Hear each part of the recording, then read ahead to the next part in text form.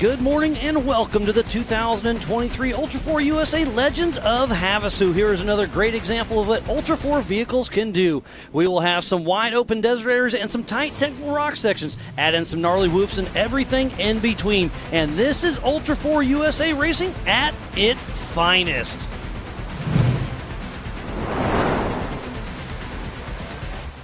I am Miles Hosquist alongside Mr. Jim Marsden, and we're about to kick off the 4400 main event, and it is an entirely stacked field. Thank you, Miles. How good is it to be here? We are in Lake Havasu, and what a place this is. I've never been to anywhere quite like this. The buzz, the vibe, everything that's going on, and it's all culminating in this last final race, the 4400 main, and I am literally itching with excitement. It's been fantastic all week long. Here's a great showing of how vast and wide open these 100-mile-an-hour desert sections really are. And then, like I said, we will dive into some tight technical rocks where you have to be four-wheel drive. A two-wheel drive will not make it. We'll drop a couple waterfalls. It's going to be one heck of a show, so don't go anywhere.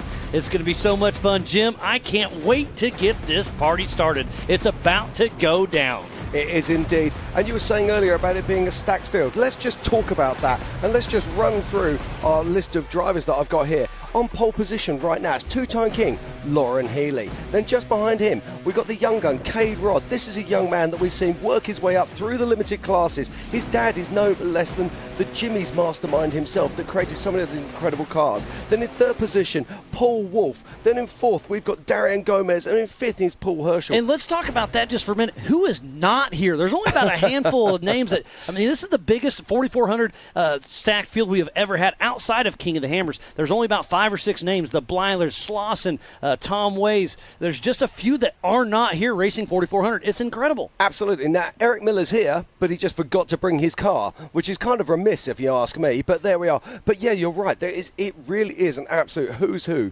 Let's not forget, we've got three-time king Shannon Campbell here. We've got Bailey Campbell racing as well. All the Gomez brothers, except for Marcos, but the Gomez brothers are here, and they're going to be running checkers or wreckers because this is the National Series Championship. Gomez don't care about points. They want to win, so it could really shake things up. It's going to be interesting. Well, this is the whole thing. We've got to talk about, we've got guys out here who are racing for glory for day. We've got guys out here who are racing so that they can qualify for King of the Hammers, and guys who are racing for championship points. Plus, you got the double whammy of the fact that this is a double race points. So it's absolutely incredible. So I love this. There's so much going on. So many different dynamics. Exactly that. And let's just look at the kind of vehicles that we're looking at here. So predominantly our top 10 is dominated by IFS. Now, why is that? That's because we're in a more of a desert-orientated loop, but our highest place solid axle car is Phil McGilton. Back in 14th position. Yeah, but my friend, did you see the qualifying times? There was only literally a few seconds separating all of our top 20 cars. It's going to be wild, and here's a great aerial shot of how vast this is. This is a 7,500-acre OHV area. It's going to be great to see. And we had our one and only Mrs. Pam Hall out there on course off and on all week. She's going to kind of explain to you what some of these course markings our drivers will see out on this one heck of a course. All right, guys, we're going to do a little bit of track talk for you at home that don't know what our racers are looking for out on race course. Behind me, we do have an orange arrow, and this is what we're going to talk about right now. It is facing to my right, but what it is doing is that means there is a 90-degree turn coming up. Sometimes out on the course, it'll just be at like a 45-degree angle, meaning it's just a little bit smaller of a turn.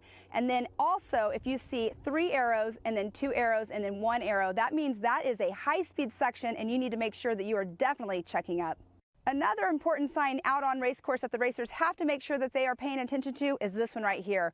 It is red. It has a big W on it. It is the wrong way. You do not want to go that direction because we do have VCPs out here. If you go the wrong direction, you're off race course. So this one is one of the crucial ones out here as well that the drivers have to look for. All right, here is one more sign that the drivers want to make sure they're looking out for. It is the danger sign. It's the skull and crossbones with a down arrow. This right here, this will hurt your car. This will hurt you. They have to make sure they're checking up because if not, it can end their race.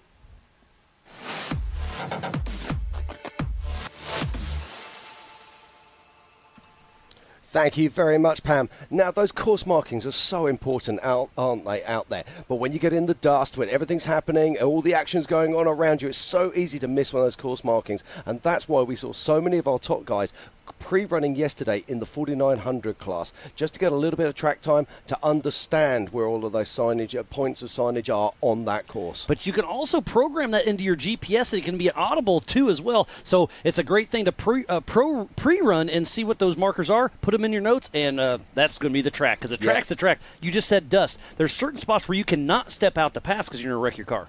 Absolutely. But it's all going on here, and we're getting closer to our start. But we've got a special guest this weekend. We've got a Grand Marshal, Bob Bauer. An off-road motorsports Hall of Famer will be waving the flag for us. It's going to be great to have him on our team. It's so much fun to have him working with us. He'll be waving the flag, and Pam was able to catch up with him earlier in the week. So let's see what Bob has to say. All right, Mr. Bob Bauer, you are our Grand Marshal out here at Lake Havasu City this weekend.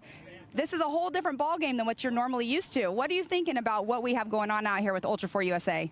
You know, I'm learning as fast as I can, but there's so much to learn. What it's really hit me hard is these are four-wheelers. These aren't racers. These are four-wheelers. These are family people, and the event shows that. I mean, it's exciting to see all the kids, and they're not on leashes, you know. Even the dogs aren't on leashes. It's a family deal, and so I'm excited to be here. The experiences I've had, for me, you know, all my mistakes have been made in the desert. And so learning about this is like opening Pandora's box for me. It's like I can't wait for the next couple of days. There's going to be some happy folks. There's going to be a lot of happy folks. There's going to be a lot of people out there that are going to be kind of a little frustrated about the racing and stuff because it is a hard course, but you being our Grand Marshal, it's an honor to have you out here with us. Well, you know, it's really quite an honor for me to be here. I had no idea. Actually, I still have no idea. What does a Grand Marshal do? When they contacted me and said, hey, would you do this? And I said, well, sure, but what do they do? And then I got to think about it. I said, JT, those Grand Marshals, they do nothing. Nothing. I'm changing that. I want to get involved. I want to get my hands dirty, get my face dirty. I want, you know, brown stuff inside places that don't go brown, and talk to some people. They will teach me. They will teach me. Well, we're going to put you in the hot pits with me maybe for a little bit. Then you can get your hands and face dirty out there with us. Woof, we like it. Awesome. Well, Bob Bauer, Off-Road Motorsports Hall of Fame, you are out here with us this weekend. Again, like I said, it's an honor, so I can't wait to see what all you think at the end of the event. I have a lot to say at the end of the event. They're going to give me 10 minutes to do it. It's going to take about 3. Absolutely fantastic. Now, Bob Bauer, what a legend, what a hero. I've been so lucky to work with Bob Bauer at the Mint 400, King of the Hammers, and I've had the opportunity to spend evenings with him and to hear those stories and to hear all about that history when he's raced down in Baja, when he's won Baja. And as he said to me, he's won Baja 7 times, but he's lost it 26. I love that. If you ever get a chance, go and check him out, because Bob Bauer is the man. He is the legend. 100% nailed it there. And what I can't explain more is the storytelling he has. He has more stories in the dirt than anybody I have ever known. It's great to have him with us. But they're not just stories, are they? They are actually entire memories of a racing career that spans literally decades. Absolutely. But now it is time for the greatest song in the world about the greatest country in the world. Ladies and gentlemen, please stand up and remove cap. Here's the United States of America's national anthem.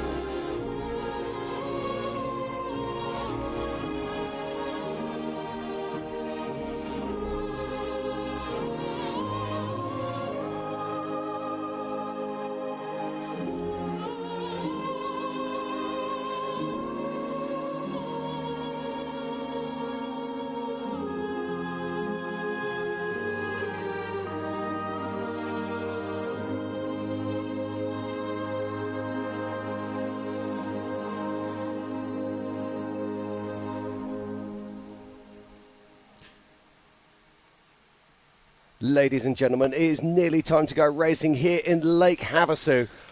We're going to be popping out to a short commercial break, but please do not go anywhere. Make sure that you are by your TVs, your computers, and be ready for the greatest race in the world, 4400. See you soon.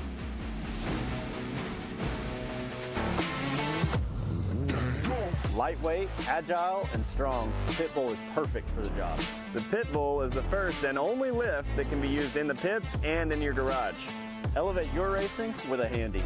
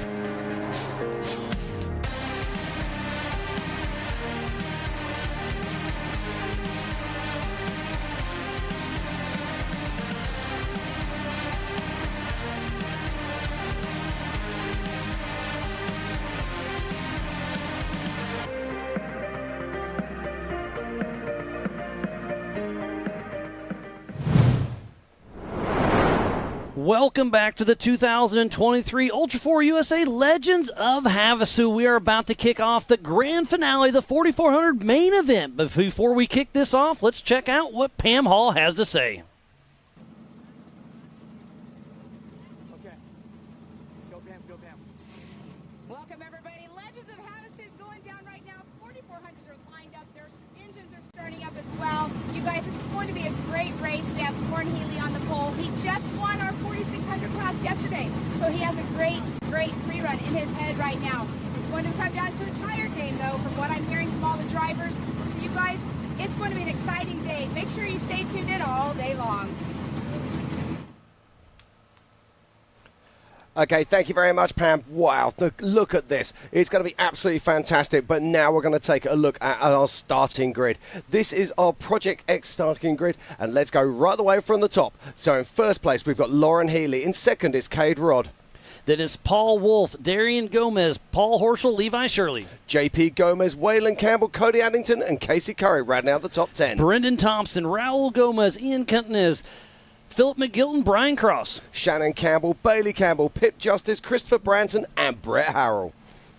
James Mahoney, Dennis Sterndal, Chip McLaughlin, Kevin Stearns, Vaughn Gittin Jr. Matthew McGowan, Chad Hunt, Weston Jones, Jeff Wagner, and Craig Adler.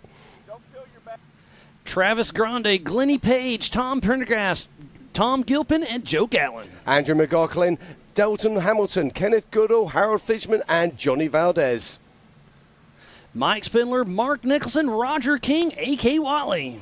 Tad Dowker, William Robinson, Brent Moffat, and Travis Zollinger rounding out the pack. So we are about to kick off the 4400 main event, the biggest and baddest names in our sport. And kicking this off is going to be Lauren Healy, another Mid-America Outdoor Ambassador, is about to go down. JT Taylor, the race director, is about to roll, and we are green racing. Bob Bowers got it going.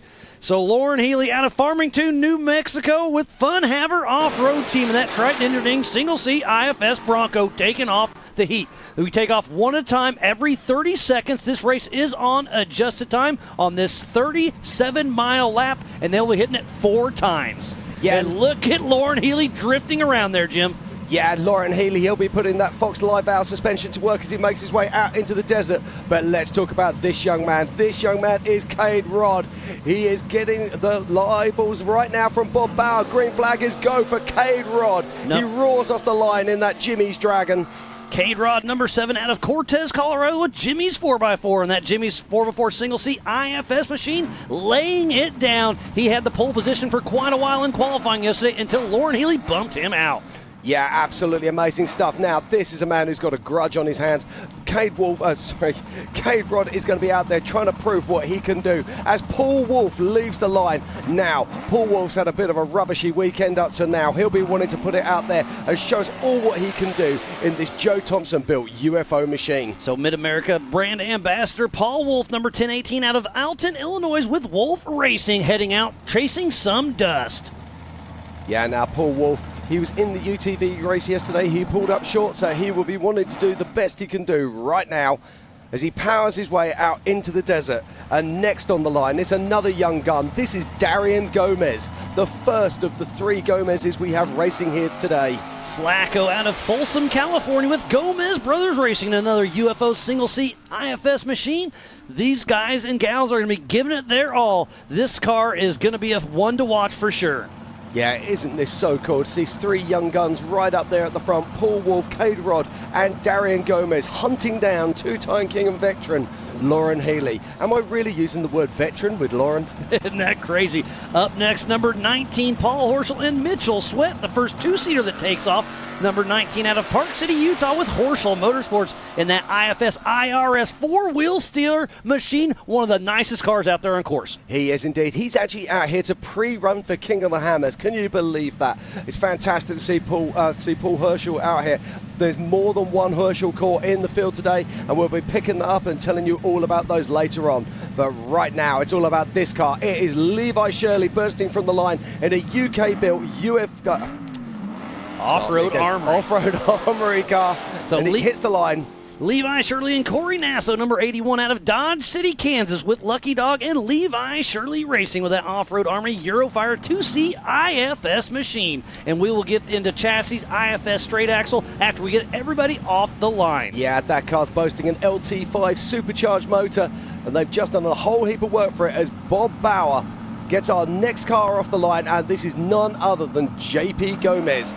Uncle to Darian Gomez, who we've already seen leave the line today. JP Gomez, number 82 out of Cameron Park, California with Gomez Brothers Racing in his 2022 UFO Joe Thompson single-seat machine. This guy is fast, definitely another one to watch. Yeah, absolutely. We've seen him win national races before. As we look now at Waylon Campbell. Now, this is the nearly man. He has nearly won so many races throughout his career. Is this going to be his day? Can he put that Campbell machine on top of the box? Wayman Waylon Campbell, number 3 out of Gilbert, Arizona with Campbell Racing in that 2020 Campbell Enterprise single-seat IFS machine.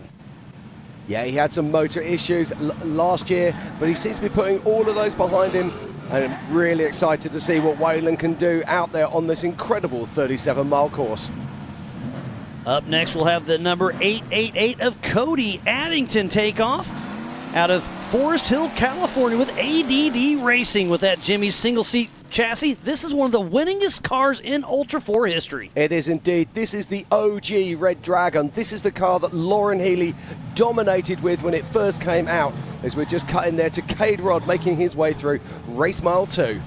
And up next, none other than Casey Curry and Ace Aaron Quesada, number 2 out of Norco, California with Curry Racing in the Trophy Jeep, a 2C IFS machine. This is a Monster Energy back car, and he has nothing to prove except for have fun and trying to mix it up in the points. He's not running for points, but he could mix it up for our national championship. Yeah, I believe he's actually racing for a spot at Hammers, which is why he's out here. But this is also one of the oldest cars in the pack. I believe it first raced in Hammers back in 2014. It's been around a while, but that just goes to show how strong these cars actually are. Yeah, I mean, it's a bit like Trigger's Broom. I'm not sure there's anything left of that car, but there we are. And here we go. We have another UFO machine, and it's none other than Brendan Thompson.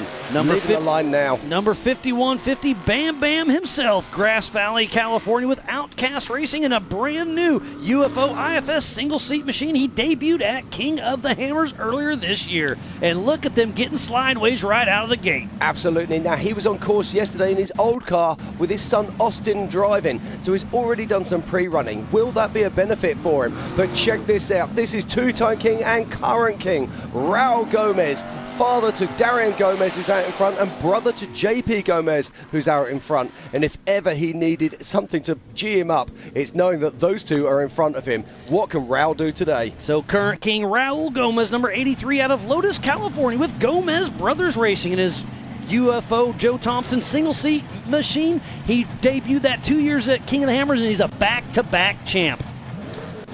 And this is Ian Contuses here in the Jimmy's IFS machine. He gets the green flag from Bob Bauer, our Grand Marshal, and charges off into the desert. Ian and Taze Flores, number 135 out of Franktown, Colorado, with Carbon Motorsports in that 2020 Jimmy's 2C IFS machine with that Jeff Ginter racing engine. Yeah, powerful setup there. He qualified incredibly strongly, and now is the first of our solid axle cars. This is Phil McGilton, who's having an astonishing year. Chatting to him earlier this week, he's running a slightly smaller LSX style motor, very high revving, gets up to around about 7,500 RPM, and he'll need all of those today if he's to catch those big IFS cars. So Philip McGilton and Dr. Amanda Ross, number 47 out of Tuscaloosa, Alabama, with 47 Motorsports in that Jimmy's 4x4 48P solid axle machine, chasing down the IFS cars. And next off the line, this is Brian Cross in another Campbell car. Now Brian, he switched to a slightly smaller motor package this year, going for an LSX rather than the big tool blocks that he's used to running, and it's worked for him really, really well. But he had some problems in qualifying. We saw his incredible pace, but he made a couple of small mistakes which put him back in 15th. But that just goes to show Brian's pace.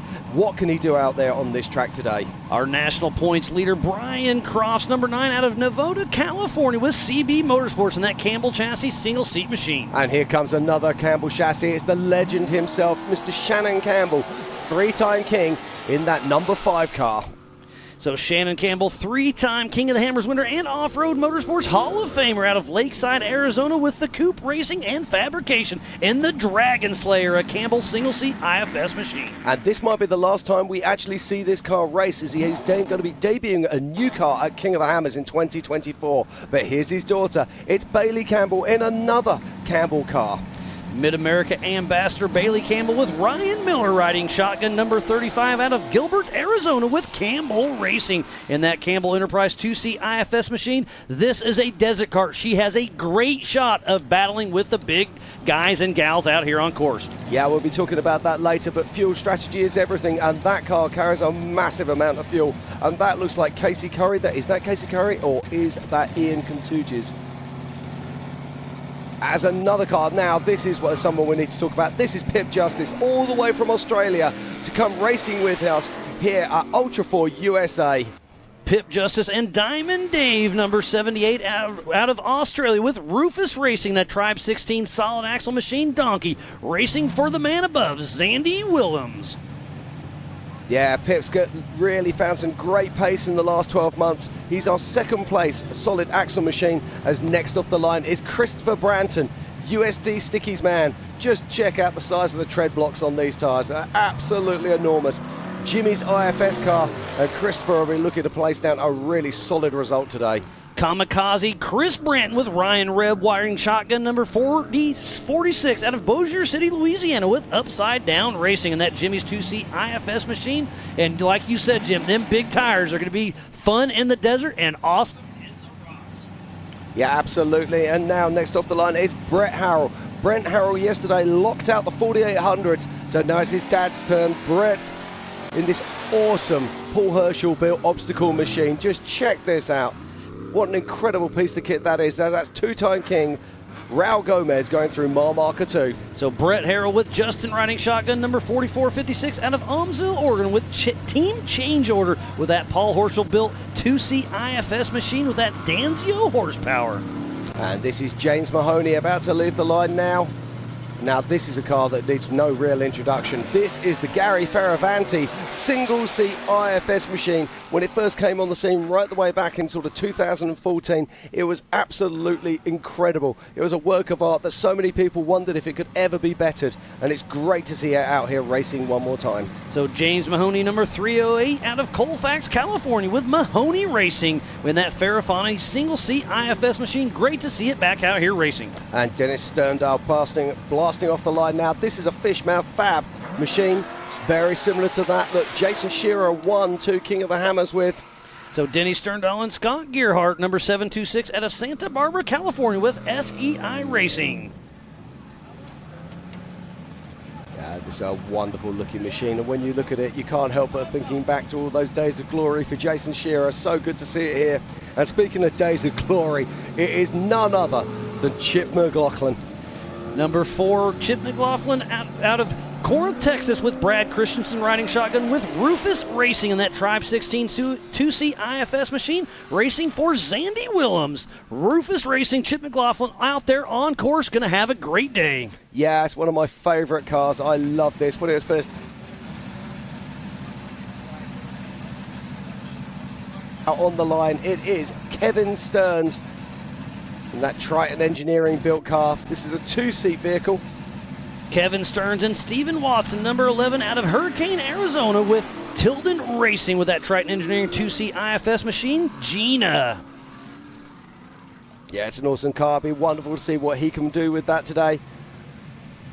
And the quality of this field is quite remarkable. All of these cars qualified in under 2 minutes. It's amazing. And don't forget, they're taking off one at a time every 30 seconds. This race is on adjusted time. 4 37-mile laps. Yeah, now this is a man who loves an endurance race. This is Vaughn Gittin Jr. leaving the line in another Triton Fab-built 2-seat machine. Vaughn Gittin Jr., another Mid-America ambassador with Eric Davis riding shotgun, number 25 out of Concord, North Carolina with Funhaver Off-Road Team. It is a beautiful solid axle rear IFF up front Triton Engineering Bronco called Bronchi 2.0. Yeah, next off the line is Matt McGowan. Just look at this car. This is Waylon Campbell's old machine, and it's great to see it back out here racing again. Matt Macho McCowan, number 4409 out of Queen Creek, Arizona with MRM Racing. Yeah, and he's powering off into the desert. Now, this is a serious machine. Another Campbell car, obviously. Rear-engined, and this could be just the tool for the job here. There's half the field that could win this race, Jim. At least. And it's another solid axle car, and the first of our Millers, which is a very unusual thing to say. But here is Chad Hunt. I'll tell you who we forgot about earlier. John Grounds. There we go. Anyway, moving back to Chad Hunt. Chad Hunt and Rick Murray, number 456 out of Plymouth, Indiana with Hunt Motorsports in that 2022 Miller Pro chassis. And he is up for nomination for the Zandy Willems Sportsman of the Year. So he has got to be pumped about that one away. Also, we'll be giving away that later on this evening. Absolutely, as Weston Jones blasts off the line right now. Catfish Weston Jones with Robbie Flandreau riding shotgun, number 719 out of Salt Lake City, Utah with Tuna Club racing that Jimmy's 4x4 2-seat IFS machine, Mr. Pickles. Yeah, it's an awesome looking machine, this. But he'll be very pleased. These cars have just qualified just outside of the 2-minute zone, but that was still very fast indeed. And we are at 28 of the 48 runners and riders that we have as we watch Jeff Wagner coming off the line now. Now, this was Lauren Healy's old car. Well, you can't say old car because it's a new car, exactly. But it's the IFS IRS machine that he just sold just about a month ago. So very minimal seat time for Jeff Wagner out of Kearney, Nebraska with Wagner Racing, that Triton Engineering machine. It's going to be fun to see how he can do. He's an old school rock crawler, but coming back to play with Ultra4 USA. Yeah, next is a man who really does need no introduction at all. It's Greg Adler. If it's off-road racing, he has probably raced it. He's done short course. He races desert trucks, and he's racing here with us right now. The boss man, Greg Adler with Brian Kirby riding shotgun in that 210 machine out of Manhattan Beach, California with Off-Road Warehouse Motorsports and that designed by Kirby 2C IFS machine with 74 weld portals up front. Yeah, and next off the line, it is going to be Travis Grand. He's getting the eyeball from Bob Bauer. He gets the green flag, and over the line he goes. This is Guy Miller's Joe Thompson UFO built machine, but he let his best friend Travis Grande with Mitch Nunez riding shotgun out of Arroyo Grande, California with Chasing Time. You can see he's got 4 new tires on there. They still have the stickers on as he makes his way out into the desert. Lifting wheels as he hauls into the way. Almost 50 4,400 cars, Jim. This is going to be a wild race. It is indeed, and it is the 464 of Glenn Page making his way onto track right now. Glenny Page and Bill McGibbon in number 464 out of Ontario, Canada, with Northern Force Racing, that Get-Fit-Bab solid axle machine. Great to see another solid axle out there, of course, and it's amazing how many IFS machines we have out here. You look back sort of like 10 years ago, and there was a smattering of mostly solid axle, and now it's almost dominated by IFS. And next off the line will be Tom Pendergrast in another UK-built Off-Road Armoury Eurofighter. So Wreck-It Ralph himself, Tom Prendergast, with John Dykes riding shotgun, the number 4413 out of Evergreen, Colorado, with Fire River Racing in that Off-Road Armory Eurofight 2C IFS called Tiffany. Yeah, the lovely guy. We saw his kids racing earlier in the 170 race. And it's great to see Tom going out into the desert. Fingers crossed he has a great race. And now heading off the line in another Fishmouth Fab car, this is Tom Gilpin. With little Scotty Gearhart riding shotgun, number 1982 out of Saugus, California, with SEI Racing in that Fishmouth Fab 2C IFS chassis. Yeah, I still love these frames. Every time I look at them, I just can't help but think back to Hammers. As we watch there is our current race leader. That is Lauren Healy. Wow, he is really making some dust out there. Dust is absolutely going to be an issue today. We'll go through a lot of stuff after we get everybody off the line. Yeah, we will indeed. And that's the 4570 of Joe Gatlin. Another solid axle vehicle making his way across the line. Papa Joe Gatlin with Jesse Clark riding shotgun, number 4570 out of Chino Valley, Arizona, with Fire River Racing in that Jimmy's 2-seat solid axle machine. He bursts into the desert, and that looks like that might be Chad Hunt. It absolutely is Chad Hunt, but look at the hood starting to flop a little bit. Up. Now, I can tell you this for certain, he won't not be stopping to put that back down. Unless it goes all the way up and you can't see. Yeah, that's very true indeed. And next off the line is none other than Andrew McLaughlin. And David Sirota riding shotgun, number 4493 out of Phoenix, Arizona, with Let's Roll Off-Road Racing in that Jimmy's 4x4 straight axle called El Rey.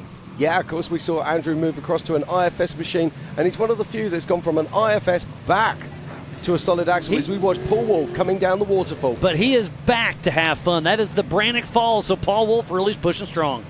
And that's the 4489 of Dalton Hamilton leaving the line. With Austin Thompson riding shotgun, number 4489 out of Grass Valley, California, with Moves Motorsports in that Bomber chassis.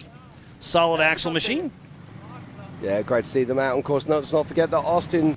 Oh, it looked like they were slowing up there, but this is two-time king Raul Gomez. No, that is Darian Gomez. Oh, That's his son. I do apologize. All that good. is Darian. So the Bronco Falls is being quick work on these cars. Ooh, no, Dalton and Austin are already pulled over in the Amsoil hot pits. Yeah, no one wants to see that. And next off the line will be Kenneth Goodall. We watched yesterday as Logan Goodall, Kenneth Goodall's son, locked out the 4500 race and was second overall in the EMC. What has Kenneth got for us today? Ken Goodall with Todd Miller off the line, number 7779 out of Phoenix, Arizona, with Goodall Racing in a Jimmy's 2C IFS machine. And here we go, the man from Kansas we're watching right now. That is Levi Shirley coming down the waterfall. And going off the line any moment now should be Harold Fidgeman. And that brand new Jimmy's 2C IFS, it's Harold Fidgeman with Mike Miller riding shotgun, the number 777 out of San Ramon, California, with Aaron's Body Shop Racing. Now, I believe it's taken him 4 years to finish this car, or something like that. So this is his first race. What a car it is. We've got a chance to look at it at contingency, and it's an absolute work of art. So great to see him here. Now, bursting off the line is the 4497 of Mike Sindler. Spinny himself, number 4497, Mike Spindler out of Wellsville, Utah, with Spindler Racing in a Fishmouth Fab IFS machine. Yeah, it's great to see those there. Oh, there's JP Gomez and that UFO making quick work at the Bronco Falls. We saw so many people struggle here. The 4400 should not struggle. If they struggle, they're having an issue. Yeah, absolutely. And that is the 1177 of Mark Nicholson. Mark Nicholson and his son Landon riding shotgun, 1177 out of Grass Valley, California, with Moves Motorsports in that off-road addiction solid axle machine. So Mark Nicholson makes his way down the wash into the desert. as we watch Waylon Campbell just been down the waterfall and pushing on hard. He'll be trying to catch those lead cars. So off the line right now, the 124 Team Robbie Bobby with Roger King and Justin Cower out of Sparta, Tennessee with that Colville solid axle machine. Yeah, Roger King, one of the nicest guys you could ever wish to meet. Great to see him out here on track today. We're not far out from rounding out our field and getting all our runners and riders across the start line. Should be up next a brand new machine, or a brand new driver. That's the old MBRP machine. That's A.K. Watley with Brad Goodfellow with Warren Racing in riding shotgun number 4089 out of Winchester, Virginia with Chaos Motorsports and Warren Racing and that Triton Engineering 2C IFS Bronco. He's making his 4400 debut with Ultra4 USA, A.K. Watley. Yeah, he seemed to have some problems in qualifying yesterday. Not sure if he went the wrong way or if they had a mechanical. But it's going to be interesting to see what he can do as we watch. Cody Addington out there. He's pushing strong. Jim, this is turning out to be an amazing race. Oh, I love this so much. And off the line right there is the 906 of Tad Docker of Andy Eustace out of Quaden, Michigan with North Shore Raceworks and that Trent Fab solid axle machine, Bambi.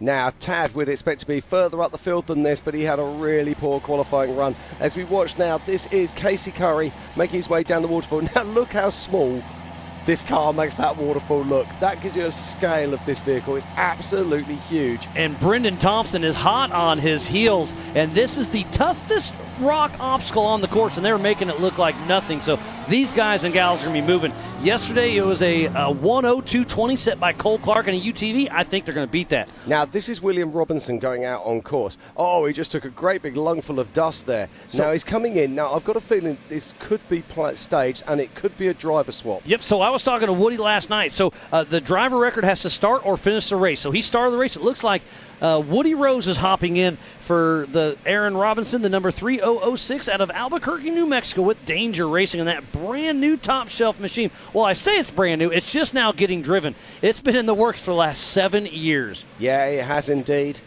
And he had such a bad luck yesterday as we watch our two-time king and current king, Raul Gomez, coming down the waterfall right now. So I believe we have all of our competitors on course. So I think we're at 45. We had a few not be able to show up with mechanicals, but there's our current king and two-time king, Raul Gomez. But we're back to the Amsoil hot pits, and Aaron Robinson is letting Woody Rose take this thing out for a rip. Really cool to see the camaraderie with Ultra4 USA. Yeah, absolutely. So what happened yesterday is on the starting line. Is that Woody Rose at the front of the car? Yeah, that is Woody Rose. So I'm not sure who's hopping in. This is a single-seater, so I assume Aaron Robinson started. So maybe they're just out there having fun. They're going to let everybody take a lap. Hey, Jim, I'm going to go see if they'll let me go. I was going to say, I'll be right back. You can take this. I'm on my way. Right, okay, back to the action here. Or back to the pits, as it might be. But these guys had terrible bad luck. They went to start their qualifying. They hit the throttle, and the throttle cable pulled out the throttle pedal. Hit the throttle pedal a little too hard. Yeah. Gave her all the juice. And there's Harold Fidgeman and that brand new Jimmy's chassis trucking along. There's back to Philip McGilton, who was in the points race for sure. He's currently sitting in that third position, and he could win the national championship. Depends on how his day goes. Yeah, absolutely. And he's had a fantastic season. Been on the podium plenty of times, put some wins in, most notably on the East Coast at Pottsville. In Pennsylvania, what a great showing for sure. And again, there's just so much action out there on course. There was Joe Gatlin for a minute. Now we're back to our national championship leader right now. That is Brian Crofts. Brian Crofts.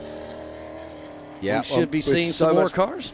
And there is so much family stuff going on here. So we've got Brian Crofts, whose other half is Bailey Campbell, who's racing, whose brother Waylon Campbell is racing, and whose father Shannon Campbell is also racing. Yeah, the Campbell crew's out here thick.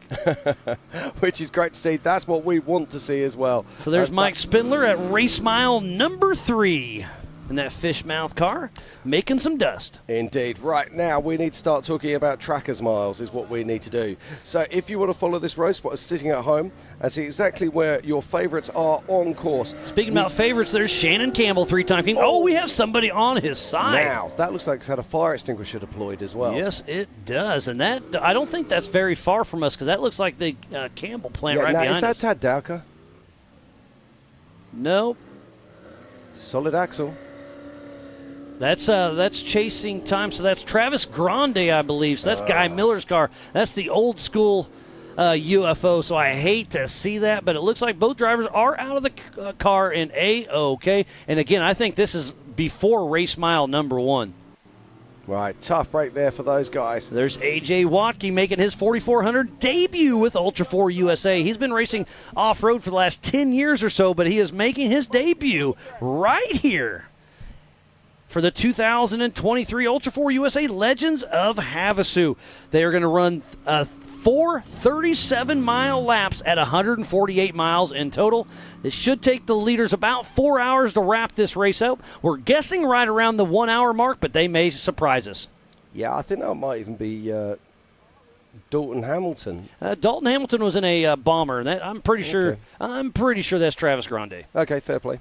But I was just looking at what's stopped on my tracker. Right, talking about trackers. 4489 down here. Yeah, Dalton Hamilton. Oh, okay. Well, okay.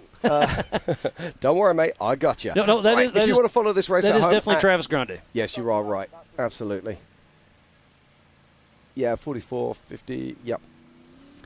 And there's one of the Broncos as our physical race leader. Could that be Lauren Healy? And if that's the case, man, Lauren Healy is really on the move. Oh, no, Lauren Healy show stopped on the tracker. Oh, this is some news, Jim. So, again, explain the tracker to us, Jim. Yeah, just looking at the tracker right now. So if you go to Racing Tracks... That is Cade Robb, the new physical race leader. Yeah, I think you are right there. Now, we've got things happening. But let's just talk about the tracker very quickly. As there's so much action going on, of course, and we need people at home to be able to follow this race. So if you go to Racing Tracks, so Racing and Tracks spelt with an X... .com, you will be able to find our live tracker information. You will see on there all of these little orange blobs. Each one of those will have the car number in them, and that is the tracker beacon for each and every car that is on course right now. If you hover over those, you can then click on them and it will pop up. It will tell you the name of the driver, the number of the driver. It will also tell you the last time it was updated. It will also show you the speed and, of course, what race mile they are on as well. And then also go to live.ultra4racing.com for the same live timing we have in the Warren studio. And then also don't forget to download the MAO app on Google and Apple at AOE.tv and Speedsport.tv. Go to Ultra4 USA and MAO Facebook and YouTube channels. Share it, start a watch party, and hashtag it up as we see Christopher Branton coming down the Brannick Falls at race mile 9. So they are definitely making their moves. But the story right now is Lauren Healy is pulled off, so now it is Cade Robb, Paul Wolf, and Raul Gomez. Yeah, I'm just looking No, here. It would be Darian. Darian, I'm just looking here right now, and it is all change at the front constantly. But it does look like our current race leader is right now Cade Robb.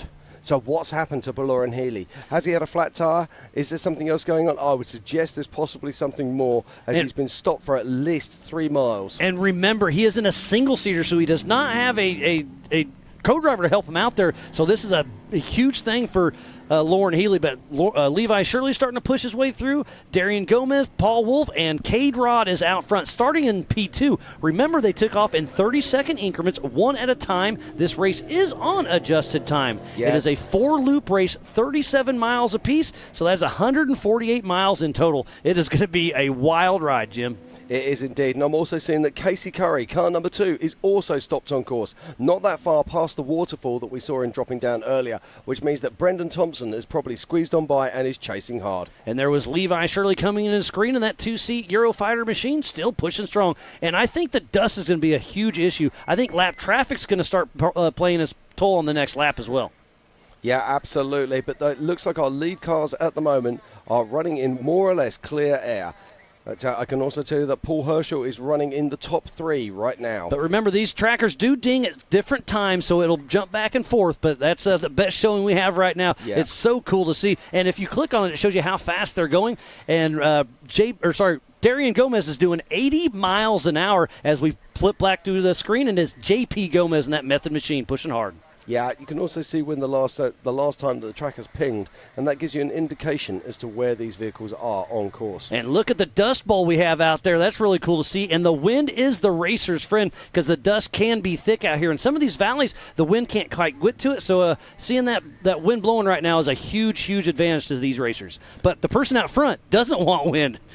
Yeah, absolutely. I'm top 5 right now. The way I see it is Cade Rod leading from Paul Wolf, then from Darian Gomez, then from from Paul Herschel, and then from JP Gomez. And also hiding in there somewhere is Levi Shirley. Well, Levi Shirley's just behind him right there. So the top 5 are all within about a minute and a half.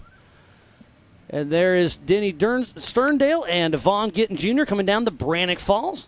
What a great start to this race. So much action. And there's Matthew McCowan coming up. So we have 3 back-to-back in the Brannock Falls. This is a 10-foot waterfall. And you saw people struggling in the limited classes yesterday. These 4400s are just blowing right down it. Well, let's talk about the differences between the 4400 class and the limited classes that we saw yesterday. I mean, obviously unlimited horsepower. And, of course, they can run a 40-inch tyre, as we watched there. That is Cody Addington.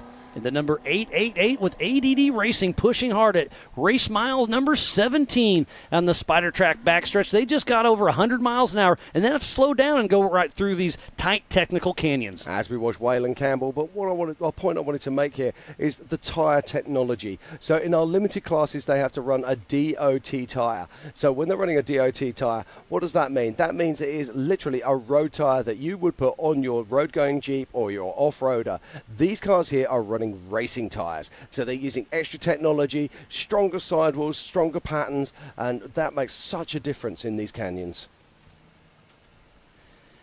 It's so fun to watch the unlimited cars. Like you said, the limited, we watched them yesterday, and it's just such a huge advantage of these cars. But this is where this sport was dreamed up, was unlimited racing, as we see Chad Hunt dropping down the Brannock Falls, taking that other line. I love this line as he falls down. Rick Murray and Chad Hunt down the Brannock Falls, quick and easy. Right behind him is Weston Jones. Oh, he's got a right front tire not pulling. Is the locker not engaged, or what's going on? I don't think he's got it in four-wheel drive. Well, the left front tire turned. Did it? Absolutely. Okay. So is it a locker or is it a broken axle? Time will tell. I do think you can make this track in 3-wheel drive. It's definitely a disadvantage. But if you're down to rear-wheel drive, your day is probably over. And right behind him is ORW himself. No, it's not, mate. This is Jeff Wagner. Jeff Wagner, correct. You caught me. I saw the red nose. It tricked me. So this is his brand new to him IFS IRS Triton Engineering machine. See, I love that Rock Jock livery. It's so good to see both sides of the Curry Enterprises out there. We've got Casey Curry of the Curry Enterprises, then we've got the John Curry side with Rock Jock. And there's awesome. Our current king and two-time king, one of 2 back-to-back kings, him and Jason Shear, but Raul Gomez still pushing strong out there, and I love the whole Gomez clan coming out to play because, remember, this is our national championship. Points are on the line, and the Gomez brothers are laughing about it right now. They want to mess this thing up. Yeah, well, you have absolutely no doubt that they will do. I'm just looking on the tracker right now. I can tell you that Lauren Healy is still stopped on course. So real tough luck there for Lauren. And also, Casey Curry is also still showing us stopped on course right now.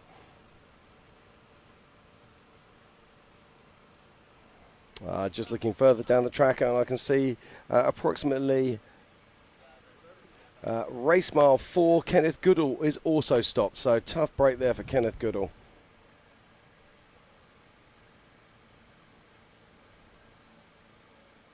But attrition is always going to be part of this race, and also showing that Mike Spindler is stuck on course, not far from Kenneth Goodall, in fact. So I'll try and keep you honest with all of the tracker news, but if you want to update, I've got some big news here right now. There could be a change in the lead miles. I'm actually showing at the moment that our new race leader is Paul Wolf. Cade Rod is showing us stopped on the side of the track at race mile 19. Wow, so Lauren Healy was pulled over. Now Cade Rod is pulled over. And remember, they're both in single-seaters, so they have to battle whatever they're doing all by themselves. So now Paul Wolf is starting to run away with this race a little bit. Looks like he's got about a mile. Oh, then it pops up on us. So it looks like Paul Wolf is winning. Darian Gomez is right on Paul Wolf's heel. So, again, 2 UFOs out front, pushing strong. And then Horschel not too far back. Yeah, and just behind him will be Levi Shirley somewhere in the mix there as well. And coming into the Brannock Falls is Tom Pendergast and that beautiful built Euro off-road armory machine. And we've got Waylon Campbell right up there as well. So what a battle we have for the top 5 places. And if you're just tuning in, we thoroughly appreciate each and every one of you. This is the 2023 Ultra4 USA Legends of Havasu. This is the 4400 Grand Finale. This is the national championship. We've been racing all year long. We've been racing all over the country. We started off the year in KOH. We've raced up in Crandon, over at Mid-America Outdoors, up in Pennsylvania, Tennessee, Kentucky, right here in Lake Havasu. We go over huge rocks, mountains, short course jumps, trees, tight mud holes, desert whoops, and everything in between. These cars can do it all and do it all well. Tell me, what are they? They are the Swiss Army knife of off-road, as we see Greg Adler pulled off to the side. This is a tough break this early in the race. Now, does he have a mechanical or is he lost? I'm really not too sure. Now, there is a GPS file for this race, so there should be no reason to be lost out there. That is Tom Gilpin making his way around, looking really good in that Fishmouth Fab car. And here is Philip McGilton, who is right now sitting in that third position in national points. So he really wants to finish strong this year, but he is in the solid axle machine. So, Jim, let's explain IFS versus solid axle. Right, well, solid axle is exactly what it says on the tin. So if we look at this car here, you'll see that it's running a beam axle at the front of the vehicle and a beam axle at the rear of the vehicle.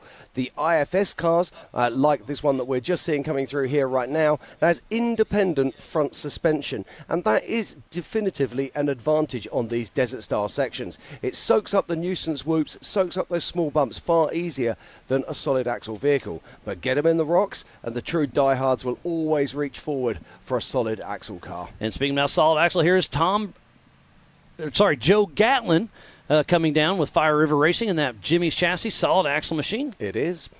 Good call there. Yeah, it's Tom Prendergast's car, but Joe Gatlin is bouncing down the Brannock Falls. That is a commitment right there. Nothing goes faster than a rental. Yeah, 100%. Here comes Andrew McLaughlin, another solid axle Jimmy's car. He's been racing Ultra4 and King of the Hammers for such a long time. Step back a little bit, and I had a fun chat with him in contingency, and he's like, Ultra4 racing is back. This is what it's all about. I'm having so much fun. He brought his cooler down there and was enjoying the festivities. Yeah, it's great to see some of the old school boys coming back out to play. I mean, let's not forget that Ultra4 Racing was conceived all the way back in 2007. We're fast approaching our 20th year of racing. How incredibly insane is that? It's awesome. I mean, it started with a rock crawler trying to go fast, and then they tried to get a go fast car to go rock crawling. Well, now we have an Ultra4 car, and they can do both. Absolutely. And that's why we love this style of racing. Right, I'm looking out on our tracker right now, and you're not going to believe this. Talk about a poison chalice. First of all, it was Lauren Healy in the lead. He came to a stop. Then, of course, it was Cade Rod who was in the lead, who came to a stop. Then Paul Wolf was in the lead. And you're going to believe this. Paul Wolf is showing us 0 mile an hour right now on our course at race mile 20. And now it looks like it's Paul Horschel out front in that IFS IRS four-wheel steer machine. And then JP Gomez and Raul Gomez and Darian Gomez 2 and 3. They are so close on the course, we can't tell who's who. Yeah, absolutely. But there's so much action out there. In amongst all of that mix is also Levi Shirley and Waylon Campbell. Looks like that is Pip Justice coming through right around race mile 17. The race is underway. Lap 1 of 4. We are about to show you some more action, but we'll be right back right on the other side. AMSOIL runs on freedom and has since 1972. The rest of the market has been trying to follow our lead ever since. But a head start is a head start.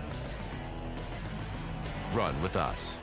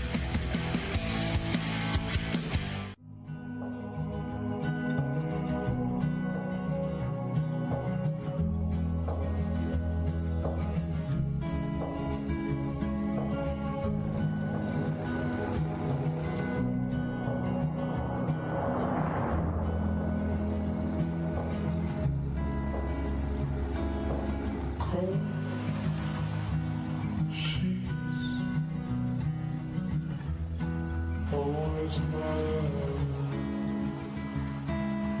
I am searching high, I'm searching low in the night. Ooh, does she know that we bleed the same?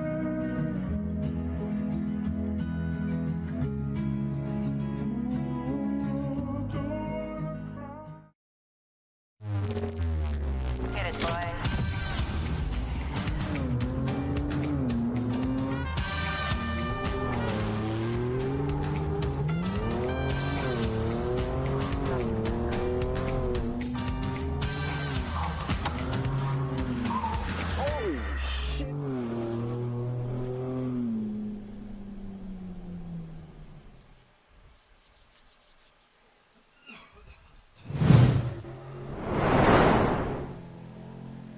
And welcome back to Lake Havasu. We are here for the 2023 Ultra4 National Finals. I'm Jim Marsden. Sitting alongside me is Miles Hasselquist. Miles, what a race. It's been an incredible start so far. It's been a great weekend, but right now we are hot and heavy for the 4,400 grand finales. We see Pip Justice making his way up.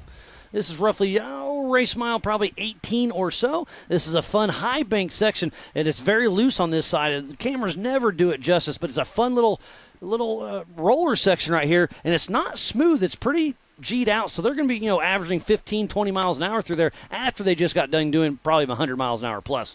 Yeah, that's the whole thing about this kind of course, isn't it? It's not a case of how fast you can go on the flat stuff. It's how fast can you go in the technical stuff. And that's what actually makes the difference. And now look at this. Darian Gomez has about a mile lead over Paul Horschel. Is that the tracker pings, or is Darian out front? It's going to be exciting to see. They're right around race mile 24 as Glennie Page comes down the Brannock Falls. Yeah, it's pinging backwards and forwards at the moment. There is so much going on out there on track right now. But it does look like that Darian Gomez could have taken the lead. Now, I'm just keeping an eye on bits and pieces here. Paul Horschel is definitely still showing us moving.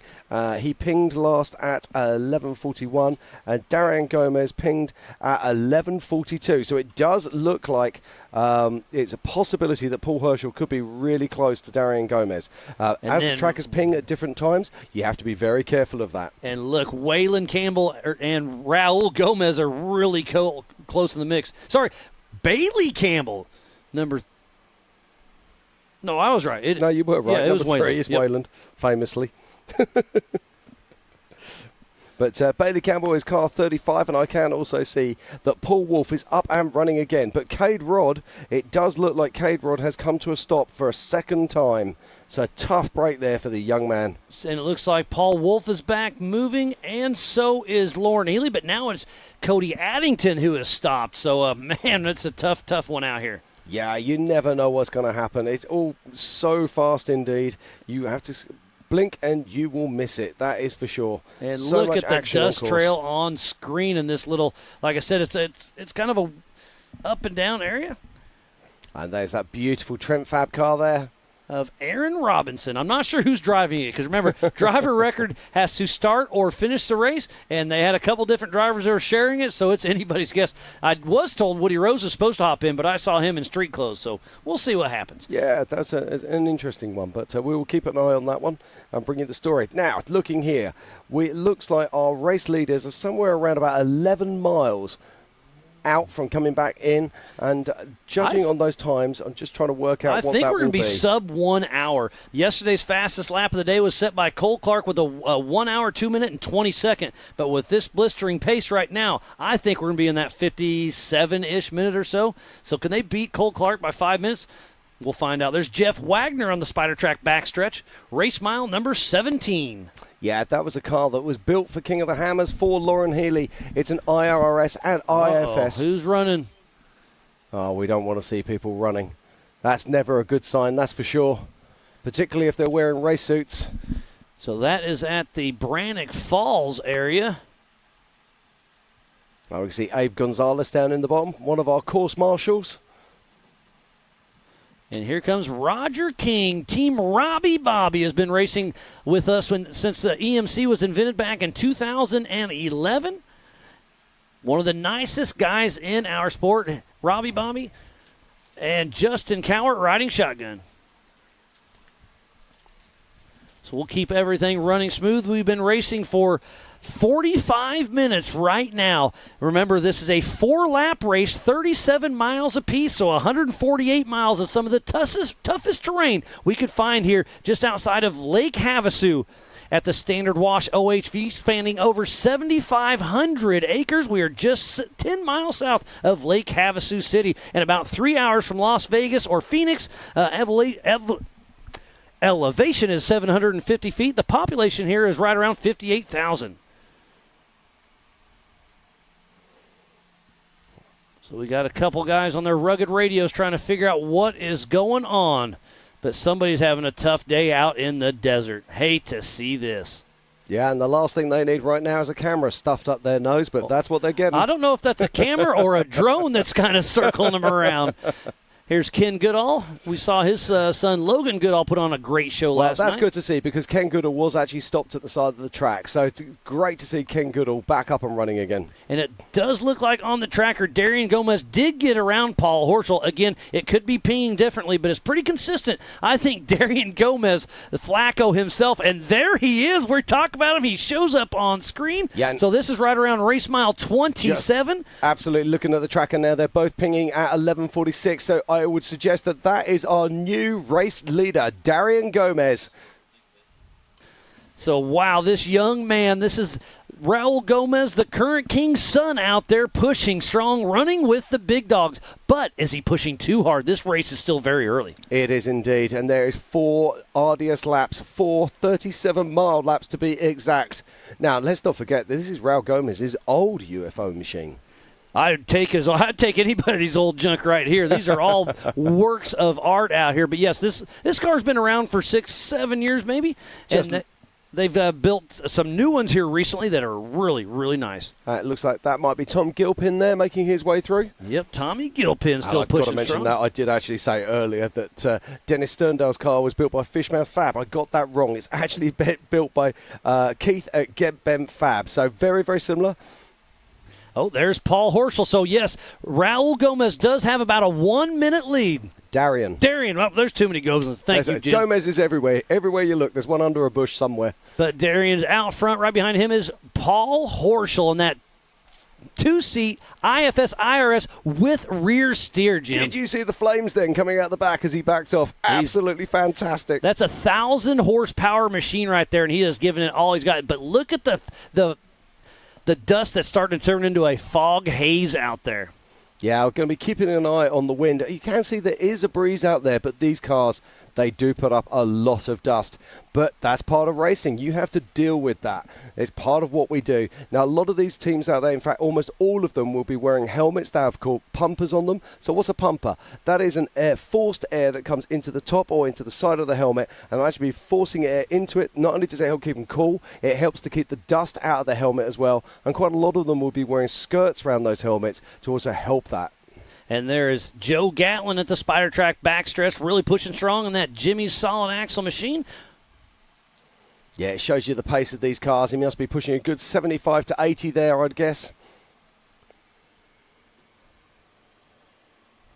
So I'm getting an update on my rugged radio. It looks like Andrew McLaughlin hit the mechanical alert on racing tracks. Hate to hear that. Hopefully it's something he can get fixed, but normally if it's a mechanical on there, you're either out of the race or you're in a bad spot and you're worried that you want to see the next person, because if you hit that and anybody gets in with what is 600 foot, it'll pop up on their screen that somebody's in front of you having a mechanical. Yeah, I've also got some more good news. Paul Wolf is definitely up and running, and he's back on pace again and hunting down Waylon Campbell. And also more good news, Cade Rodd is back up and running again, so that's fantastic news for the young man from Jimmy's. So let's run through the top 5 right now. It's Darian Gomez, Paul Horschel, Raul Gomez.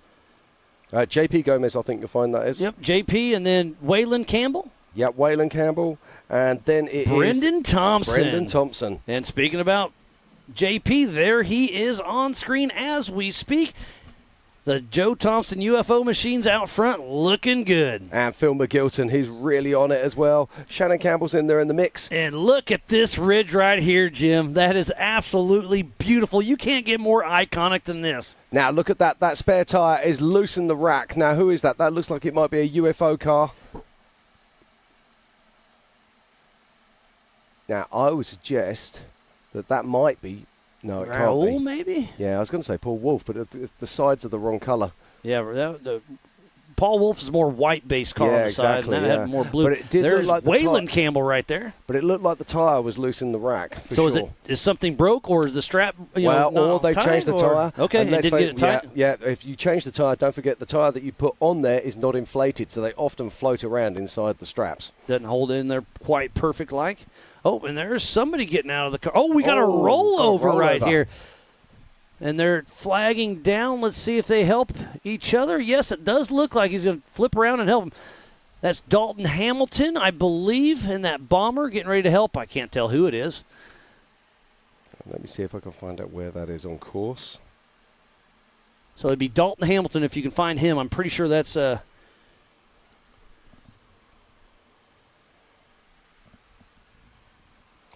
So if you go to racing tracks, you should be able to find. Okay, that looks like this.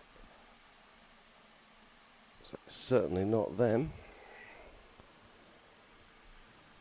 Again, thank you, everybody, for tuning into the 2023 Ultra4 USA Legends of Havasu. This is the 4400 main event. A champion will be crowned tonight at the Ultra4 USA National Banquet, as well as the Zandy Willems Sportsman of the Year Award.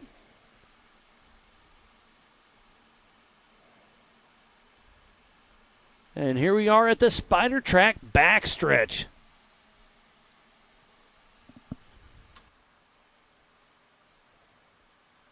Switch back to Brendan Thompson, stirring up some dust. Yeah, it looks like Cade Rod's problems are still continuing out on track. I Cade hate Rod, to hear yeah, that. I know. Cade, unfortunately, is stopped one more time. And Kevin Stearns is now showing at 0 mile an hour as well at race mile 20. The attrition rate is going to be extremely high today. It's going to be a tough one for sure. Yeah, Levi Shirley's also had problems. He is showing as moving, but he's a long way off pace. Looks like leaders are right around race mile 31 out of 37, so we should have them in here in less than 10 minutes. Oh, so that hour mark is going to be right very, very close. Yeah, very close indeed. Now, there is only a certain amount of pace that you can carry through these. There is Raul Gomez, our current king, back-to-back King of the Hammers winner. The only other one that has done that is Jason Shear. But Jason Shear has won this race 3 times. Raul's only won it twice, but he is our back-to-back and current King of the Hammers winner.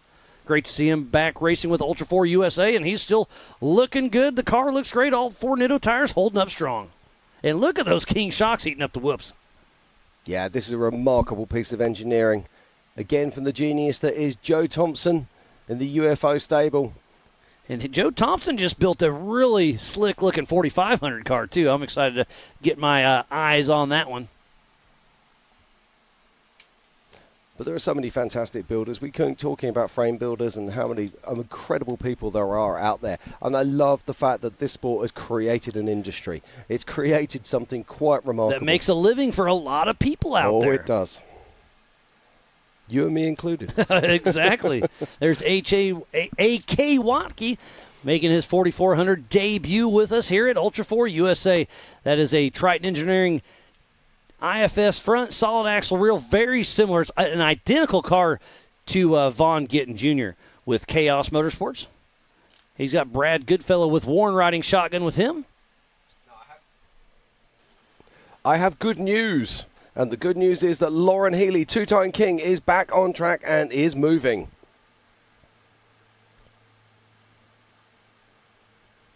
So that's great news for the 2-time king. Let's see where that will take him. But it does look right now, it's Darian Gomez who has the lead as he makes his way past race mile 33. And that is Shannon Campbell, 3-time King of the Hammers champion, Off-Road Motorsports Hall of Famer, still trucking along in the Dragon Slayer. And I do believe that car will be coming up for sale very soon because he's got his 2-seat Campbell car coming together. It'll be ready for King of the Hammers for sure, but this guy can build a car faster than about anybody I know. Yeah, I was chatting to some friends yesterday who were at Shannon's wedding a few weeks ago, and they were looking at the new car. They said it's an absolute work of art. They say it really is something very special. And he's building two cars side by side. Yeah, I'm looking forward to that being unveiled at King of the Hammers, that's for sure. Now, I think that's the 777, if I'm not mistaken. Harold Fidgman? And look at the beautiful cacti out in the desert. This is just iconic Arizona out here. Absolutely love it. The landscape here is amazing, and it's just amazing having Ultra4 racing out here. It is, and you can see the difficulty with the dust there as A.K. Watley tries to pick Hines through it. But you see the dust is not consistent. So 1 minute you burst through a pocket, then you get a thick piece, then you burst through that again, and it's another thick bit. So it's very difficult to drive as we watch Phil McGilton. Now, I think Phil's up into the top 5 right now, which is a fantastic job. So for the national points, it's Brian Cross, Bailey Campbell, Philip McGilton, Chad Hunt, Paul Wolf, Vaughn Gittin Jr., Tad Dowker, Shannon Campbell, Levi Shirley, and Brett Harrell in the top 10 in the mix. But remember, there is a drop race. So are you dropping this race? Are you dropping Visions? Are you dropping King of the Hammers? And then your other best race. So it's going to be interesting to see how this all shakes out. Yeah, just looking at everything at the moment, I think we've got 3 Gomez in the top 6. That is very impressive. And look at the wide open desert, and look how burned in this track is getting. And speaking about that, we will have Tread Lightly on Sunday that'll be doing a cleanup out here. I guess that's tomorrow already.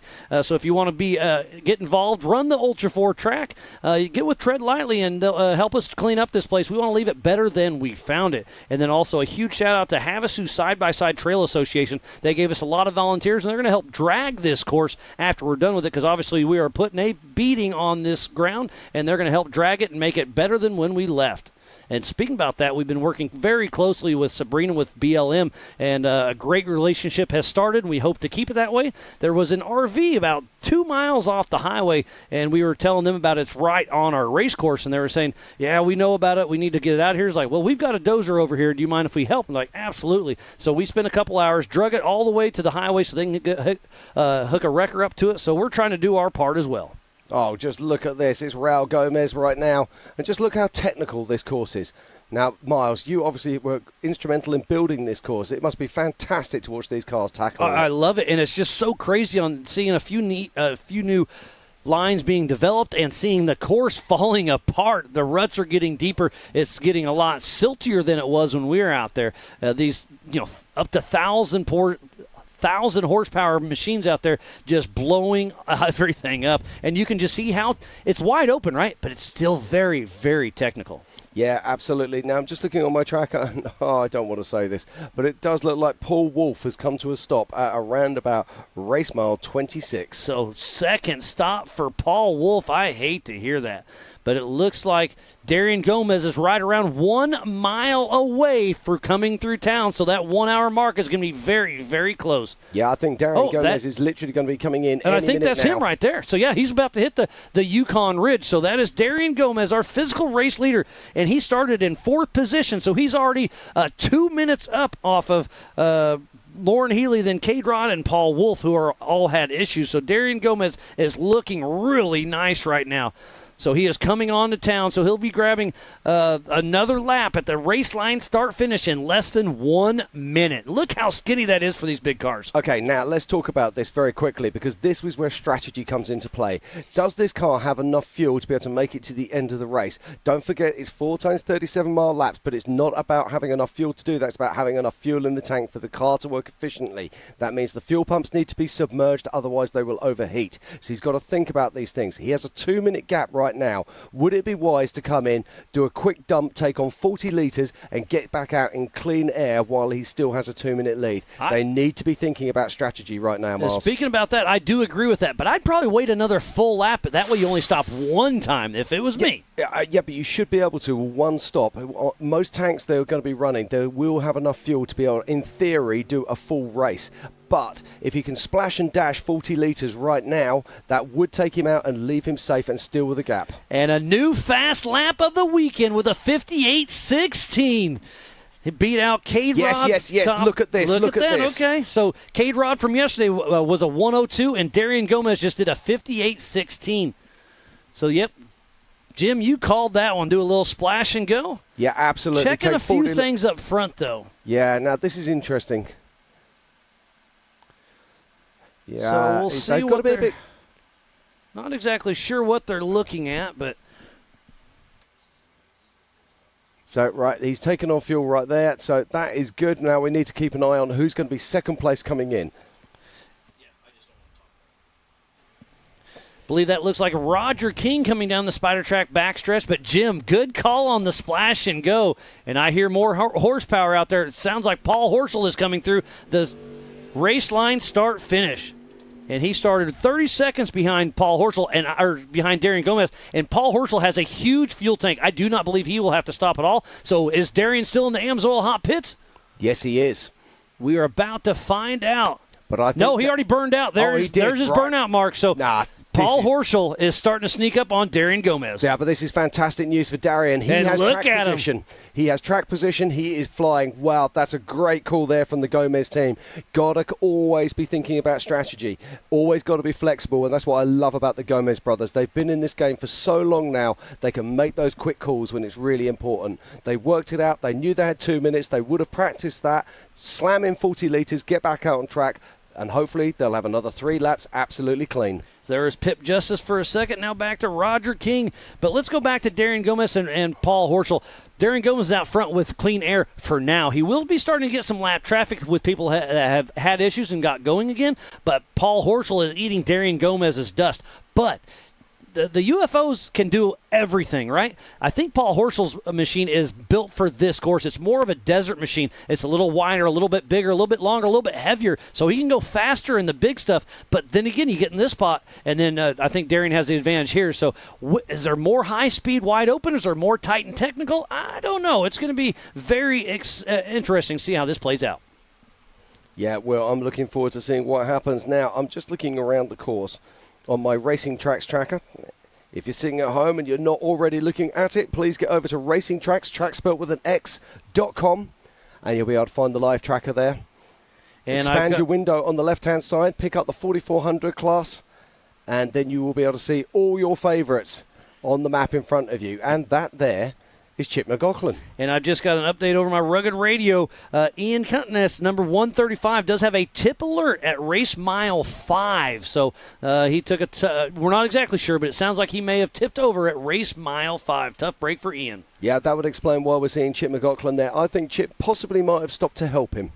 And remember, this is a no chase race, so only safety crew or fellow competitors can help you fix your car outside of the Amsoil hot pits. But if, let's say, Chip did stop and help Ian, we will give you your time back for being a sportsman. Yeah, absolutely.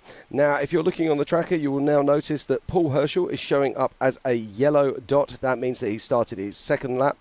Darian Gomez is still showing as an orange lap. We sometimes just get a little blip on the system. We had that yesterday with Logan Goodall.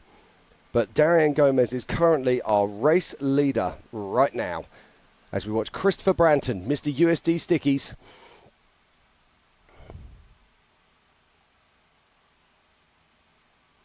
Now, fuel strategy is going to be really important during this race. There's so many cars out here that will be able to run that full system. Now, we spoke about Bailey Campbell before. Watch out for her in the second half of this race for sure. But I reckon Bailey Campbell could really come into play. If she can keep it together, we know she has the pace. We know she has the ability. And with that car, she also has the fuel. As this is our current race leader. That is Darian Gomez working his way around race mile 2. So Darian Gomez really pushing strong. This is actually race mile 2.5, sneaking up on 3 right here. And there comes Brendan Thompson through the race line start-finish as we speak. And this car still looks great. This is almost a twin to JP and Raul's car. It's the new updated UFO Joe Thompson built machine, and he is pulling in also. So do you think the UFOs have to stop every lap or just the one time and may as well stop while you have clean air? I think they're stopping for clean air, but we'll have to wait and see. There is somebody gone underneath the vehicle. Again, while you're in here, why not check it out? Oh, they are looking at the drivetrain or something. And was that Waylon Campbell? I saw the green wheels, I'm pretty sure. So Waylon Campbell clicking through. Yes, it was. And still the fastest time of the day right now is Darian Gomez with a 58.16. And then 30 seconds behind him is Paul Horschel. Remember to go to live.ultra4racing.com for the same timing we have here in the Warren studio. Yeah, no, there is definitely an issue there with Brendan Thompson's car. So a tough break there for Brendan Thompson. Let's hope they can get it fixed and get it back out on track. So we're having a little update, Jim. How many gallons is 40 liters? That'll be about 11 gallons. Okay, well, let's keep it there. So 11 gallons. We don't need this liter stuff. Well, for everyone else in the world, Miles, it's not just about you guys, you know. But we are in America right now. This is Legends of Havasu in the United States of America. There's Matthew McCowan and Waylon Campbell's old car. Great to see him out here racing with us once again. And look at that dust. Are we going to start talking about yards and meters next? We can if you want.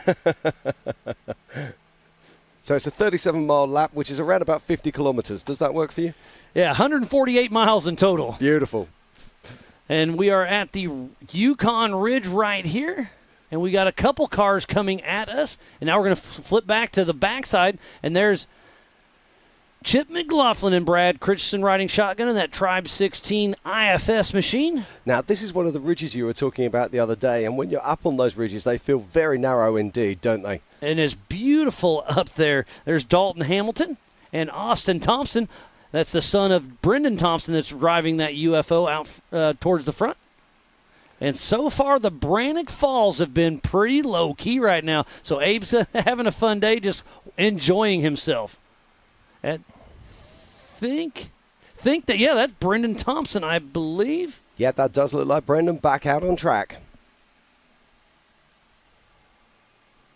It's so crazy that yesterday the Brannock Falls was such a key part of this race, and that just goes to show you the 4400 Unlimited cars are that much better.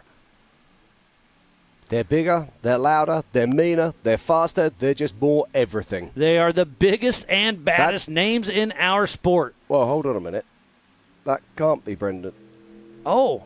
Yeah. No, that is Brendan. So I called JP Gomez early. JP. Yes. So I do apologize about that. RDP hooked me up with that info. Thanks, buddy, for tuning in.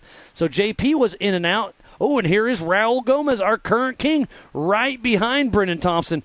And they both blow by. So half of the Gomezes have stopped. The other half have not. Yeah, now this is the issue when you have so many for one team, and we actually saw this become a problem for the Campbells last year. Yep, at Hammers, I do remember that. And Disney as well. Yep. And it actually cost Waylon the race because he made a mistake, didn't come in when he had a flat, ended up having to go back out there. And that was last year. Yeah, blew it all apart. And here is and Waylon he's that Waylon Campbell right now. At race mile 3 with a huge donkey kick. This desert has a little bit of everything to throw at you. And look at the silt out here. This dust is going to be interesting. The BLM is out here helping us do some crowd control, so they've been extremely nice to work with. So I can't wait to do this all over again next year. But they've been, like I said, just great to work with. We've got a great relationship, and they are helping us keep this 7,500-acre OHV area locked down. Okay, and our current top 6 right now, in 6th position is Brendan Thompson. In 5th is Raul Gomez. In 4th is JP Gomez. In 3rd is Waylon Campbell. Then in 2nd, Paul Horschel. And leading this race right now, physically and on adjusted time, is Darian Flacco Gomez. And Darian Gomez has the fastest lap of the race right now with a 58.16. Astonishing stuff. The only other man to go under an hour is Paul Horschel with a 58.47. That just goes to show you the pace of this race. Absolutely remarkable stuff. And look at this. Shannon Campbell is coming into the AMSOIL hot pits. Looks like they're going to do a fuel and go. And again, I'm just kind of surprised about this on the first lap. No. They're playing for track position later on. I think this is really intelligent. They won't take much. It will just be a splash and go, I would imagine. And look at this, the whole Mud Nut Racing team, the Rance family is down there helping their friends, the Campbells coming through. Oh, here comes another one. This is our national championship, Brian Cross. He'll be coming into the pits, too. So exactly what we were just talking about. No. 2 in the pits at the same time. You can only fuel 1 at a time, I would assume. Do they have 2 towers? Yes, they do have 2 towers. But they don't have enough crew, so this is costing Brian Cross very important time right now. Yeah, but I think Brian's got a bigger problem. He's not. Look at the body language of the pit crew. And I'm surprised that Shannon's taken so much fuel, if I'm completely honest. I would have thought they would literally have just taken on enough fuel. Yeah, Oh, no, so they're sending Croft him just back came out. in to talk. So, yeah, the body language said it all right there. He's worried about something. Here comes Philip McGilton. Could he pick off Shannon Campbell and Brian Cross? I think Brian is going to get out in front of him just a tick.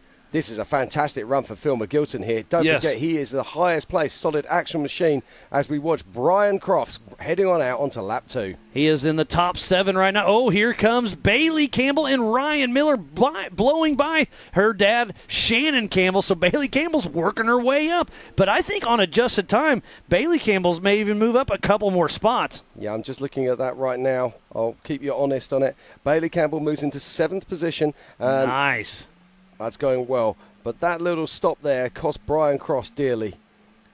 So right now, in 9th position, it's Phil McGilton. In 8th, it's Brian Cross. In 7th, it's Bailey Campbell. In 6th, it's Brendan Thompson. In 5th, it's Raul Gomez. In 4th, it's JP Gomez. In 3rd, it's Waylon Campbell. In 2nd, it's Paul Herschel. And then in 1st, it's Darian Gomez. And look at that. So on screen now is Shannon Campbell, 3-time king, taking off. But I just want to reiterate what you just said. Bailey Campbell is behind Brian Cross, her fiance on course, but is beating him on time. Yeah. So she's got him right where she wants him. Well, there's an interesting one there. I mean, obviously, there's either a pit issue where they're not communicating correctly and Brian thought he was coming in for a splash and dash, or he was coming in to communicate something that his radio isn't working. So maybe the comms, yep. Yeah, exactly. So there's all kinds of things that could be happening And there. there goes Raul Gomez at race mile number 3 as he's still looking good. Everything on that car looks like it's working great. Now, I was very surprised. There was either the filler for Shannon Campbell there. Bearing in mind he's only done 1 lap, I wouldn't have expected him to have used much more than sort of like 30-something litres. So what's that, 10 gallons of fuel? Absolute maximum, okay? Now, to put 10 gallons in from a system like that, I'd expect that to be literally 5 or 6 seconds at this kind of level. And yet And they it seem took to a take little bit forever. longer. Yeah. So I there wonder- must have been something else going on as well. Oh, there looked like a Bronco. Is that Lauren or Vaughn? Or AJ or Jeff Wagner. Yeah, or maybe their charging system wasn't fully charged up properly, or something else was going on, or the air release wasn't working. But certainly it seemed to be a very slow fill there for Shannon.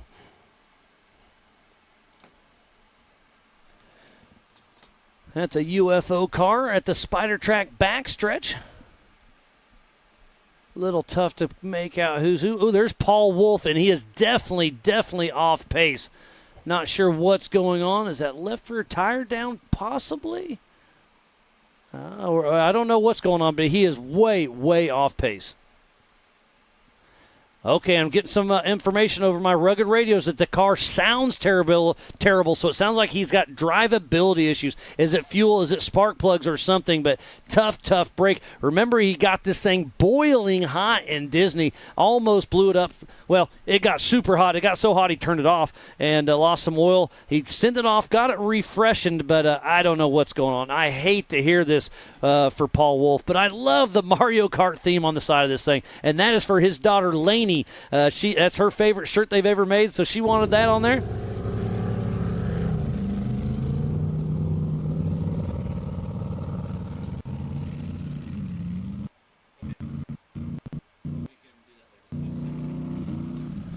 And right behind him is that Joe Gatlin, I believe. And so Joe Gatlin getting around, obviously, well, trying to get around, but there's too many bushes in the way. But Paul Wolf is way off pace. And Gatlin goes for the move through the bushes and gets right around Paul Wolf. Yeah, I'm just getting some information over my rugged race radio saying keep an eye on Brendan Thompson. He might have a rear axle problem, so we'll keep an eye on that and see what's happening.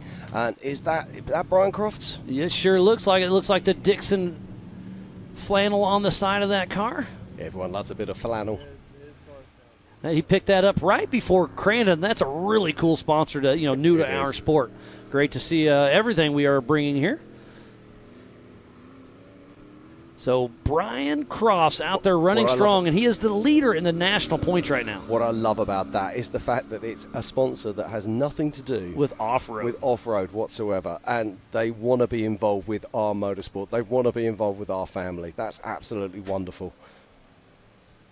But what a race we've got in our hands here, Miles. Absolutely incredible stuff. We've had 10 cars so far cross the line to start their second lap. And we've got one of our own back home, Mr. Diesel. Krentz is stuck at home. He wishes he was here, but he's up in North Carolina. They've got 100+ Jeeps out there tailgating for Trick or Treat, willing for cystic fibrosis. They've got us blaring on the TV. So thanks for tuning in to the 2023 Ultra4 USA Legends of Havasu, as Pip Justice still making his way through the desert. And the old machine, that Tribe 16 machine's been here for a very long time. Glad to see number 78, Pip Justice, still chugging along as he's up on the Yukon Ridge. Jim, we're only an hour into this thing, and I am getting excited. Oh, mate, it doesn't get any better than this. This is why we come to Ultra4. This is why we are part of Ultra4, as we watch Chip Justice, who's probably the man who's made the Chip Justice, huh? Chip Justice. I like that. It's like his brother. Pip Justice.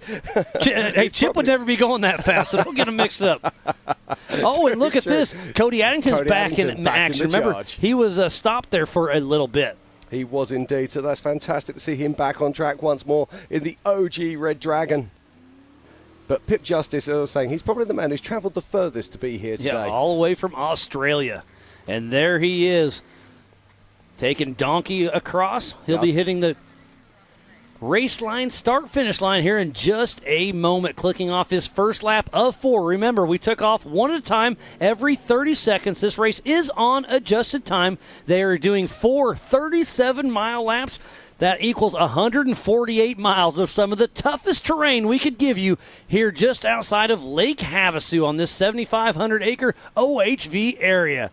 Looks like he's coming into the AMSOIL hot pits as we speak. They've got the whole crew there. It looks like they're ready for a quick splash and go and probably do a once-over on the car. Yeah, this is really cool. And I hear some more horsepower. Oh, here's Chip McLaughlin. You were just talking about him. So teammates back-to-back. Is this going to be a pitting issue as well, like we just saw the Campbells have? I think we're going to have to make some T-shirts that say Pip McLaughlin.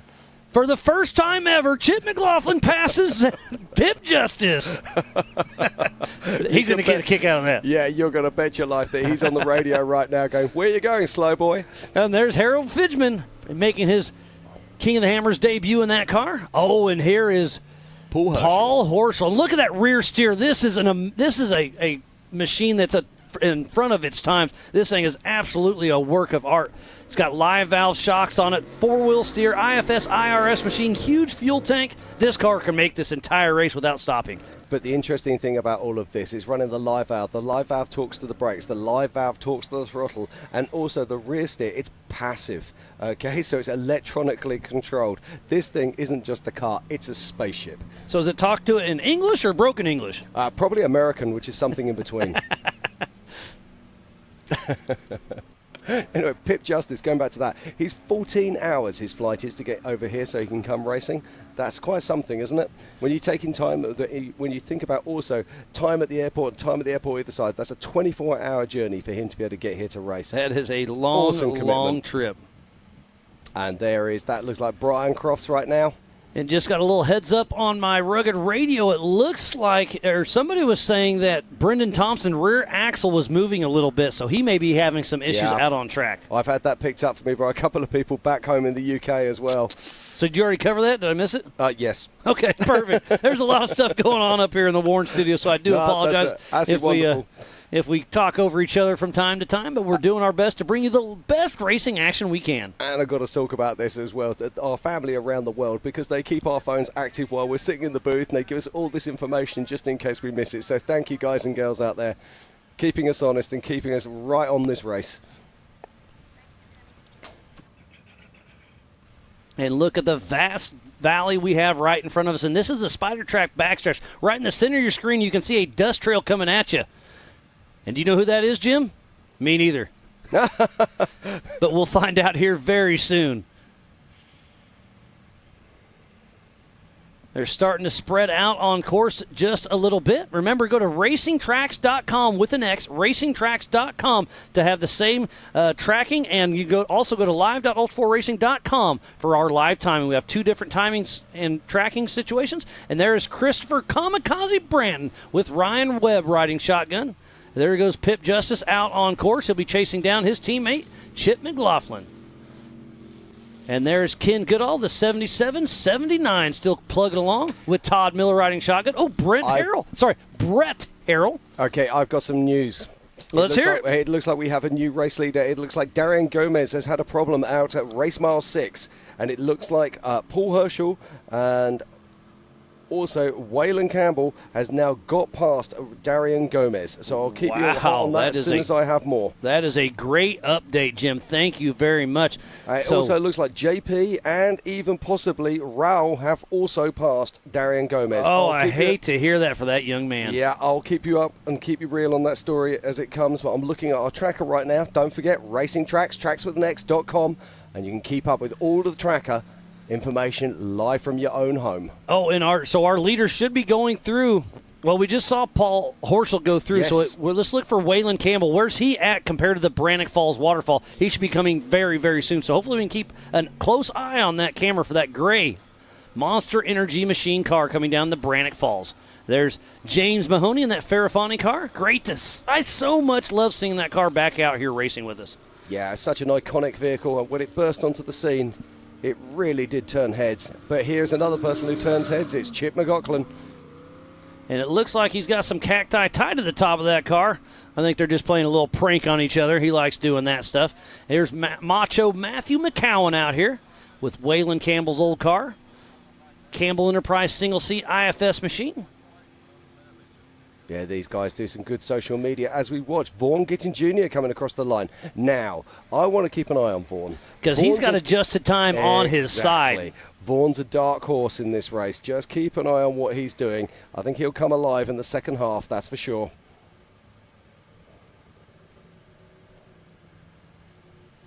But that dust is always going to be a problem for all I of these just people. called it, Jim. Look at this. This is Waylon Campbell coming down Brannock Falls. So it looks like about a 2.5 minute split between Waylon Campbell and Paul Horschel. This is going to be an amazing race. We've seen Waylon Campbell out front so many times. We've seen Paul Horschel out front so many times. Can they keep it together to finish first? First, you must finish. Here comes Chad Hunt coming in to finish his first lap. We've said it so many times before, leading these races can be a poison chalice, and this looks like Dennis Sterndale. With now, SCI? I said earlier that this car was built by Fishmouth Fab. It isn't. It was built by Keith Bent at Get Bent Fabrication. Hey, we can all mess up once in a while, right? It's okay. I've got a friend in my phone who's keeping me straight. You've got friends? Not many, but thank you, Keith, for that one. So there goes Chad Hunt out there plugging away, putting down some laps. Looks like he is going to pull into the Amsoil hot pits. Now I'm looking here, Vaughn Gittins Jr. right now at this moment. I'm going to take a timeout. Is that Brendan Thompson on the right of our screen? I do believe so. Ooh. So we got the update that his rear axle was goofed up, and it looks like it is. So he is still in the Amsoil hot pits. Hate to see that. There's Weston Jones coming through, and it is wide open between. Oh, here comes Jeff Wagner. I was about to call him Lauren Healy because that's his old car. But Jeff Wagner coming through. And that is another beautiful car, IFS IRS machine, and it is an absolute work of art. That Triton Engineering car. We've got, let's see, 1, 2, 3 of them out here racing with us. I tell you what, Jeff Wagner is really putting down a pace. He is actually racing and lapping faster than Vaughn Gittin Jr. right now. And it's 4 Triton cars out there. I'll correct myself. It's super impressive what's going down. Yeah, no, I'm really enjoying this. What a race we've got here. And we've actually got 2 solid axle cars inside the top 12. Doesn't sound that impressive until you realise that there's only something like 5 solid axle cars in the entire of this race. We've got almost half of the field out on the current lead lap right now. They just finished lap 1 of 4. It is a 37-mile loop, 148 miles in total. The fastest lap of the day right now is at 58.16, and the rest of them are just over a minute. So we should be seeing our leader just before 2 p.m. But just listen to the notables that have not crossed the line to complete lap 1. Lauren Healy, Cade Rodd, Paul Wolfe, Levi Shirley, Cody Addington, Casey Curry, all of these guys, big players, big hitters, and they haven't yet crossed the line. So there's a handful of those. Wow, that's crazy. There's A.K.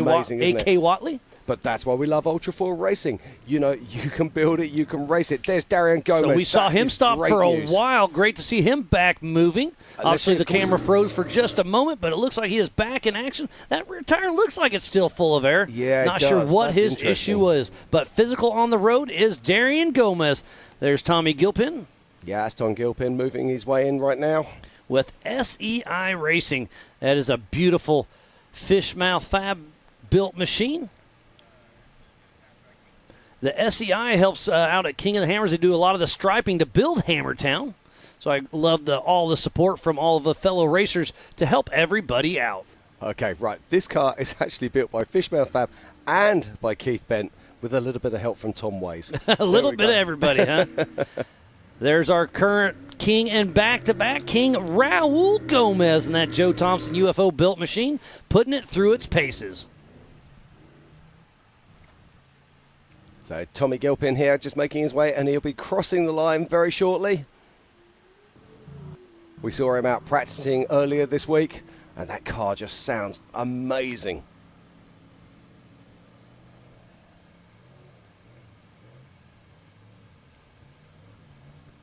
So Tom Gilpin crosses the line in 14th on adjusted time, ahead of Vaughan Gittin Jr. So I'm just going to very quickly go through It's our great to runners and see riders. Shannon Campbell back in action. Well, we've got a slight lull in the action here. Let's just have a look at our current runners and riders who have completed one lap. In 22nd is Dennis Sterndale. 21st is James Mahoney. 20th, Christopher Branton. In 19th is Brett Harrell. In 18th is Matthew McGowan. In 17th is Chad Hunt. In 16th is Vaughan Gittin Jr. In 15th is Weston Jones. In 14th is Tom Gilpin. In 13th, Jeff Wagner. In 12th, Pip Justice. In 11th, Chip McLaughlin. In 10th position is Phil McGilton. In 9th it's Shannon Campbell. In 8th it's Brian Cross. In 7th it's Bailey Campbell. In 6th it's Brendan Thompson. But we know that he is out with an issue. In 5th is Raul Gomez. 4th, J.P. Gomez. 3rd, Waylon Campbell. 2nd, Paul Horschel. Oh, well, 2nd, third, Darian Gomez. 2nd, Waylon Campbell. And 1st is Paul Horschel. Yeah, and I think that JP and Raul could be ahead of Darian as well. But we'll have to keep an eye on that one and give you news as we see it. And I believe that is Paul Horschel right there, our physical race leader. That's going to be roughly race mile 18 at the Spider Track backstretch. And yes, it is Paul Horschel, our physical race leader, and on adjusted time at race mile 17 at the Spider Track backstretch. And he is going sniffing up on 100 miles an hour right here on that IFS IRS Paul Horschel built machine with four-wheel steer. The live valve on this machine, those Nitto tires really making the dust. This is an absolute spaceship out here on course. Yeah, now we know Paul Horschel can lead these long endurance races. We've seen him at King of the Hammers lead for 2.5 laps of the 3 laps before unfortunate problems taking him out. So he is capable of doing it. We've seen him take the win in shorter course races as well. Has he got what it takes to bring it home here at the 2023 Ultra4 USA National Championships? Only one way to find out. Here is Brian Cross. He's dropping down the Brannock Falls. And we need to give a huge shout-out to Jason and Gayla Robinette, all of the volunteers, the Ultra4 USA staff, the AOE crew, the media, safety, USAC, racers, fans, and all of our marketing partners. Without each and every one of you, we would not be racing here today for the 2023 Ultra4 USA Legends of Havasu. Just about 10 miles south of Lake Havasu. It's a beautiful part of the country out here, Jim. It is. It's absolutely astonishing. And the welcome that Havasu has given Ultra4 is quite remarkable. And I'm glad to see this car. We had a tip-over alert on Racing Tracks just a moment ago, or about 10 minutes ago, that he was tipped over. I don't see too much damage to the car, but I'm glad to see Ian back and moving with Carbon Motorsports. Right behind him is Philip McGilton. Yeah, that's a beautiful-looking car, isn't it? And am I right in thinking that this is sort of a bit of a very, very similar car to Jason Blanton's? Yeah, I would say that, yep. So Philip McGilton and Bailey Campbell. And look at the traffic here at the Brannock Falls. And remember yesterday, this was extremely getting bottlenecked a few times, but now they're sort of switching from low to high unless Bailey Campbell's. So was that a push to pass? Did he know she was faster? Yeah, well, or was he shifting transfer case? I don't know. Not sure there, but I can tell you that Bailey Campbell started behind Phil McGilton, and she's made up 2 places. So okay, so that's probably sportsmanship right there. He knows that she started behind him. This car in front's got a problem.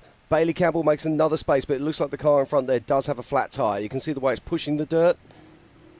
Now, she must be coming up behind. Oh, and now Shannon Campbell's not far back. No, that means that Bailey has actually passed Shannon. out there somewhere in the desert. And also now is Brian. We just saw Brian come down. She passed him in the Amsoil hot pitch, remember? Right, okay, right, gotcha.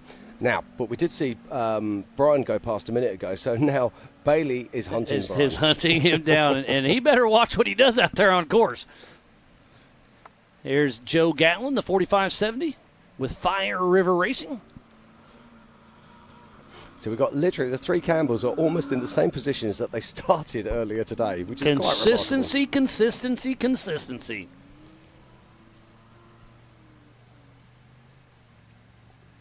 I'm just looking out on course now at some of the cars that we have that are stopped.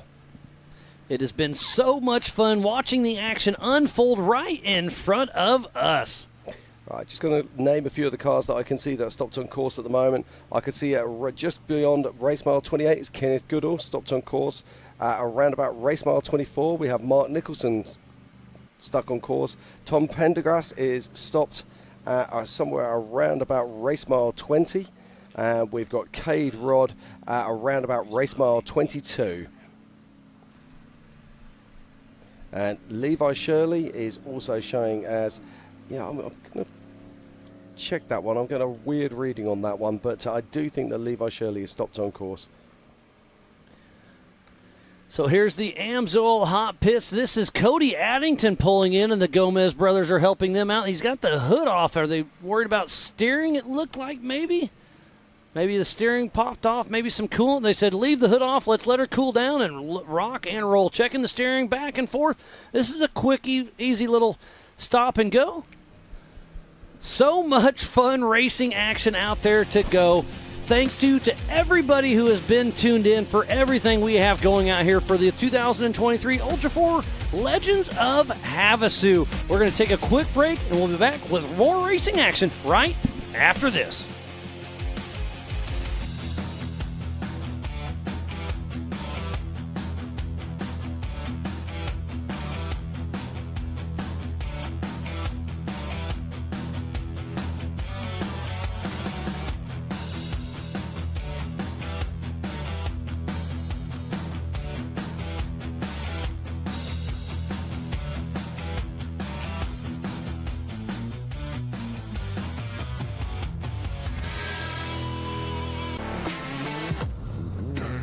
Lightweight, agile, and strong, the Pitbull is perfect for the job. The Pitbull is the first and only lift that can be used in the pits and in your garage. Elevate your racing with a Handy.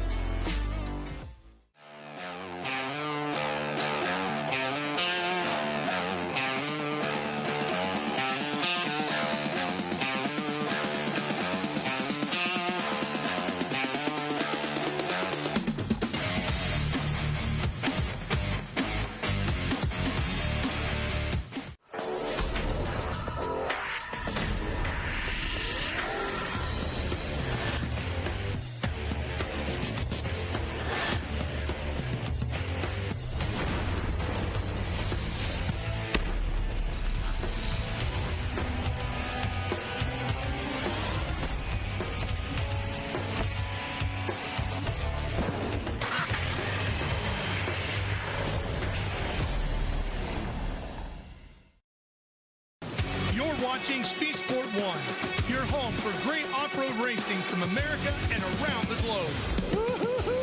From Ultra4 to rallies, these guys are fighting for the lead. It seems very aggressive. Short course to desert race. Great move there. He is so fast. Whether on two wheels or four, Speed Sport 1 has the off-road action you crave. Look at that move. It jumps to the inside. Speed Sport 1, the Motorsports Network.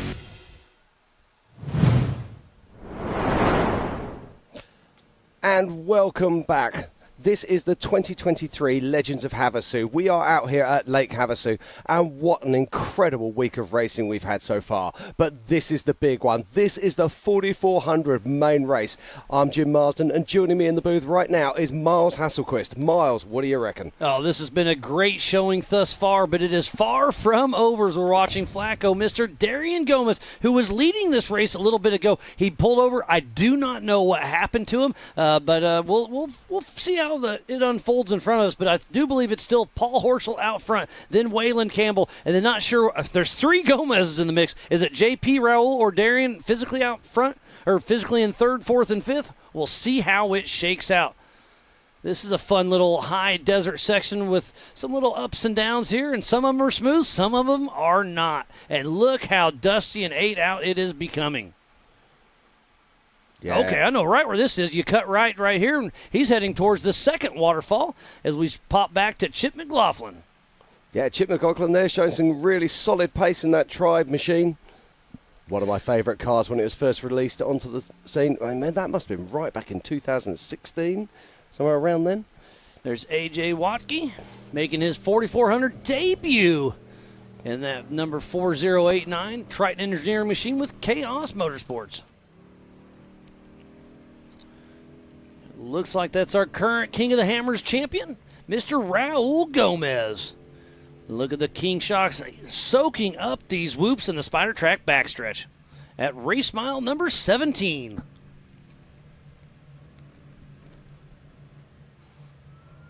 And outside the Warren studio, I hear somebody rumbling out there. I hope that's not a 4400 car pulled over. Oh, and we do see Cody Addington back in action. We saw him pull into the Amsoil hot pits. The Gomez brothers team pulled off the hood. It looked like they were checking steering fluid. Yeah, we saw that earlier. Now, there's multiple different reasons that you might take the hood off the car. Usually, it's an overheating thing. Sometimes, if it's a rock race, they actually take the hood off so they can get better visibility. So we see that quite often at King of the Hammers. A particular exponent of that is Randy Slauson. Often comes in after his second lap, removes the hood before he goes out into the rock trails. And Pam Hall gave me a little update over my rugged radios. It is Andrew McLaughlin that's parked next to the Warren studio, so he is supposed to be out there on course. We heard he had a flip over issue or something, so I hate to hear that, but at least it sounds like he is safe and sound. Back to Joe Gatlin out on course, number 4570 in that Fire River Racing Jimmy's Solid Axle machine at race mile number 3. Yeah, Joe just putting down a solid pace there. He's one of the cars that's not looking to win here. He's looking to have a great time and to post as high a position as he can. And in this kind of endurance race, it's amazing how far you can get up the field just through natural attrition. Now, I just got to pop back to my racing tracks, or back to my score sheet, should I say. And look at the vast, you can see just desert ant trails out there everywhere, Jim. Yeah, absolutely. Just dust hanging in the distance. But what an incredible scenery. What an amazing place. But I believe this is the brainchild of J.T. Taylor to bring us out to Lake Havasu. Absolutely. He's been talking about it for years, and I'm so glad we're out here. This is as close to the desert section of King of the Hammers you can get, and I actually think the desert here is actually harder than King of the Hammers. We just don't have the hammer trails, that proper hammer trails. But, man, look at the Spider Track backstretch. Somebody is really hauling the mail.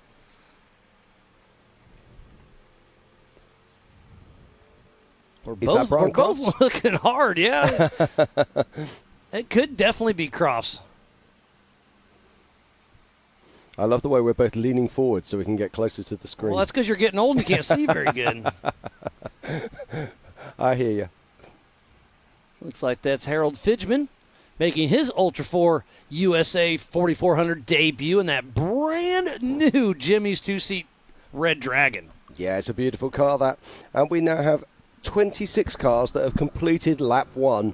So around about half of our field have crossed the line to start lap 2. And we should be roughly 20 minutes away from seeing Paul Horschel or whoever's going to come across the line first. Is it going to be a Gomez or a Campbell? As Pip Justice picks his way down the Brannock Falls. A little from the front side, from the top side angle. Great to see that. Abe Gonzalez had his work cut out for him yesterday in that section, but today he's just enjoying the show. And there is Bailey Campbell hauling the mail at the Spider Track backstretch, trying to chase down her fiance, Brian Crofts. They'll be taking a hard right here, and I do think that Bailey Campbell has the edge up right now because she has Ryan Miller calling the shots from the right-hand seat. And I've been calling it from the beginning. I do think the right co-driver is a huge advantage in this race. Yeah, I couldn't agree with you more on that one. It can be tough for the single seat guys out there, particularly if you have to get out, change a flat tire, and even just making simple decisions like when to push, when not to push. Now, it's all very well if you come in at the end of the lap and your guys say, hey man, yeah, you got to wind up the pace a bit. So do I need to wind up the pace for the full 37 miles, or do I just need to wind up the pace for a couple of miles? You can have that co-driver sitting there trying to work out that strategy for you. Like those moments we talked about, do I refuel on my first lap? Do I not refuel on my first lap? You've got your co-dog there who can talk you through that scenario and situation. And also, he can deal with that radio traffic back to the pits, taking the pressure off the driver. So yes, having a co-driver is a huge advantage on these endurance events. And speaking about co-driver, Dr. Amanda Ross right there is riding with Philip McGilton. Those Flying J and Pilot South Tire Mart BFGs are holding up strong.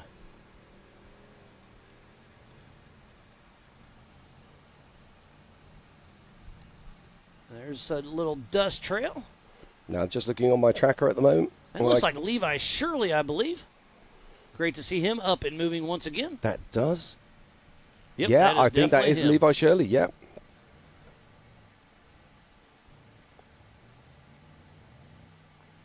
Here's Kamikaze Chris Branton. He's got a great highlight from King of the Hammers during qualifying where he came over the back rise and just hit this rock and completely skied out.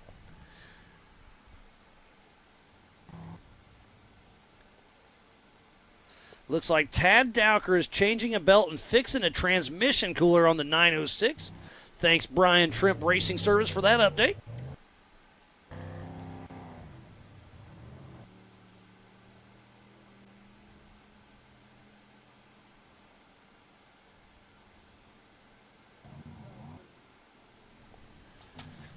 And that is Vaughn Gittin Jr. coming into screen, and look at the dust. This is a perfect spot. See how tight that is. They have to slow down about 5 miles an hour to go through two huge rocks. And in the dust, look at that dust. It's hanging in these valleys. But that's part of it. Oh, and there's a big dust trail way up there. This is a great either or. Right here, he could step left and go around that dust for a couple hundred yards. I'm kind of surprised that Eric Davis didn't make that call from the shotgun seat. There's a little bit of breeze, but it's a beautiful day. It's supposed to get up to 85 degrees. The sun is shining. You can't have much more nicer of a day just outside of Lake Havasu for the 2023 Ultra4 USA Legends of Havasu. This is the 4400 main event, the national championship race. A champion will be crowned tonight at the national banquet as Jeff Wagner follows behind. Back to Philip McGilton and Dr. Amanda Ross. And that Jimmy Solid Axle machine making his way. This is race mile roughly 18. There's a cool waterfall in about a mile from right where he's at. There's Levi Shirley still stirring up some dust, heading towards the race line start finish.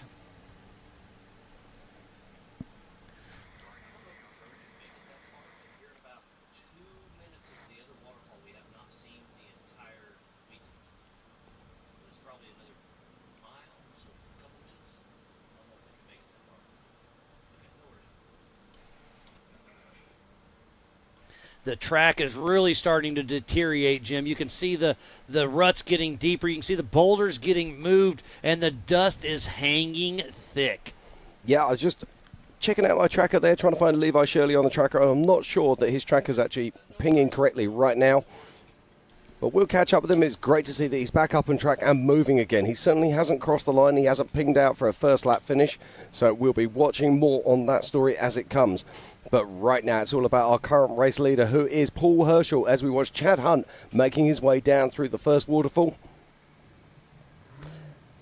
And Paul Herschel is coming up to around about mile marker 25. And I believe we have a camera at race mile 27, so we should hopefully see him on camera in the next few minutes.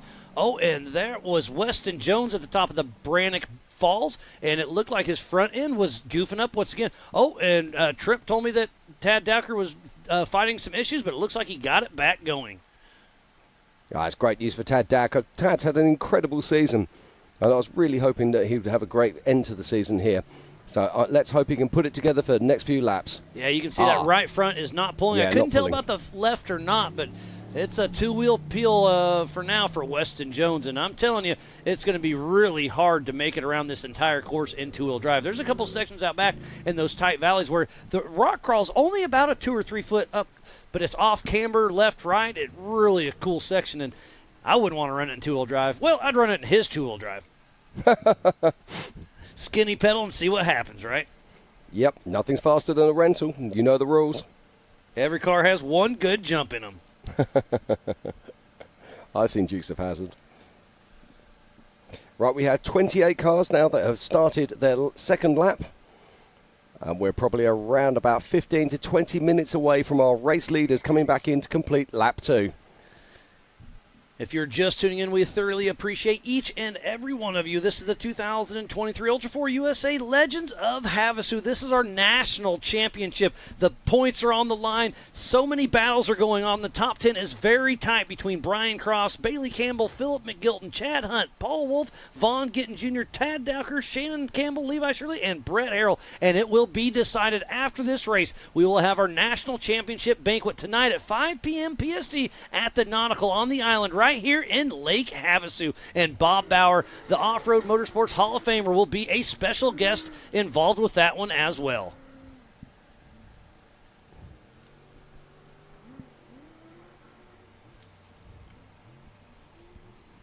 And this is just part of this weekend's event. This is Legends of Havasu for the Ultra4 USA Nationals, but this is a do-not-miss event. We'll be doing it once again next year, but we still have some F1 boat racing. Last night we had the IPRA radio, and last night we also had Brett Michaels come and play with us. The American Side-by-Side Takeover has been doing stuff off and on all week. Tonight is Flow Rida after the National Banquet.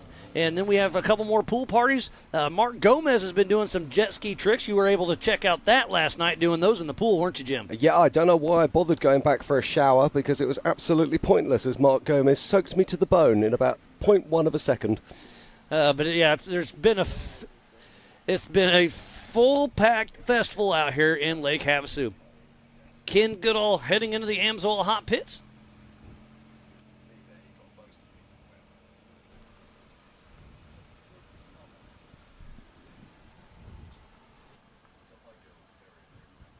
Oh, and an update from Joe Thompson himself. Brendan has a broken rear housing. He's trying to repair it. JP has no third gear. And Paul lost a crank. Oh, just went away. A crank sensor, so that's why Paul Wolf is running rough. So just tough break on all three of those. No third gear, so I believe he's running a TH400. So, yeah, that's all he's got is first and second. So I don't know how fast you can go in second, but you don't want to overwrap it because you can hurt the transmission, the engine, and everything in between. So his high speed is going to be off pace. Yeah, and it also depends what style of transfer case they're running as well. Whether it running is a single UFO speed SCS box. Yeah, if it's an SCS, then it's a single-speed transfer box. So they'll probably be gearing this for a race of around about between 90 to 100 mile an hour. You take away that third gear, they're probably going to have a speed of around about 60 mile an hour, absolutely screaming the end off it. So, yeah, 50 mile an hour is a comfortable. It's achievable to continue racing, but you're going to be off pace. Sure. I mean, but you can still go over a top 10 and just go for a finish because now you're not pushing so hard, and you can play it safe and play the attrition game. Looks like exactly. This is looks like this is Kenneth Goodall. Yeah, pulling off the hood, getting some tools. Okay, that's just Goodall. I thought that he was out of the car. He's still in the car. Okay. Yeah, I think that there is his son. I think that's Logan. I might be wrong.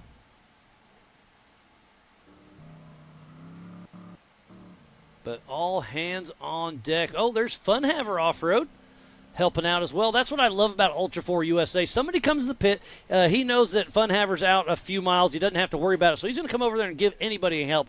I mean, we see that time and time again with Ultra4 USA. You know, a lot of the roundy round, a lot of the drag races, such a top secret in the pits. Nobody wants to talk. Nobody wants to help. But heck, here in Ultra4, in the pits, everybody is out here to help everybody because they want to beat you on course, not in the pits. What I missed, Jim? I was just getting some news from our race ops and just trying to catch up on what's going on this race. As we're looking back on the live tracker right now, I can see that our lead car is coming around to race mile 30.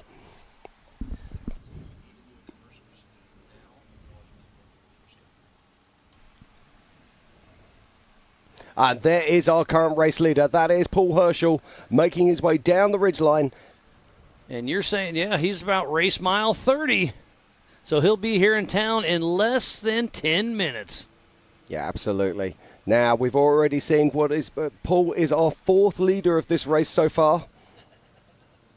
We saw Lauren Healy lead it out. We saw Cade Rod take it on. Then Darian Gomez powering from the front. All of them have had problems. All of them are having issues.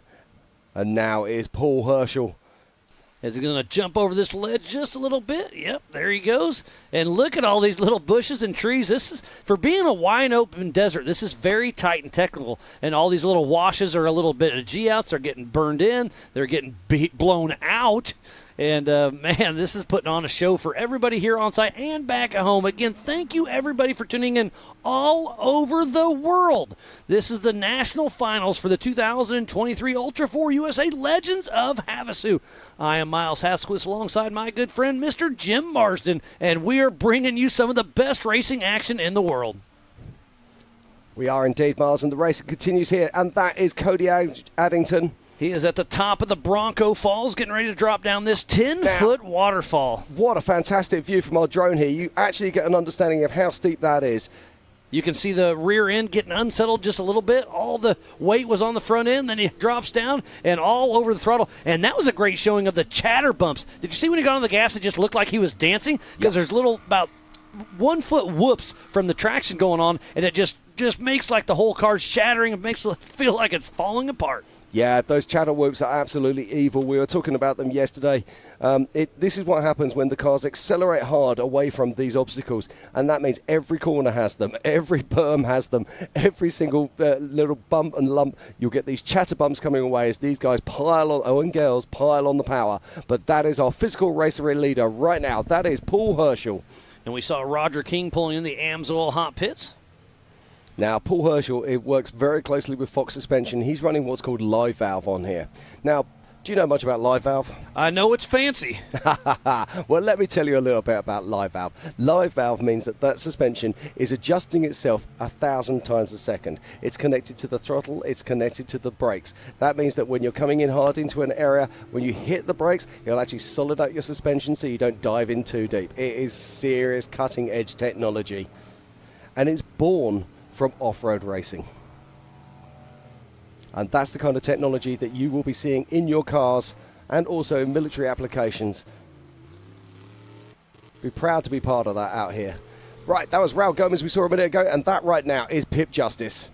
And we got a little watch party back at home. My wife Bailey and my kids Jade Neller tuned in. Miss and love you, but I hope you're having fun today, and we'll see you in just a few more days. Again, everybody's tuned in. We've had Diesel Krentz saying they're having a watch party. There's so many watch parties all over the place. Thanks again for everybody tuning in. This is the grand finale of the season.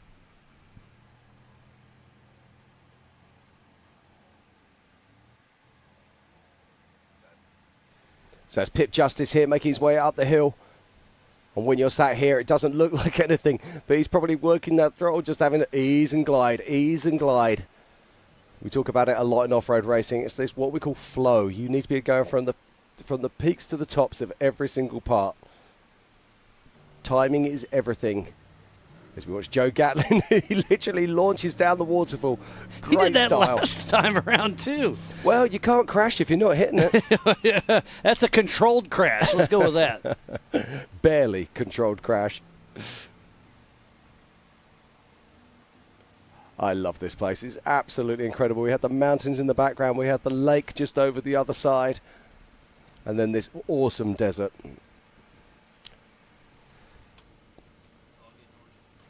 Got to say a big shout out to our race director, JT Taylor, for being the brains and the genius behind this course.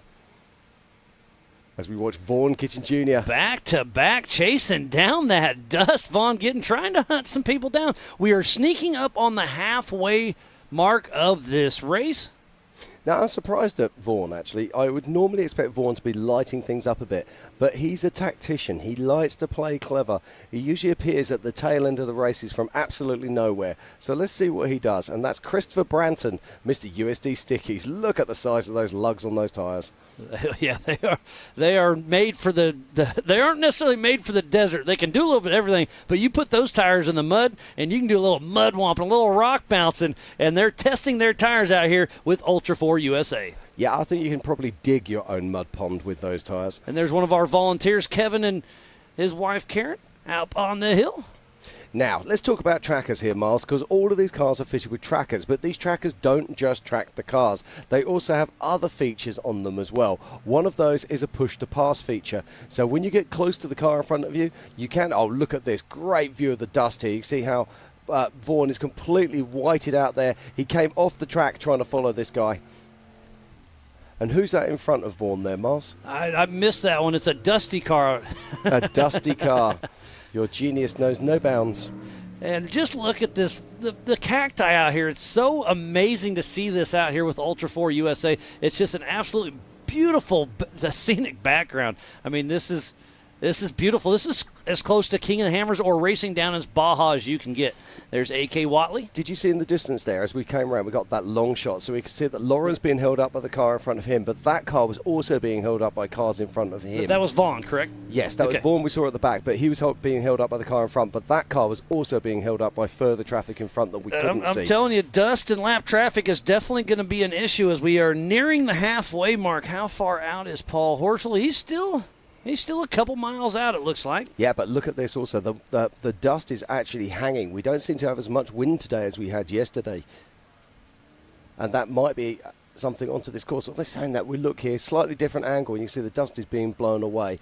What an amazing view there of our race course. And look at the little ups and downs in here. This really shows you the elevation change. You can't just flat foot here. You have to go up, down, around, and everywhere in between. And then you get in these sand washes, and then you can really open it up because he goes from 20 miles an hour up to 60 in no time flat with that 1,000 horsepower machine.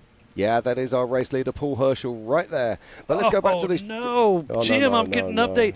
Bailey Campbell has a mechanical alert at race mile 24.7. I hate to hear that for that young lady. Bummer. But, hey, that's part of racing. Yeah, I'm just picking that up on the tracker right now. And also just behind her, Philip McGilton is also showing as 0 mile an hour out there on track right now. Not a tenth of a mile from Bailey. Oh, that's tough news for both of those guys. But attrition is starting to take hold in this race. And it looks like the keyboard warrior group I'm involved with is having a watch party back at home as well. Thanks for tuning in, guys. So it looks like our top four currently is right now it's Paul Herschel with the lead. Then is the number 82 of JP Gomez, followed by Raul Gomez, and then Brian Crofts. Wow, and we just heard that Bailey Campbell is stuck with mechanical. Hopefully she can get up and going quickly. We'll see how that shakes out, but that looks like it's our current King of the Hammers champion, Raul Gomez. With Gomez Brothers Racing, they're here in full effect, except for Marcos Gomez, because, somebody had to stay home and work, right? Yeah, absolutely. Someone's got to pay for the fuel for this trip. Marcus, if you're watching, I hope you're well. Yeah, wish you were here, but I understand. We'll see you around here in just a few months at King of the Hammers. Absolutely. Right, let's go back to trackers again. So all of these vehicles are fitted with trackers. Now, inside of the vehicles, they have an audible and a visual alert. That means they can press a button for push to pass if they're within 600 feet of the vehicle in front of them. The vehicle in front of them will then receive an alert that comes up on their pad. They have to confirm that they've registered that alert and that they will move out of the way. The problem, therefore, comes if you have a car in front of a car in front of a car. Then it's a Lincoln log effect. Yeah, exactly. And it makes life very, very difficult indeed. However, they worked exceptionally well in the races yesterday in our limited classes. And don't forget, Paul Horschel started in 5th position. So Darian started in front of him, so he's got him on time. But JP and Raul started behind him, so there is going to be adjusted time. Raul started in 12th position, so he's got about a 3-minute time that he's got to beat him by? Oh, and look, Paul Horschel is on the Yukon Ridge heading on into town. This is about to be the halfway mark, and right now it is Paul Horschel, number 19 out of Park City, Utah, with Horschel Motorsports with Mitchell Sweat riding shotgun.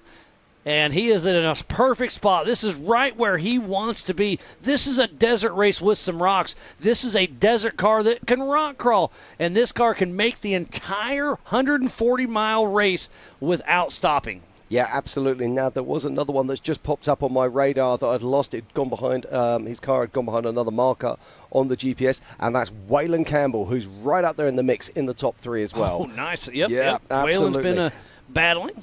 Now, the one to be watching here is most likely Raul Gomez, who started in 12th position. So his adjusted time is going to be the one that's going to be most crucial at this moment.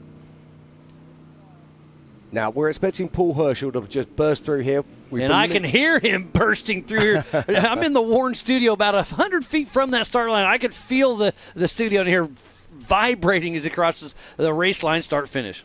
Now, I'm not expecting him to come to the pits at all. I'm expecting him to blow straight through.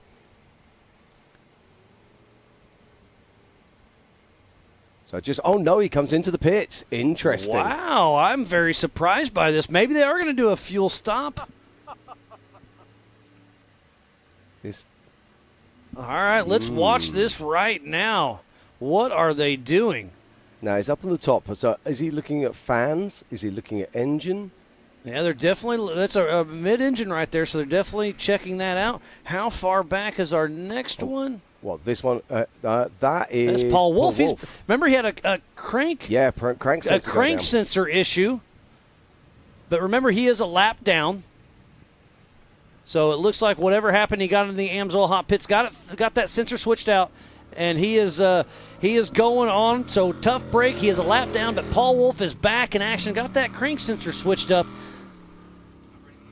and Paul Wolf has one heck of a deal. And we were able to catch up with his lead tech here just a little bit ago with Pam.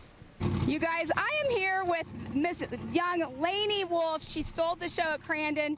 You're sitting right here. Your dad's getting ready to go out and race. Are you so excited? Yes, I am. You are. Now, are you going to be rooting from all day long over here from our Jumbotron?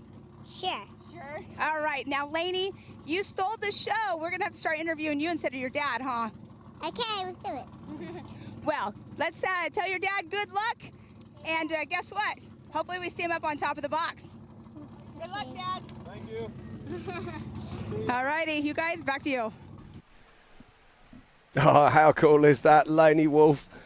She usually has a little bit more to say than that, if I'm honest. That's one of the cutest things. I love that part of our sport. And did you see her shirt? It matches the side of her dad's car. That's why, that's an old racing shirt that they had, and she loves it so much that he wrapped his whole car matching that. It's kind of like Mario Brothers, Super. Oh, look at this. That is Levi the man from Kansas. Shirley.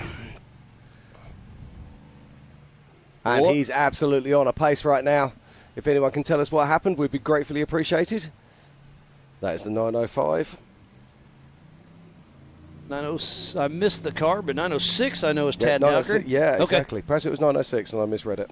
It did look like Tad Dowker's car. Okay, so we have Paul Horschel who's come into the pits. We saw he'd stopped. He is the only person right now who has completed 2 laps. So we need to talk about that story. But we're not far off from seeing the next cars coming across the line very, very soon. I can see that Waylon Campbell is due to be coming in any moment, and I can also tell you that Raul Gomez is not a million miles outside of town either. So lots going on now.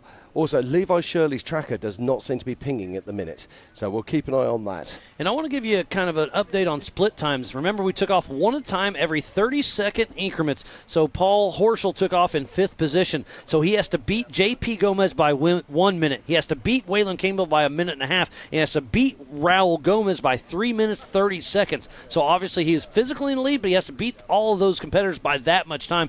And is he still in the Amsoil hot pits? I'm not sure, but how far back are these other competitors, and what is going on with Paul Horschel?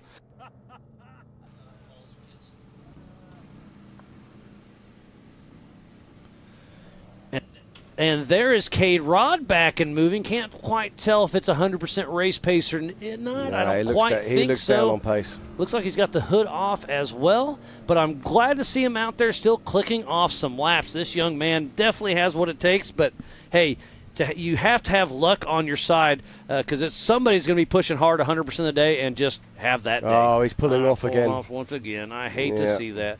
And there's Paul Wolf back in action. Now, that's interesting. I can't see the fans running on the back of his car.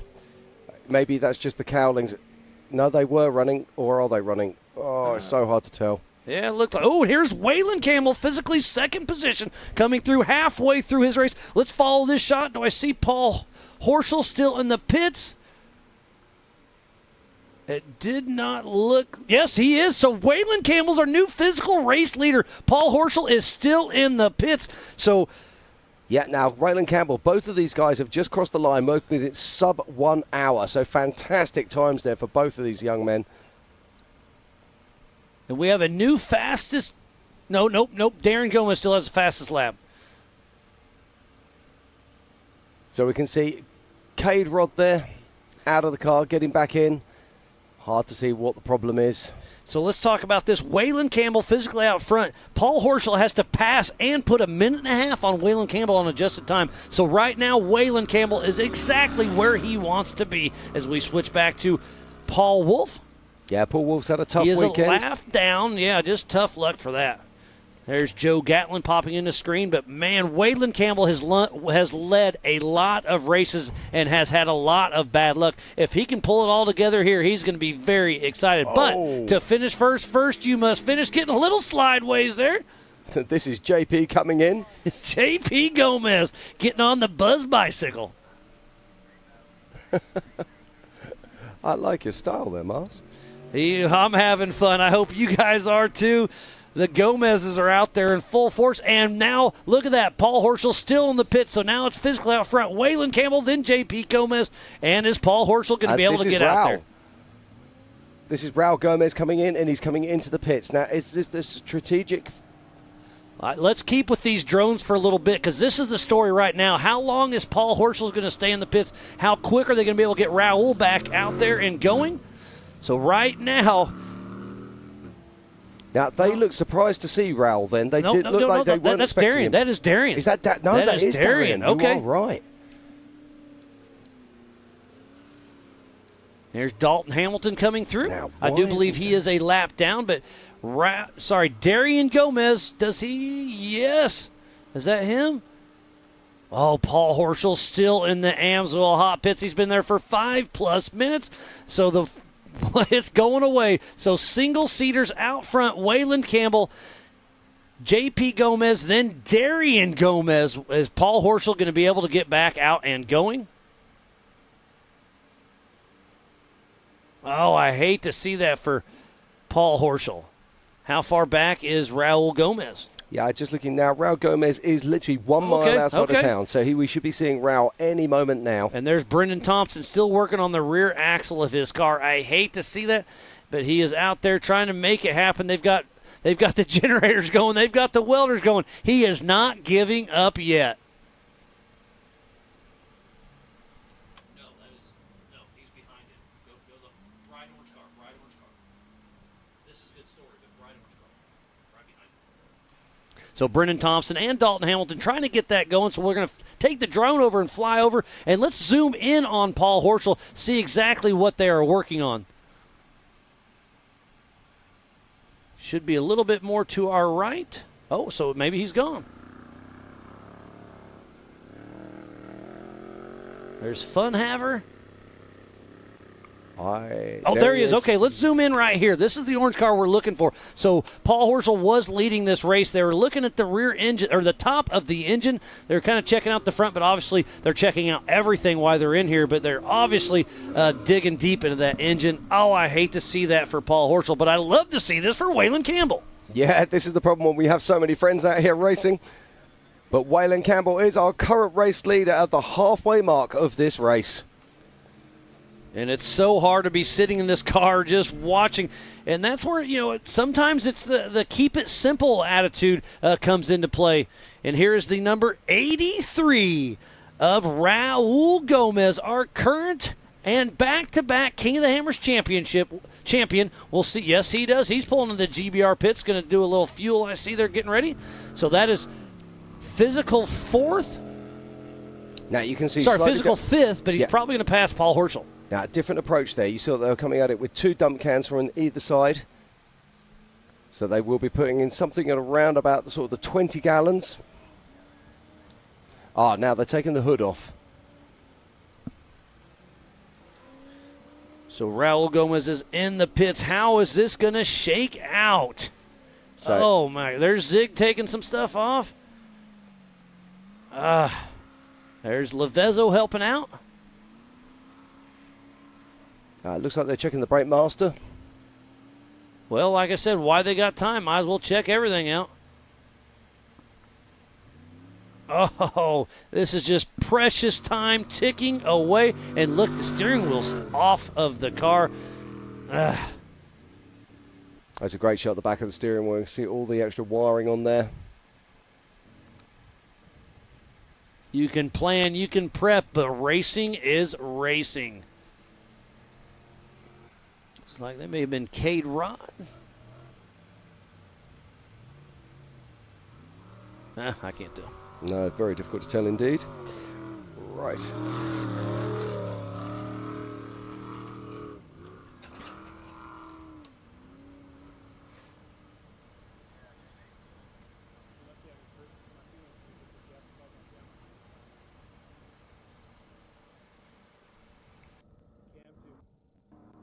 Okay, now Darren Gomez, I want to talk about this very quickly because Darren Gomez we saw stopped. We assumed that he was going to be out of this race, but he is not. He's currently lying in 5th position right now, just behind Raul Gomez, his father, then JP Gomez. There's 3 Gomez in the top 5. Then we got Waylon Campbell out there as well, and Paul Herschel, who's also completed. Now that's a great view there of the push to pass. Did you see that? And there's Bailey Campbell coming into view. And this is a tight little section, too, so does he know there's somebody else behind? Oh, look at the blind dust. Bailey Campbell. We heard she was stopped earlier, but she is definitely charging right now. And getting some updates on my phone. Looks like Cade repaired an alternator issue and is back on track. Thank you, Cotton. And then Paul Wolf got his crank position sensor changed by Eric Miller and his crew. So, again, Eric Miller's up for the Zandy Willems Sportsmanship of the Year Award, and that just goes to show you, as well as Aaron Lynch, Levi Shirley, and Chad Hunt. That will also be given away tonight at the National Championship Banquet. And then I have a mechanical update. The 1177 of Mark Nicholson has a mechanical as well. So much attrition going out on course. Thank you, everybody, for keeping me up to date.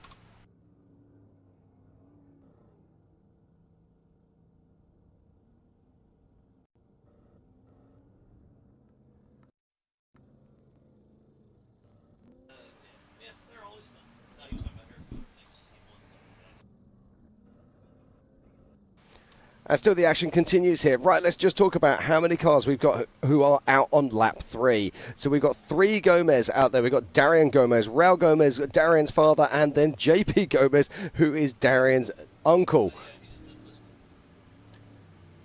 But our current race leader right now is Waylon Campbell. That is very, very impressive out there. And I believe that was JP on screen. Now we're switching over to Pip Justice. Now, Pip Justice, I believe that Bailey Campbell is just behind her. Is that a left front just behind him, tire? sorry. Or is it just hiding in the deep ruts? Okay, yeah, it was just hidden in the deep ruts. Yeah. And that just goes to show you how deep these ruts are actually getting. That Maxxis tire was completely swallowed from the bottom end. Yeah, but look at the dust he's putting up. Now, I think, I might be mistaken, but I think that Bailey Campbell might be just behind Pip Justice.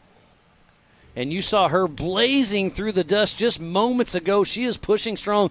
It's still anyone's game. We are just over the halfway mark. We started at 10 a.m. Pacific Standard Time. We've been racing for 2 hours and 13 minutes. We started one at a time, 30-second increments on this 4 laps of 37 miles apiece, 148 miles in total, as Raul Gomez blowing by race mile number 3. And here comes Brian Crofts. He's still in the top 10. Yeah, Brian Cross doing well. He's lost a little bit of time on this lap.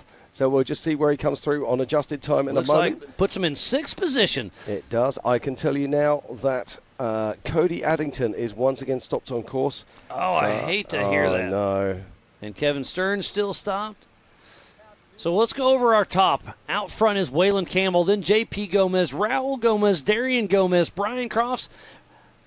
And that is those are all the cars that we currently have on lap 3. And then Paul Horschel, but Paul Horschel's still in the pits. Yes, that's correct. So we have 6 cars out on the lead lap. Wow, what a race this is becoming right here in front of us. If you're just tuning in, we thoroughly appreciate everybody for tuning in. This is the 2023 Ultra4 USA Legends of Havasu. This is the 4400 main event. This is the national championship. We have been racing all over the United States this year. We started this year down in King of the Hammers. We've raced up in Crandon, over in Mid-America Outdoors, Pennsylvania, Tennessee, Kentucky, and ending up here in Lake Havasu to lay it all on the line.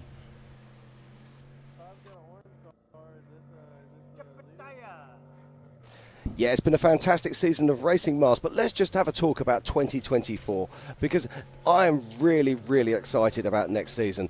I mean, you take it on for me. We're going to have an East Coast and a West Coast series, and then we're going to have a national championship as well. But the big news is no double points. Correct, yeah, new strategy this year. So the national championship series will consist of King of the Hammers, which is rocks, Pennsylvania, which is woods, Wisconsin, the Big House, which is short course, right here in Lake Havasu, a desert race, and then one of your highest throughout the races. It's a 5-race minimum, and national champion racers must race the 4 required.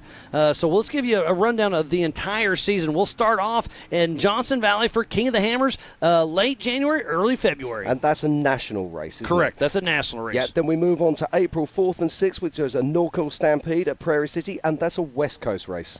And then race number 3 is an Eastern Series mid-April at Rush, Kentucky during the Rush Anniversary Bash. Then our 4th race this season is April 25th to 27th. It's the Silver State 300, and that will be a West Coast race. And then another Eastern Series race is Battle in the Badlands at Attica, Indiana for race number 5, early June. Then in July 25th, 27th, it's at the famous Reading Rumble, and that's going to be an East Coast race over at Pottsville, Pennsylvania. And then an East and a West Series race up at the Big House in Crandon, Wisconsin over Labor Day weekend for Rage on the Rocks. I cannot wait for that one. But then it's race 8 on September 28th to 29th at the Crossbar Ranch. And that is also an East and West Coast race, and that will be in Davis, Oklahoma. And then we will wind up once again right here for Legends of Havasu in Lake Havasu for the National Championship Series late October. And while we're watching that, we're actually watching Kenneth Goodall getting out of the car. We saw them in the pits earlier making some repairs. So either something else is damaged or the repairs did not hold. So a tough break there for Kenneth Goodall.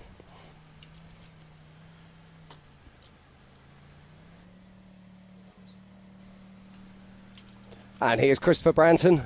The man with the big tyres, still pushing hard into that desert, making his way around his second lap. It just goes to show you how fast our top 5 cars are when you look at the pace of these guys.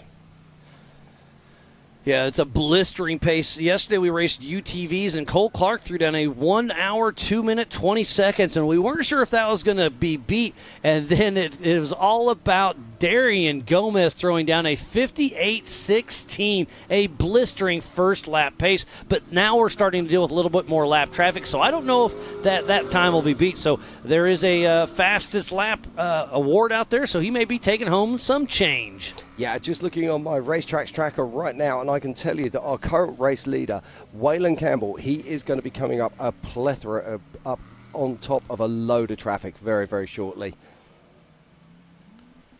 Just looking there, you can see how the wind is moving some of this dust, but these cars do make a great deal of dust when they're charging through. We always say the wind is the racer's friend on a race like this, unless you're Waylon Campbell. Then you want it to be dangling behind you and stirring up everything and trying to run away with this, because he's got the cleanest air out of everybody. But again, don't forget, lap traffic will be an issue. He's going to have a big problem very shortly. He's got 4 cars that he's going to be coming up on in the next mile. And I think this is some of that lap traffic that I'm talking about right now. Yeah, that is car 124. I believe that is Roger King. That is Roger King making his way down there. Part of Team Robbie Bobby with Justin Cowart riding shotgun. Well, they've been racing with us since 2011 when the Everyman Challenge was invented. Well, he's just about to get lapped by Waylon Campbell in probably about the next 10 minutes, I would guess. That is very, very impressive. And also in there, Kenneth Goodall. Now, we know Kenneth Goodall stopped, so that's not going to cause Wayland any problems. And we've got Roger King there. And interestingly, I don't think this next car will cause too many problems for Wayland. But we've got Levi Shirley, who's punching on. So Levi's tracker's back up and working again, so that's good news. And then in front of him, Paul Wolf. So, in fact, the lap traffic is not really going to affect there's Waylon Denny Campbell. Sterndale pulled off. Hate to see that. And this is right around, I think, the Spider Track backstretch. So this is a very high-speed section. Unless he may be off course. I can't tell if you turn ahead of us or not. Well, there doesn't seem to be much race traffic come through there. Yeah, so I think we turn just on our side of that mountain and go around. There's a great shot of the race line start-finish. Race line's been a huge part of this season. We thoroughly appreciate everything they've done with us. And there's Tommy Gilpin, Denny Sterndal's teammate. We saw Denny pulled over, but Tommy Gilpin's still plugging away.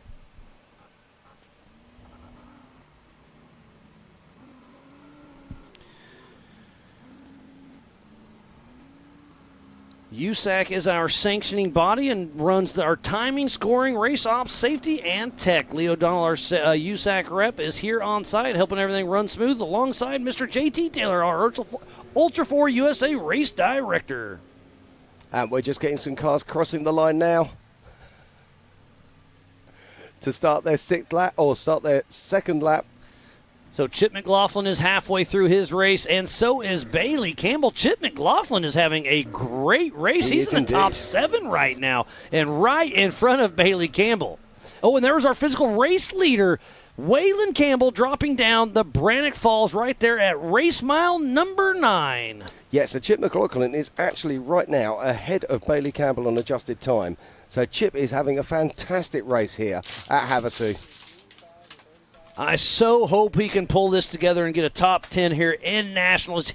The whole Rufus team pours their heart and soul into racing with us, and I just hope to see a great showing for him and or Pip Justice.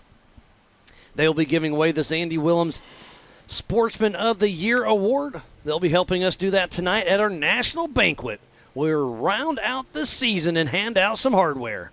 Yeah, I'm looking forward to that. That is going to be the party of the year. Have no doubt about that. Oh, Paul Horschel and Mitchell Sweat out of the car.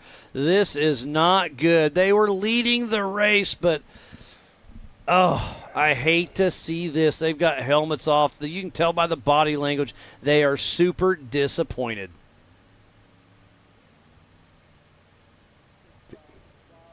Oh, I just hate seeing this for anybody. Speaking about hate seeing it, there's Ken Goodall pulled off again.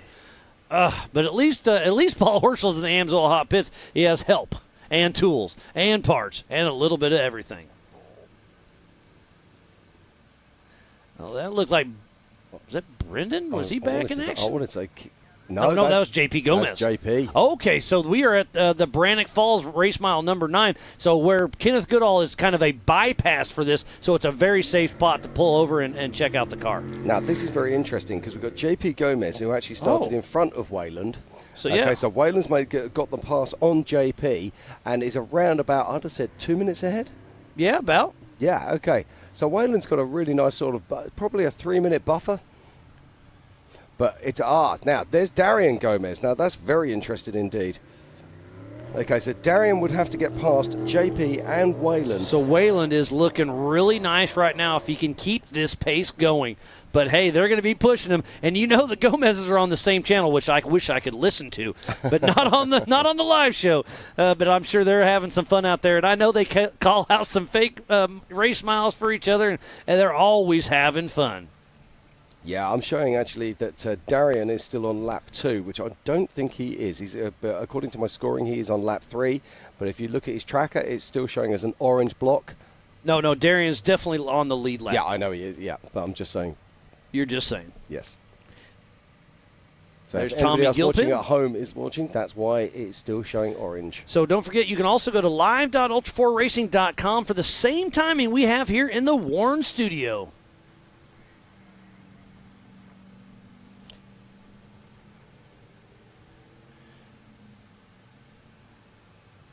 Here comes Cade Rod through the race line start-finish, and he is way off pace. He'll be heading to the Amsoil hot pits. We'll see if they can get something squared away. Hate seeing that for this young man. Again, he's missing his hood. Did they take that off in the pits, or did it get tangled up out on course?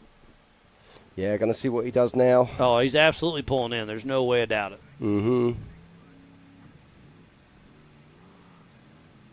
There's Cole Clark I saw ready to throw his hands in the mix, giving him a hand. The whole Jimmy's Army is out here in full effect. I knew he had an alternator issue earlier, but I just hate seeing this. They're worried about the front end right now.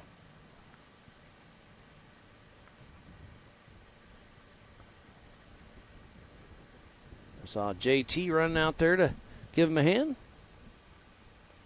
There's an aerial view of the Spider Track backstretch. There's multiple lanes right here, up over 100 miles an hour. Another great aerial view. You can see the dust trails all over. That shows you how much these fingers kind of go back and forth out here in course. That's why we had to have racingtracks.com with an X, racingtracks.com.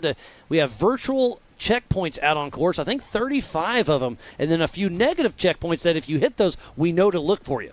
Absolutely. Let's talk about those checkpoints quickly. So the virtual checkpoints are actually marked on the GPS file. The GPS file is a course map that is given to every single team. They can download that onto their navigation device, whether that be a laptop, whether it be a tablet PC, or a GPS from someone like Garmin or sort of Lowrance or something like that.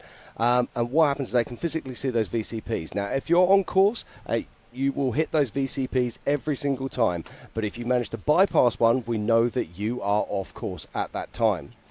Then we have negative VCPs. These are invisible VCPs that you cannot see as a race car driver. And we put those in kind of like shortcut areas where if you're intentionally or unintentionally bypassing a section, it'll ding and alert us to let us know, like, hey, pay attention to this track or we think this guy's off course. Absolutely. So it throws an alert to us. And it just means it keeps everything nice. It keeps everything honest. And it also makes sure that we know where everybody is at every time. And that is two-time king Raul Gomez making his way down the waterfall. And look at Philip McGilton getting chased down by Shannon Campbell. And I just got an update over my rugged radios. It sounds like Matt McCowan is stopped with the mechanical right now. So, man, this is getting tough. And Philip McGilton pulls in the Amsoil hot pits.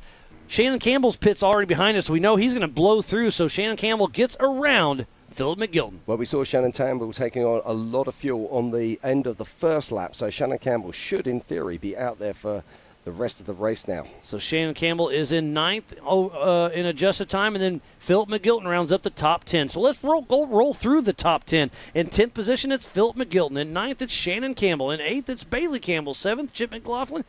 6th, Brian Crofts. In 5th, it's Darian Gomez. In 4th, it's Raul Gomez. In 3rd, it's JP Gomez. And in 2nd, it's Waylon Gomez. And, of course, in 1st, it says Paul Kerschel, but it's not because he knows in the pits. So all of those, we can take one off. So Waylon Campbell is in 1st, JP Gomez 2nd, Raul Gomez in 3rd. And Paul Horschel out of the car, looking just, the attrition's definitely setting in as we see Ken Goodall up at race mile 9 above the Brannock Falls. Looks like that's Tom Gilpin still plugging away in that SCI machine. Get Bent Fab and Fishmouth.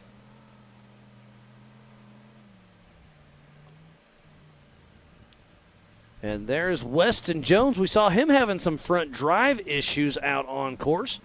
So not sure if he got it fixed or if he's just fighting through the elements. Another Jimmy's IFS chassis plugging through the desert.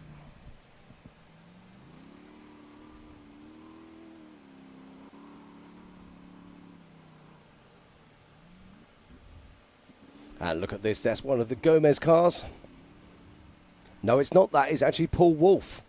See, your automatic reaction when you see a UFO is it must be a Gomez, but that is actually Paul Wolf himself. Now, I'm intrigued to see what Paul Wolf can do now, because the gloves are off. He knows he's down on pace. He's already had a mechanical. Is he going to go for championship points, or is he going to go for absolute glory? And he is at race mile number 17 as we speak, making his way around. There is a Bronco, but there's 4 of them that look very similar, but I think that's A.K. Watke. I think you're correct. Sort of seeing that greenish tinge down the side panels. As we're back to the Yukon Ridge coming into town. Can't quite make out who that is.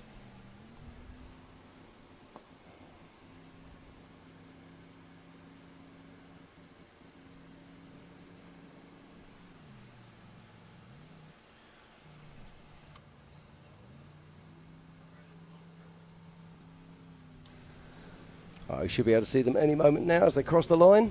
Oh, I think that's James Mahoney. Yes, that is James Mahoney. It is. Good call, Jim. James Mahoney in that Faravani senior car. Heading, see if he'll bypass the Amsoil hot pits or not.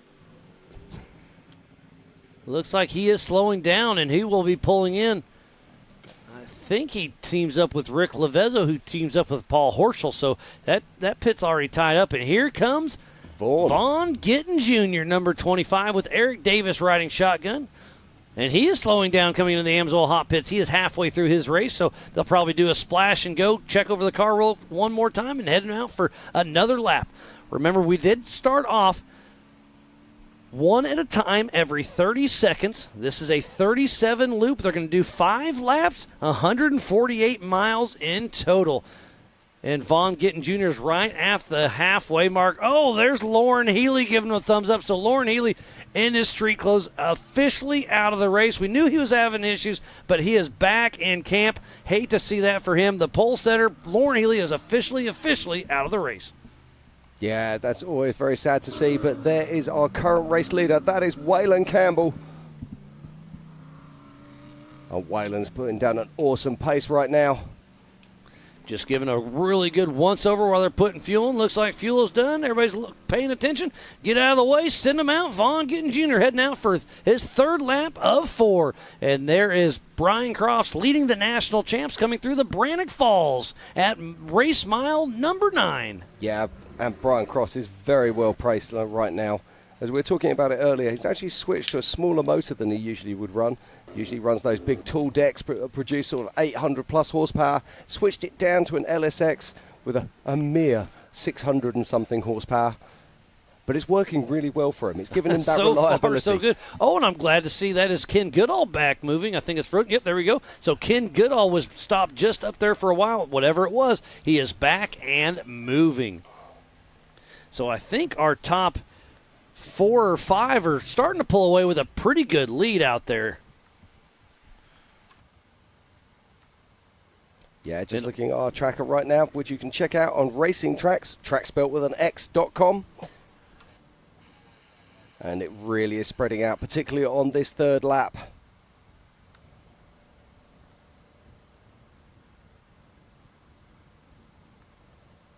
Waylon Campbell didn't seem to have any trouble getting past that lap traffic, which is good to see. Lots of sportsmen out there on track.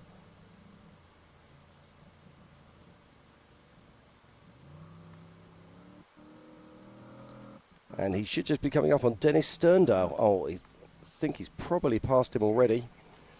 And in front of him is Levi Shirley and Paul Wolf. But I do believe Levi Shirley is down a lap as well as Paul Wolf. He is down a lap. I'm just looking now, 13:31. Yeah, I'll keep you honest on that one. I'm not sure. Waylon Campbell might be catching Levi Shirley. But we know Levi Shirley has great pace when he wants to. So will he be able to stay in front of Waylon, or will Waylon be able to make the pass on him? It has been a beautiful week here in Lake Havasu, Arizona. So much action has gone down, and this is the main event for Ultra4 USA. This is the Grand Championship Finals here. We've been racing all season long, and it comes down to this one and final race. And it's Brian Crofts up front on points. Then it's Bailey Campbell, then Philip McGilton, Chad Hunt, Paul Wolf, Vaughn Gittin Jr., Tad Dowker, Shannon Campbell, Levi Shirley, and Brett Harrell. So right now it's looking pretty good for Brian Crofts and Bailey Campbell. Yeah, it looked like that was Christopher Branton just crossing the line then.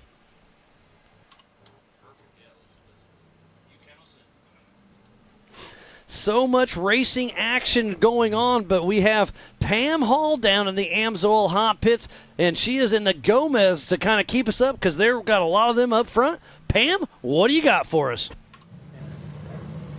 I'm here with Chris, the crew chief for the Gomez brothers out here. You guys came in, you got some fuel, but let's talk about the race. How's it going for the boys?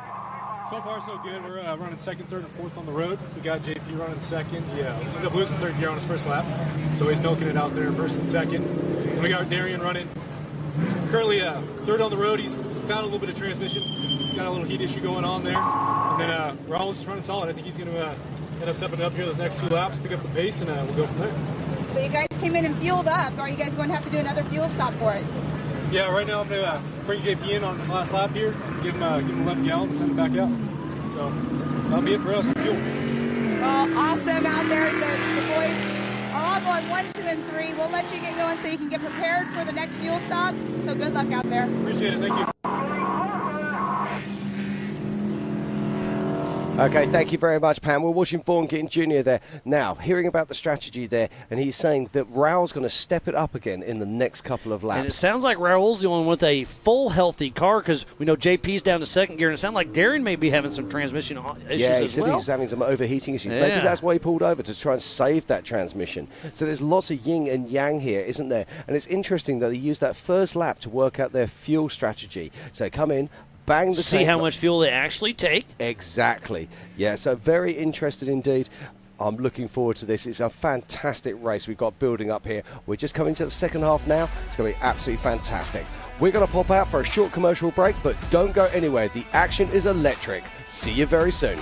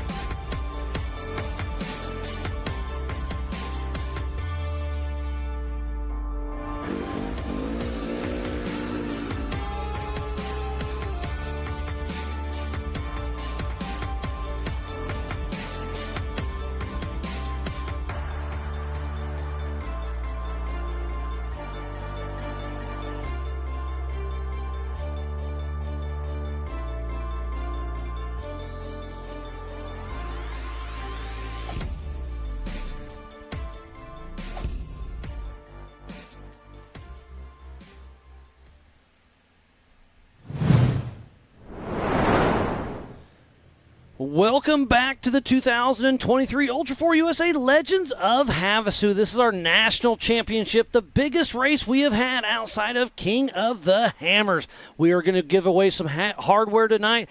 Everything is all on the line as we see Jeff Wagner out here still plugging away at race mile number 3. And for national championship points, Paul Wolf is down a lap. Is he going to be able to – you have to race 2/3 of this race to get your points for that. So is he going to be able to make that happen? I think if he keeps his current pace up, he will, but that could play a factor in this. Yeah, absolutely. So Paul's going to have to work very, very hard here. Now, this is great to see Jeff Wagner, and there's got to be a bittersweet pill for Lauren Healy to see this car driving past knowing that his own car is broken. I'm just looking right now, how many cars have actually completed 2 laps?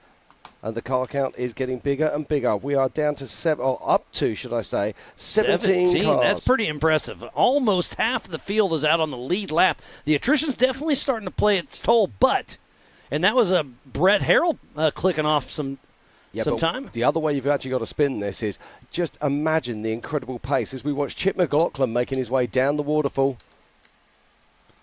It just goes to show the incredible pace that these front-running cars are actually running. It's remarkable. Yeah, and we were talking, it sounds like Raul has a healthy car. JP and Darian still have a little bit of issues. We don't know much about Wayland. Is his car 100% or not? At the pace he's running, it sure looks like it. Yeah, it certainly does. Wayland Campbell, I mean, it really is. As we watch Paul Herschel, his mechanics are still trying to work on it. They looks like they're actually putting fuel into the car. And I do see the window nets up, yeah, so it does look like he is back in, and this will keep him on the lead lap. Obviously, he is back to probably 17th position. But Denny Sterndal back in action as well. Yeah, but it's all about points, isn't it? We've got multiple things to play for here at this race. Paul Horschel is not really in the mix for points. Yeah, that's true. And he probably has already qualified for Hammers, hasn't he? So he is going out for guns and glory. But I also, chatting to some of his crew the other day, the main reason that his main focus for being here and the reason he turned up late is because he wants to test the car before he goes to Hammers. Because that is the big one of the year, that's for sure. That's the Super Bowl of off-road. The biggest and baddest one-day race in the world is King of the Hammers. We'll be there early February, late January, next season for the first race of Ultra4 USA. Oh, and that's the 1177. He was down with a mechanical. Yeah. Mark Nicholson got back in action. Great to see him. So we see a lot of people stopping, but they're getting their cars back going. Yeah, no, that's great to see. But there's a never die spirit out here, isn't there? I mean, it really is. You push on, because it doesn't matter how bad a day you think you're having. Everybody else is having a bad day as well. Oh, now he's stopping next to Brendan Thompson. This is interesting. Maybe part of his crew trying to check some things out. And I do see they're still working on Brendan's. Hopefully he can get that rear end welded up and back in action. And there is Brian Crofts, our national points leader at race mile number 17, still pushing strong. And Crofts is running in that, I think, 5th position, if I remember correctly. And there is Tommy Gilpin with SEI at race mile number 3. Yeah, Brian Crofts is running a very strong 5th position right now behind a plethora of Gomez race cars. So right now, if the race would end right now, I do think Brian Crofts would win the national championship. It's really interesting. Now, we spoke to the Gomez brothers before the start of this race, didn't we? And we said, why are you here? And they said, we just want to play with the points championship. And have some fun. Absolutely. And they're doing all of that. Great to see those guys out here. So Mark Nicholson and Brendan Thompson in the Amsoil hot pits. Brendan's been there for a little bit. Looks like they're bringing a jack over to the car. The old Harbor Freight Badlands. It's another thing that this sort of industry has spawned, isn't it? Completely different tools for this job as well. We've seen off-road jacks. We've seen off-road. Oh, look at that. Got a little dust tornado out there. Pretty cool to see. And like I said, the wind is the racer's friend. With the dust out here, it's super thick. So if it was dead air out here, it would really play havoc on some of these parts in these valleys. Yeah, a little twister working his way through there. And again, if you want to come run the Ultra4 USA course tomorrow, get with Tread Lightly. We're going to do a cleanup day tomorrow. Run the course, clean up what we can find. So thanks again with Matt with Tread Lightly. And then also the entire Havasu Side-by-Side Trail Association. We've got about 10 or 12 of their volunteers out here helping us. And they're going to drag the course to make it better than when we left. Absolutely. So if you want to get involved with any of those associations, it'd be great. As the action continues here at the 2023 Ultra4 USA National Championships, I can tell you I've got some news for you, Miles. I can see right now that Paul Wolf is stopped again on track. I hate to hear that. Paul Wolf gives it his all, but has definitely had some issues this weekend. He swept the entire UTV series last year, but then it was all about Robert Parker and Kyle Chaney this season. So Paul Wolf just having some bad luck, but you can never count him out.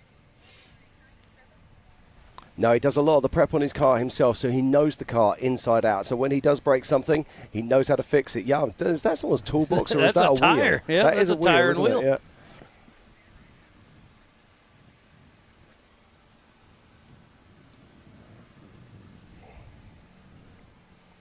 Okay, we're getting some news across our Rugged Race Radio that we might be getting some news from the pit. I do love this, the fact that we can pop to and forth from this. So Pam Hall is down there right now with Paul Herschel's crew. Let's see what she's got to say. Pam, what do you got for us?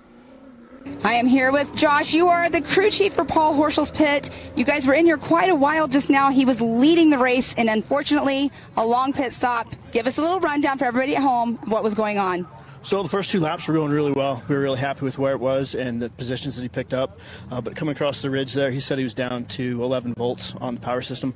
So we did a quick as we could alternator change, fuel stop, and then he said we had a brake issue too. So we solved that and cut off brakes to one tire. Well, having those issues out here is very unfortunate, especially when you're leading the race. But what is he thinking about that racetrack out there? Is he having a blast out there? Is it rough, or what's going on with him with the track? He really enjoys these tracks in that car. As you know, we've got some innovation on that with some rear steering. He's utilizing that to make the corners a lot easier. So we're experimenting that, getting a lot of test miles on there. This trip for us is more important for testing than a win. So as long as we're still moving, we're winning. We're going to be prepared for KOH. Well, that's awesome. I'll let you get back to your pit because you guys literally just got done finishing up his car, but he's back out on course, and that's the most important part. So, Josh, thank you so much for taking the time. Thanks for the time. Appreciate it.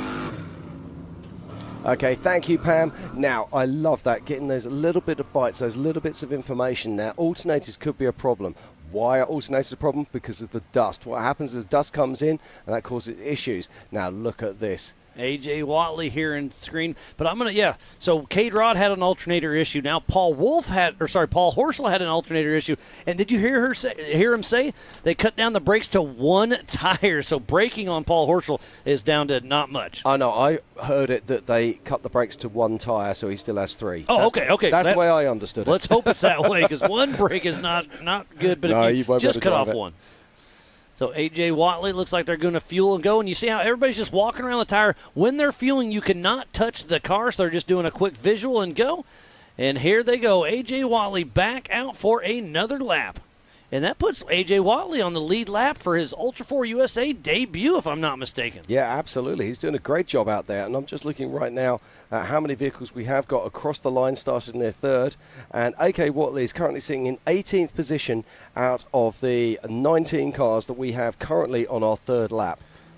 And there goes Philip McGilton dropping down the Brannock Falls at race mile number 9. Yeah, Phil McGilton's currently sitting in about 12th position at the moment. So a solid run there for Phil McGilton. And if he can keep this pace up, he's going to be in the mix for the national championship. Hopefully he can get on the podium there.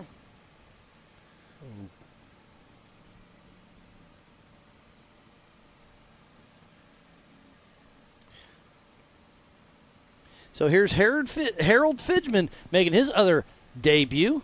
And you see how they're doing fueling? So there's these cans, and then they have the dry systems. Walk us through that there, Jim. Well, so what you have is you have multiple different types of cans. The cans that you can see here in this pit, they've got what we call dry brakes. So literally, if you turn that can upside down, nothing will come out of it. It has to lock into the receiver on the car itself.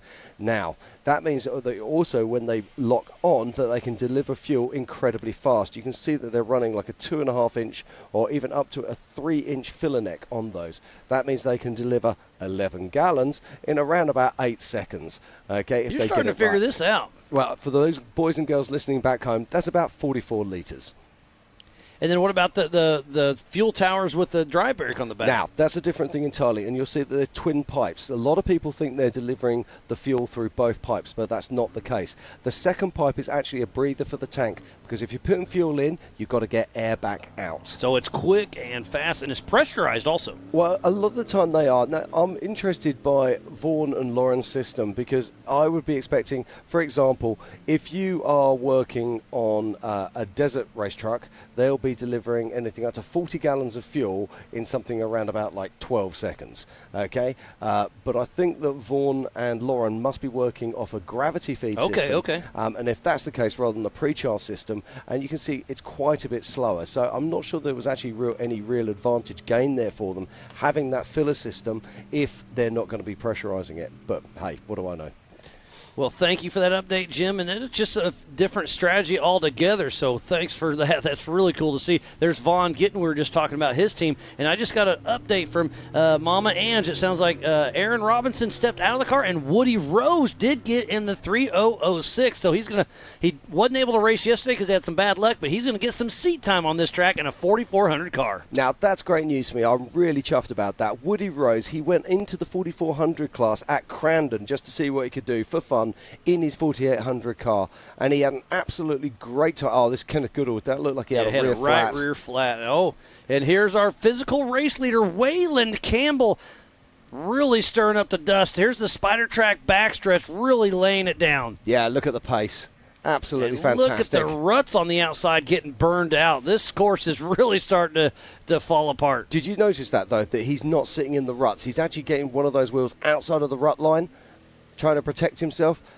Okay, so here's Kenneth Goodall. Looks like he's got... that's a long trip with that right rear tire. And look, it's coming completely apart. It looks like his spare is still okay. I'm really surprised he's not going to change that. But right now there's not a really good flat area.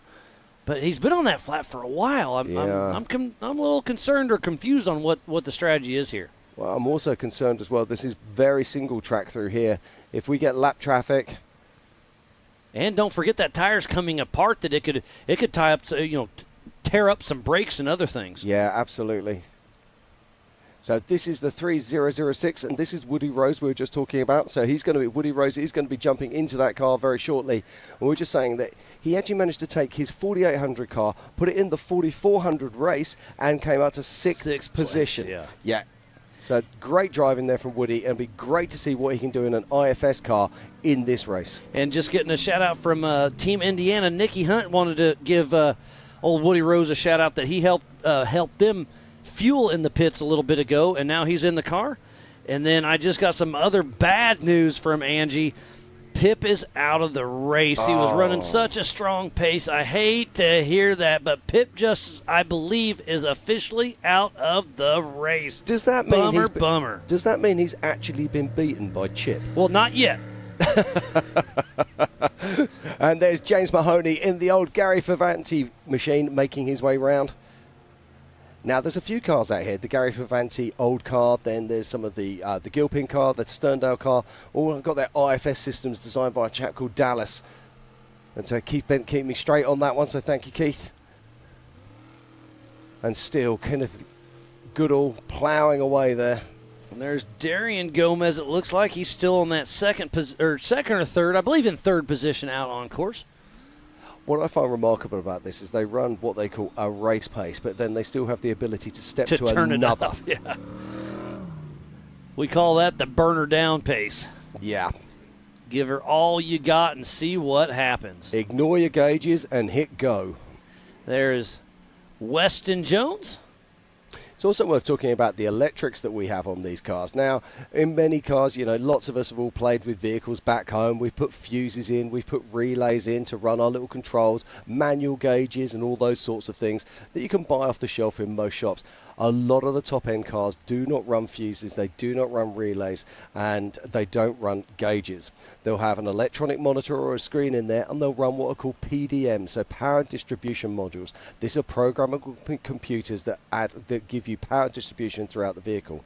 That means that they can set up parameters on them. So, for example, on your fans, okay, you'll be able to have a trip mode, and you'll be able to say 15 separate trips, and let's say you set them up for, you'll have a soft start that will come in, and the preloading on that will say be 60 amps. Then you'll have a loading for 40 amps as your constant.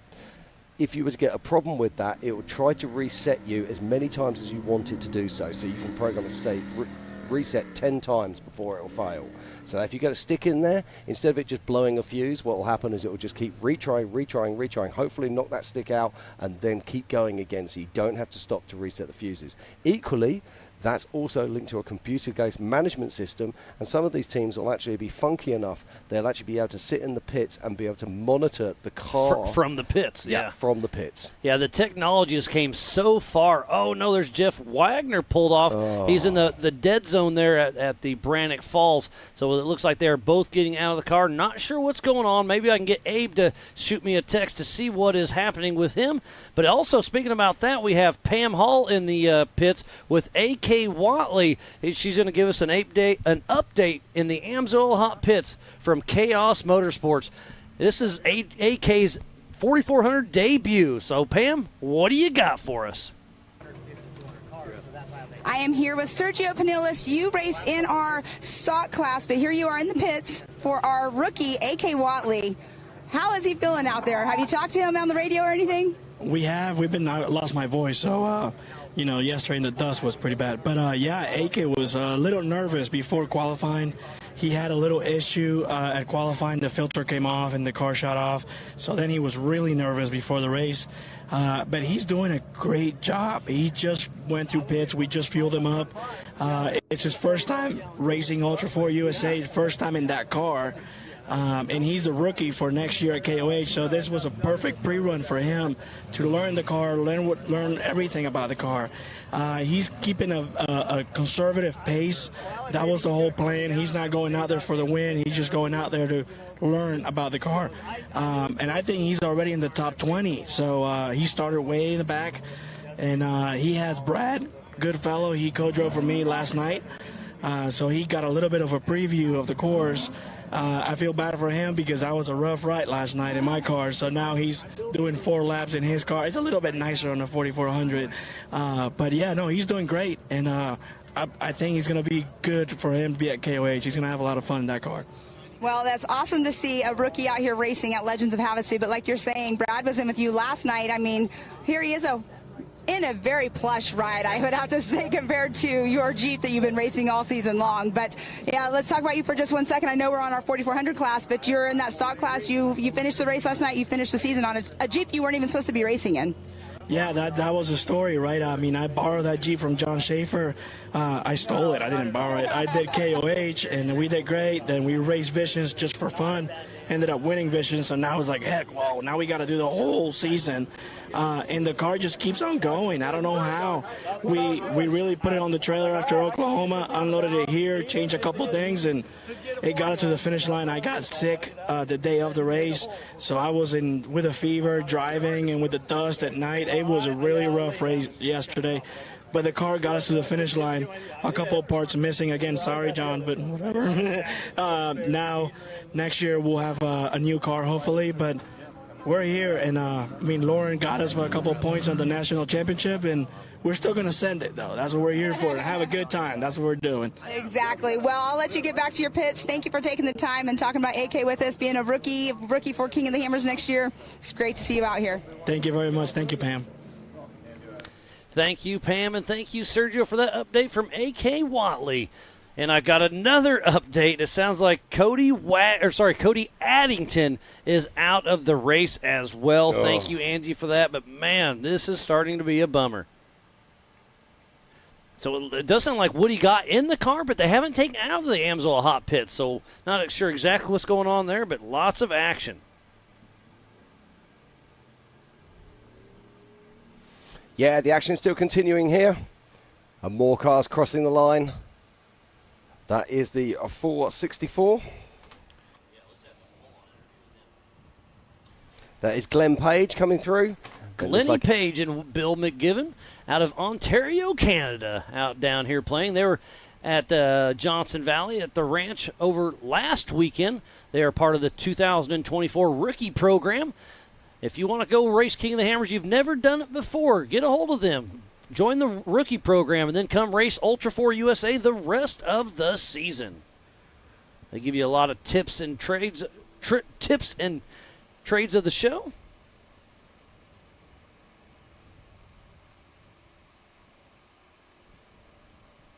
So it looks like they're just giving the car a once-over, putting some fuel in.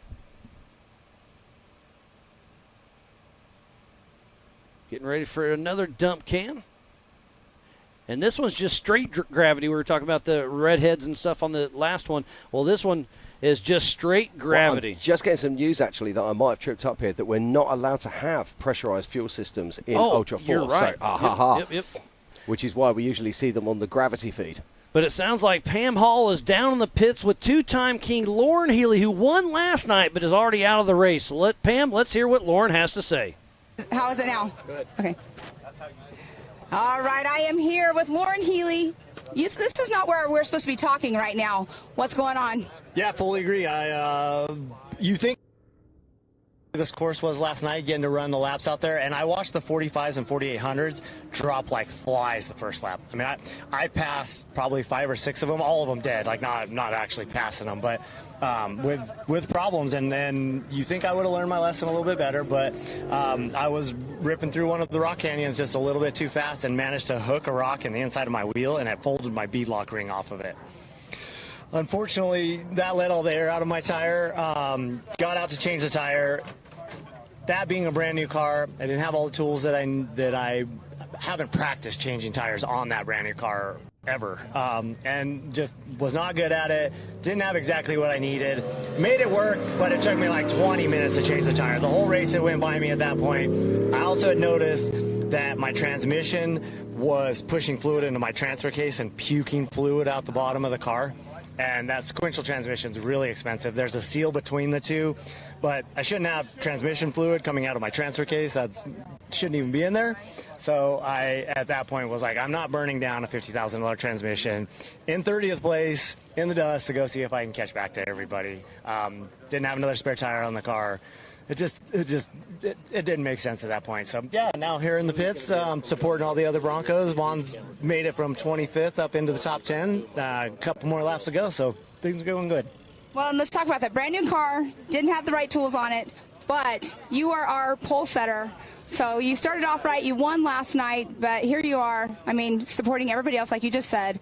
Yeah. Very, very unfortunate to see you here. I don't like seeing you in these pits. Right. No, I definitely appreciate that. And not where I wanted my day to be, but that's the awesome thing about what a huge team we have. And, that, when one person goes down, like with Vaughn, when Paul and I tangled, like, I love Crandon. I love racing. Like, that's my favorite place to race. And for me to go out, but I got to sit on the side of the track and watch Vaughn win at Crandon the first time ever. So rather than having my heart broken, I was like, this is almost as good as winning. So that's the awesome thing. We, winning the 4600 race last night, winning the championship, setting the pole in that car and the 4400 car this weekend. Like, it's been a successful weekend for me. And now if, Vaughn can put it on the podium, then even, that's the bookend. That's the cream on the pie for sure. Exactly. Well, we'll let you get back to your pits with everybody because I know, like you said, you got a lot of cars you guys are pitting for. But thanks for taking the time. Unfortunate you're here again, but here we are. Our championship tonight, though, you'll be up there for our 4600. Yep. Thank you so much, everybody. Good luck at the races.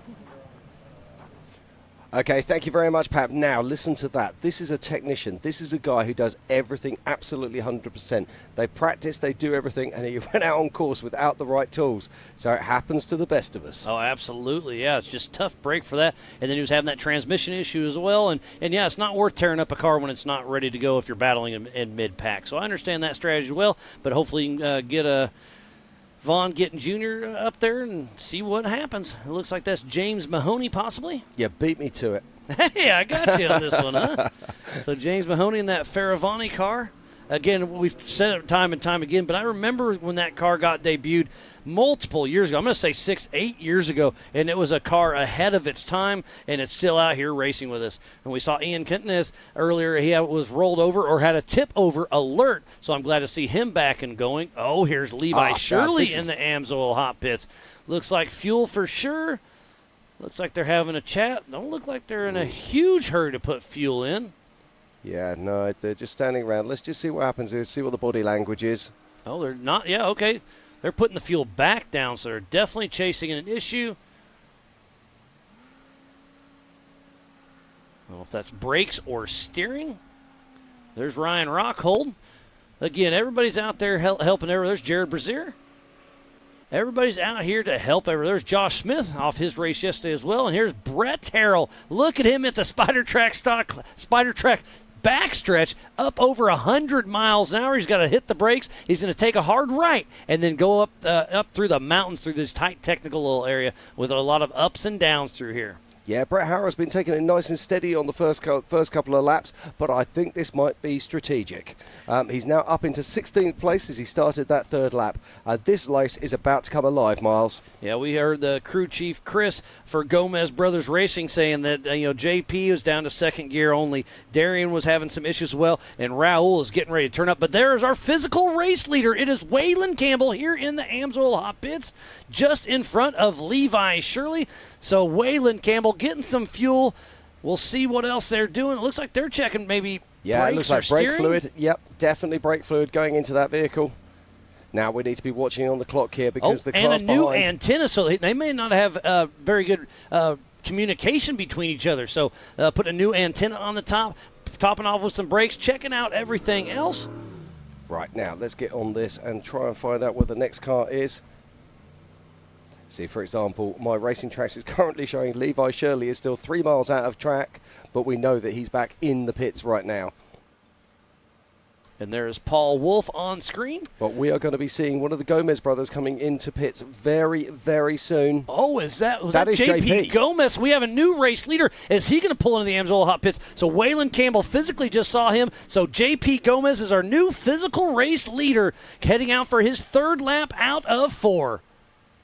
So next time around for JP will be the white flag.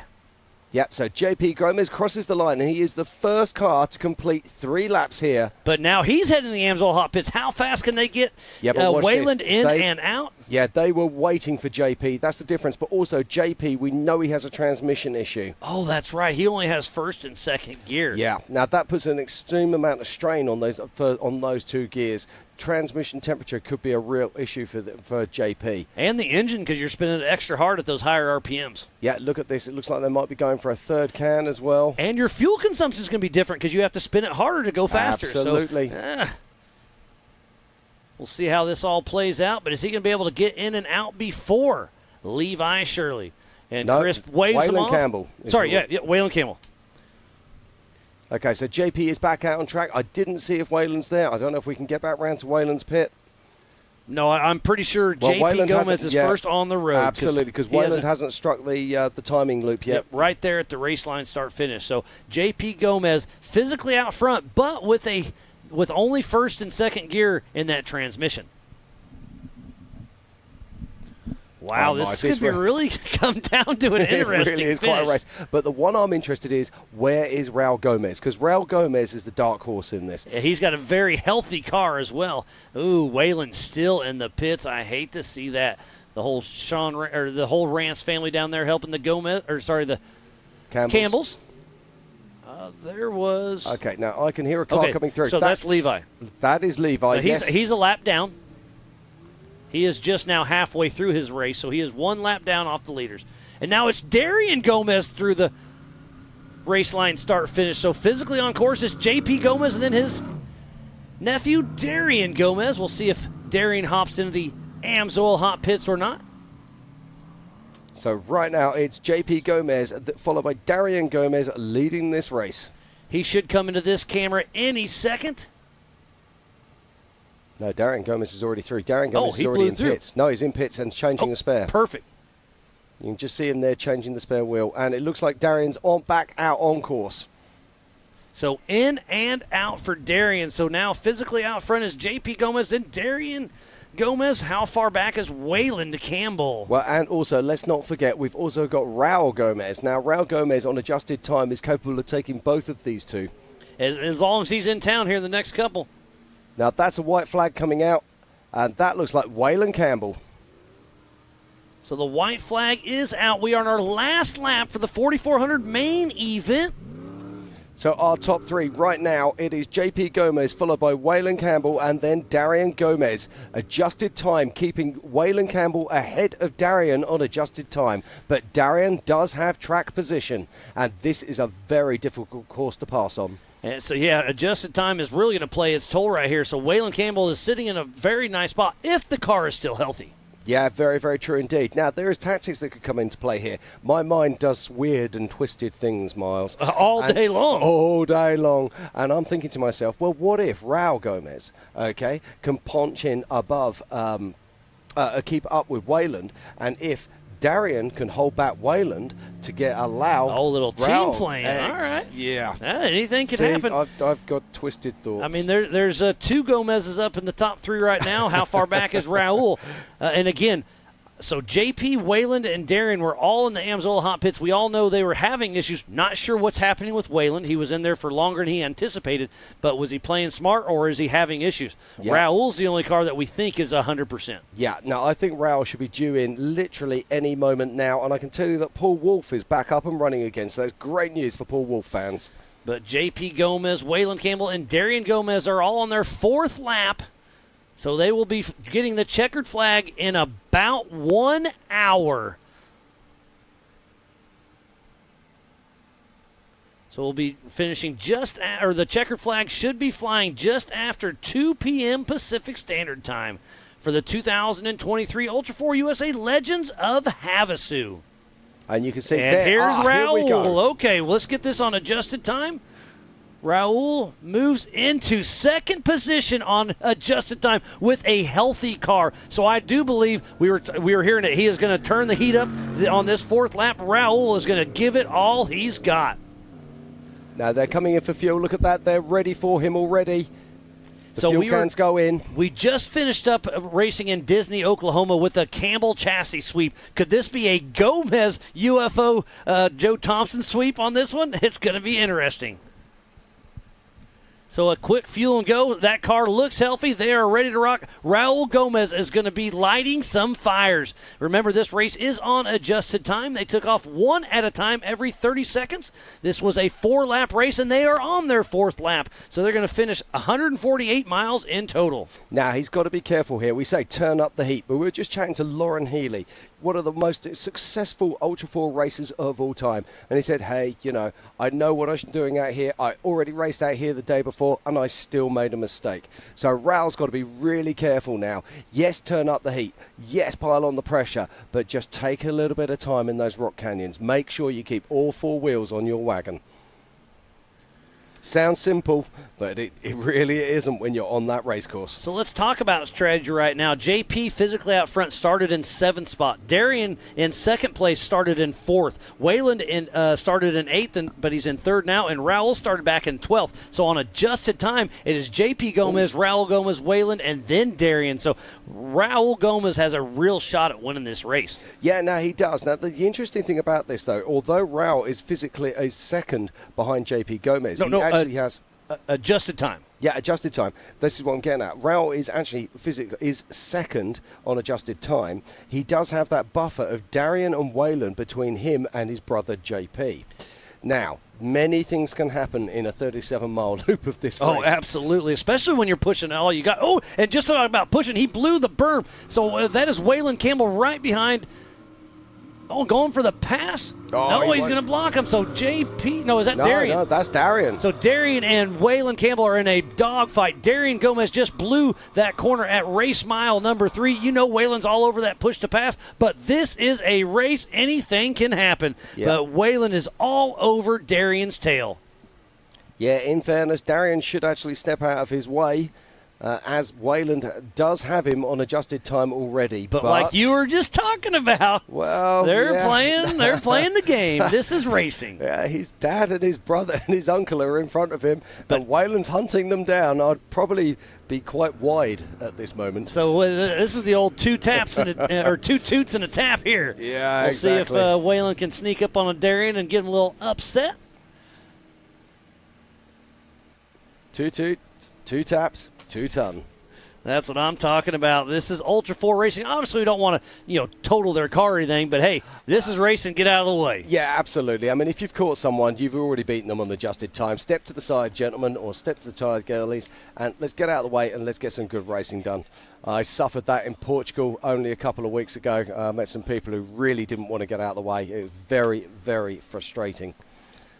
So our next camera we will see them at is at race mile 9 at the Brannock Falls. So who's going to get there first? I mean, we know JP's up there, but Darian and Wayland are nose to tail, and then Raul's not too far back. And on adjusted time, I think this is Raul's race because JP is down to 2 gears, and there is a lot of high-speed sections. So, but Raul's got lap traffic with JP, Darian, and Wayland. So we'll see. There's Paul Wolf coming back. Yeah. Again, he is a lap down, but as long as he can finish 2/3 of this race, he'll get some finishing points. Yeah, absolutely. Now, I'm just looking at the tracker at the moment. I'm just trying to work out lap traffic. And in fact, these guys, they've got some lap traffic, but it's nowhere near as heavy as it could be.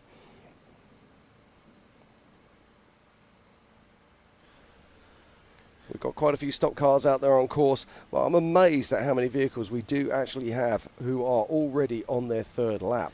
If you are just tuning in, we thoroughly appreciate each and every one of you. This is the 2023 Ultra4 USA Legends of Havasu. I am Miles Hasquist alongside Jim Marsden. And there goes Raul Gomez at race mile 3. So he's, what's that, about 3-4 minutes behind Wayland and Darian? So that's on adjusted time. They are nose to tail. Yeah, quite literally at the moment. I'm just looking at the splits between these. So Raul Gomez on adjusted time is currently in 2nd position, 2 minutes behind his brother, JP. But he is only, you're not going to believe this, 5 seconds ahead of Wayland Campbell on adjusted time. How crazy is that? This is what we're talking about, Darian holding up Wayland. And so he's slowing Wayland down, letting his dad, Raul, catch him. Exactly. So Wayland really does need to make the pass on Darian so he can start chasing down JP. And he will know probably, because you can bet your life, that the Campbell pits are listening to our live feed, so they'll know that JP is running wounded. Yep. If Wayland could get out there and put some pressure on him, who knows what can happen. And just think of that. There's so much that could play into this because Wayland is in the dust of Darian. So is that Paul Wolf? Yes, it is. But if he steps out at the wrong time, he could clip a rock. So Wayland has to be patient but be smart and aggressive all at the same time. As Paul Wolf is in the Amsoil hot pits, there's Ryan Rockhold and Jared helping out the whole team. There's Uncle Robert making sure everything's going smooth. So hopefully they can send Paul Wolf out for another lap to get some of those finishing points because he is currently sitting in 5th position, but I think he's got a great shot to move up because he did not have a very good King of the Hammer. So if he can finish at least on the lead lap, he could move up a couple spots. Yeah, absolutely. It's all to play for here. This is Ultra4 racing. This is some of the toughest off-road racing in the world. White flag is out for Paul Wolf. No. So Paul Wolf is still down a lap, but this is a Grand Prix finish. So once the white flags it flies for everybody. Yeah, so the best that Paul Wolf can get is 3 laps of this 4 laps race. Which is enough. So what's that? What position does that put him in currently? I shall scroll down my page. He's currently in 25th position. And that means he's actually the last of our runners who are right now on their 3rd lap. So he's hoping for attrition to be setting in. Remember, this is a double points race, so yesterday's pole position was awarded 14 points. Today, the winner gets 2,000 points. And then it's 1850 and down on. Looks like, is that Chip McLaughlin still chugging along? Looks like the Texas flag on top of this car. And he's stirring up a lot of dust. Yeah, look how much silt they're starting to get down on these tracks. We call it bull dust, fesh, all kinds of different things. And Brian Crofts on adjusted time is in 5th position, so it's looking really good. He's got only Gomez's and Whalen behind him. Whalen is not in the mix, so if Brian Crofts can lock this down in the top 5, he should win the national championship. He'll be super excited about that. I was talking to his dad, Art, this morning. He's got the whole team here, and they are super excited to see what can happen. Yeah, just getting confirmation now that pressurized fill systems are not allowed, so only gravity feed systems can be used, which is why we're seeing them take slightly longer.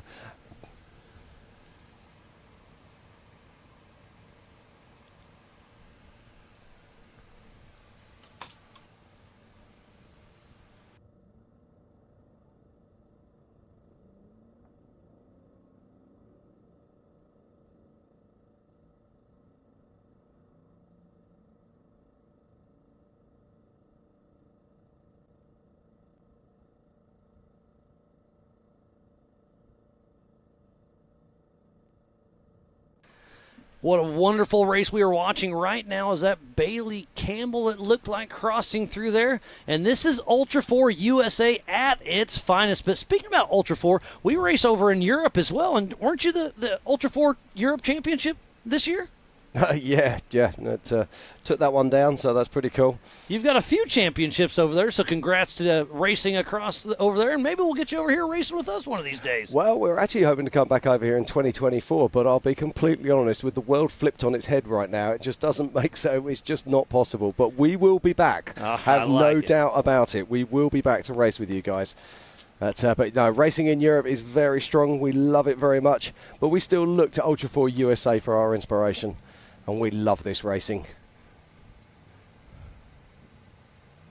And Angie's tuning in, and she just told me that Brendan Thompson is back out on course. We saw him working on that rear end for quite some time. So that just goes to show you the drive these guys and gals have out there. The never give up attitude. They had a generator. They had a welder. They welded that rear end up.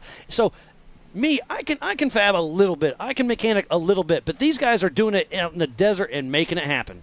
Yeah, I love this. Just look at this. I love looking at these images right now, coming from far out into this desert track.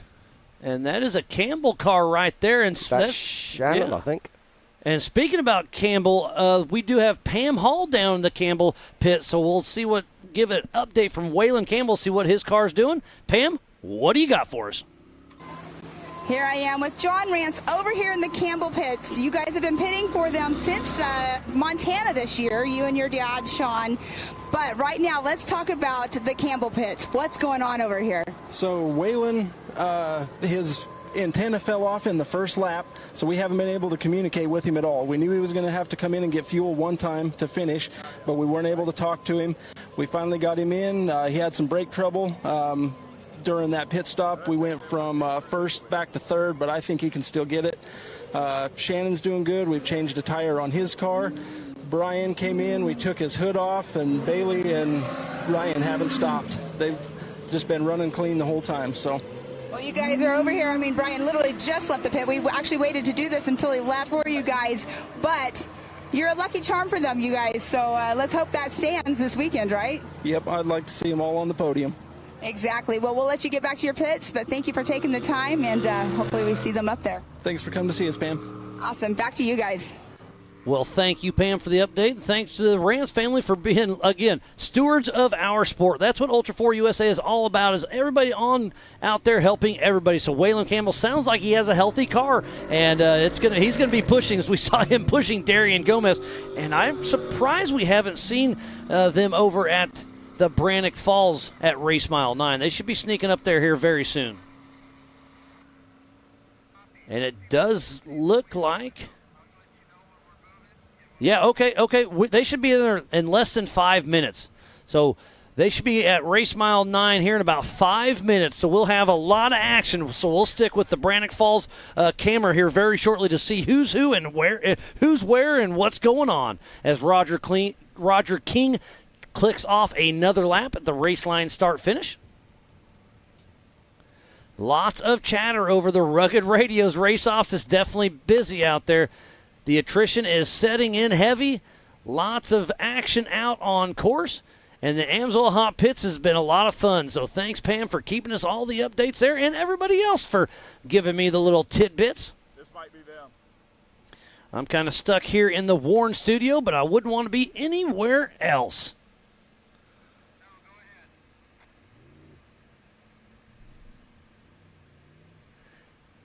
Oh, and was that JP? Yes, it is. That is our physical race leader, JP Gomez, coming down the Brannock Falls. So, JP, our physical...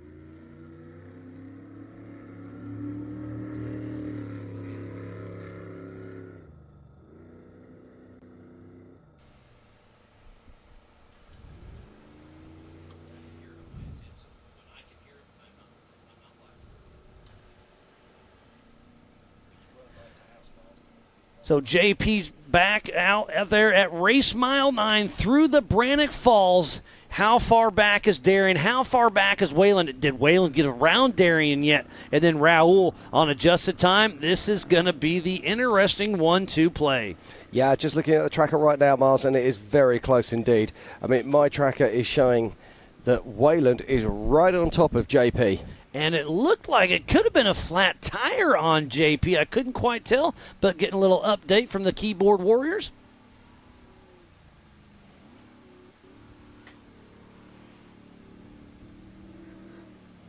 And there's Philip McGilton, who is in the mix for the national championship. Obviously, he's a little bit off pace, but he could still... Oh, Waylon has gotten around Darian Gomez, so Waylon Campbell is trying to chase down JP Gomez, and he is all over the throttle. The car looks good. He's got communication. No, he hasn't. That aerial's gone again. The antenna has lost it again. So, hey, he's going blind. This is just light the tires with some fire and let her see what happens. Again, Waylon is not in it for points, so I would be in it for glory right now. Yeah, Wayland's been the nearly man for so many years. He has nearly won King of the Hammers. He's nearly won every race. He nearly won in Disney last year. He has taken down some incredible places, but could this be the big one for Waylon Campbell? As we're watching Phil McGilton, who's our highest placed solid axle car right now, and he is racing for National Points Championships. And that looks like Bailey Campbell coming onto shot. Now, we've not seen much of Bailey. And she's a little off pace. She was one I really thought would do well at this race, but well, hey. She's still top 10. Okay, I'm getting an update. JP does not have a flat tire. We kind of checked the replay on that, and everything's good with JP, but he is down to only first and second gear in his transmission. Right, worth talking about this right now. In our top 5 at this moment on racing on their completed 3 laps, we have Brian Crofts, who's currently in 5th. In 4th, it's Darian Gomez. In 3rd, it's Waylon Campbell. In 2nd, it's Raul Gomez. And then in 1st, it's JP Gomez. However, that's not quite how it is on track. That is how it is on adjusted time. On track, it's JP Gomez first, being followed by Waylon Campbell. And the difference between Waylon Campbell and Raul Gomez is a very small amount. We are down to seconds after over 3 hours of racing. It sounds like Chip McLaughlin. Now, this is another one I'm going to throw at you, because Darian's dust could actually slow down his dad. So do you think he'll pull over and let his dad around? Well, who knows? I wonder if Darren's not going to get his allowance next week. Well, I was going to say, yeah, hey, Dad, I need a really nice Christmas present. And no, I do know Darian works as well, but yeah, I know. All in good fun. And I'm getting an update through the rugged radios. It sounds like Chip McLaughlin is coming in, and he has 2 rear flat tires, so that's going to slow him down. Definitely, but it's all about this young lady right now. That was Bailey Campbell. Now, who is Somebody this? Somebody has pulled off. That is a single-seat car. Is that Raul? No, those are BFG tires. That's the 777. Okay, that's Harold Fidgeman. Yes, that is Harold Fidgeman. So that is a 2-seat Jimmy's car. Not sure what was going on there. As Bailey Campbell coming through, she'll be grabbing the checkered flag at the race line start-finish. The white flag. Oh, sorry. White flag. The next time around will be the checkered. White flag goes for Bailey Campbell. Yep, so Bailey Campbell, she comes round now. What position is she sitting in? She is currently in 6th position. And she is behind her fiancé, Brian Crofts.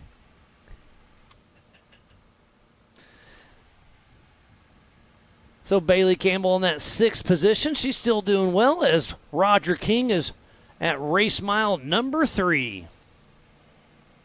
Yeah, so we've got two. So what do we got? We've actually got three love this. 3 Campbell chassis in the top 6 and 3 UFO chassis in the top 6. Wow, domination up front. And so we got 3 Gomez's and, well, 2 Campbells technically and a Campbell's Crofts. That's pretty impressive. Oh, here's Raul Gomez, physical 4th,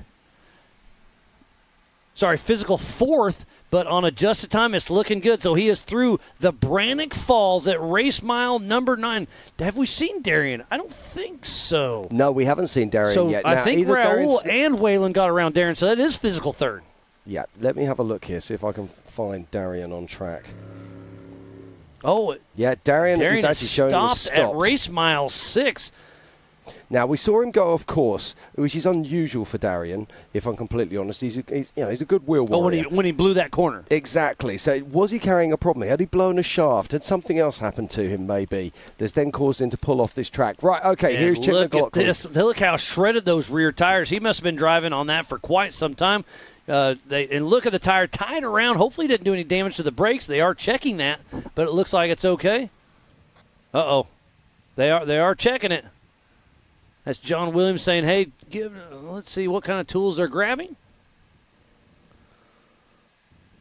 But, yeah, obviously he's hitting rocks because there aren't any trees out there, so he's got to hit something.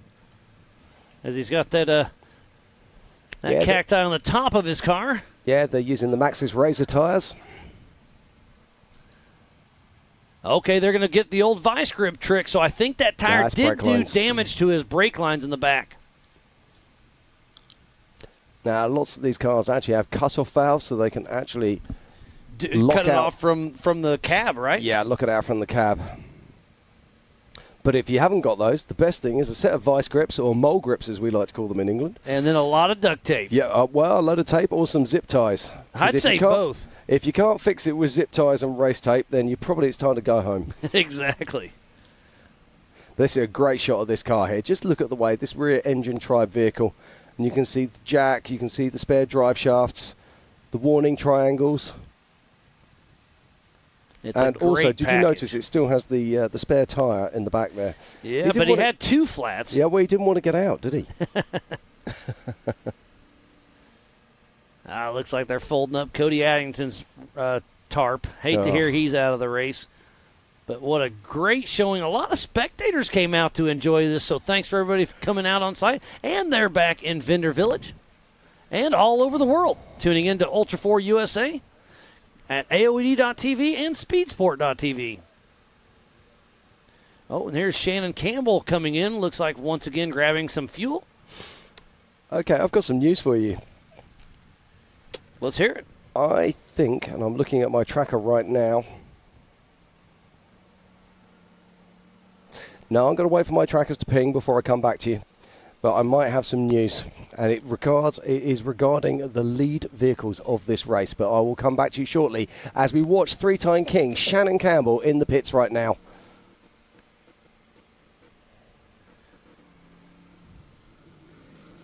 And there is his daughter, Bailey Campbell, heading on out. And don't forget, you can go across to Racing Tracks, that's tracks with an X.com, and pick up all the tracker information, just as we see it here, as Shannon Campbell crosses the line.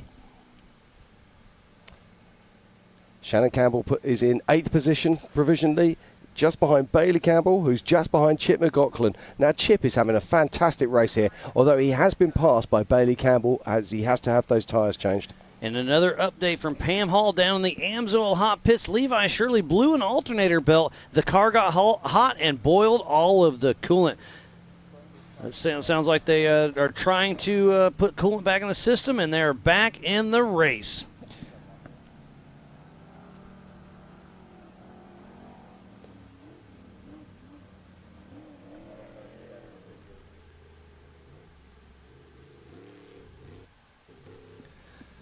And there's the Spider Track backstretch. That could be Weston Jones, possibly. Right, I'm just looking at my tracker right now. It does look like Waylon Campbell is catching JP Gomez. Wow, and there's Harold. No, that's Ian Cotton is number 135. There's 3 of those Jimmy's cars that look very, very similar. But, yeah, so Waylon is starting to chase down JP. Remember, Waylon has all of his gears, and JP is down to just first and second. Yeah, so in the high-speed section, Waylon definitely has the advantage. Yeah, and it looks like they're just about to come onto that very high-speed section around about race mile 16 and 17, which is, I think you call that the Spider Tracks back straight. Correct, yep. Yeah, now, I don't know if we have a drone over in that direction. We absolutely have a drone and a camera, so that's the next one to watch. And here is JP Gomez, our physical race leader. How far back is Waylon Campbell? We'll have to stick with these shots here and see what is going on. Now we need to start our unofficial race clock right now. So there is Paul Wolf. We'll see how soon it is for Waylon Campbell to come in screen at race mile 17 at the Spider Track backstretch. And Waylon only started 30 seconds behind JP. You're not going to believe this. I'm showing Waylon Campbell has stopped on course. Oh, no! The plots are still playing. This is going to be a race to the finish. Can JP Gomez win this race with a hurt transmission? It's anybody's game. How far back is Raul now? Well, Raul's showing around about 3 miles behind the leading two racers, which are JP Gomez and Waylon Campbell at this moment. But Waylon is showing as stationary, and I can tell you now that JP's... Raul just updated as well. He's moving. Yeah, and I can tell you now that JP's tracker has just blipped again, and he has actually got around about a 2 mile lead now on Waylon Campbell, who's still showing as stationary. And this is a great shot. So Waylon Campbell is probably up there and about 3/4 away in our screen. But, man, I don't see him. Yeah, somebody's coming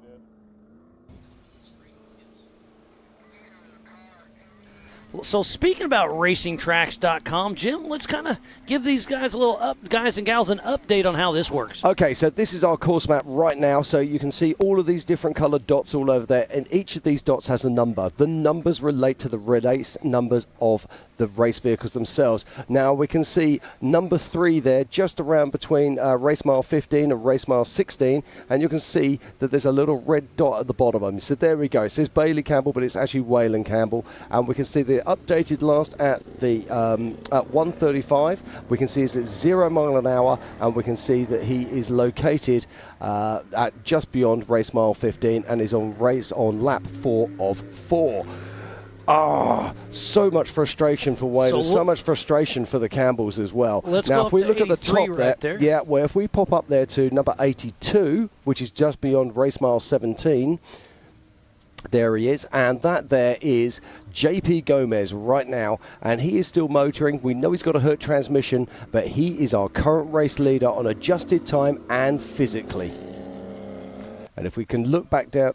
we just switched off of that, but that's no problem. But that gives you a great idea. I was just going to say, if we can have a look at 83, that is around about race mile 13, and that is Raul Gomez. That gives you some idea of the distances between these vehicles. And he was going at 27 miles an hour as well. Absolutely, but he pinged a little while before, so I'm expecting suddenly Raul Gomez to appear very close to Waylon Campbell. So what's happened to Waylon? Has he got a problem that he can fix? Is it a flat tyre?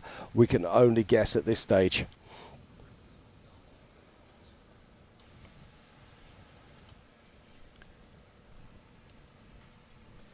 So as we wait for Raul Gomez to come through, I see some dust moving in the background. I have another special guest in the Warren booth with me, Liam O'Donnell. How you doing, buddy? I'm doing good. Watching some awesome Ultra4 racing. This is what I say at every race. This is one of the best races we've ever had, and then here we are. This is one of the best races we've ever had. I know. I'm like, I think Waylon's going to catch him. I think he's going to catch him, and then I hear you say, yeah, he's pulled over. I'm like, God.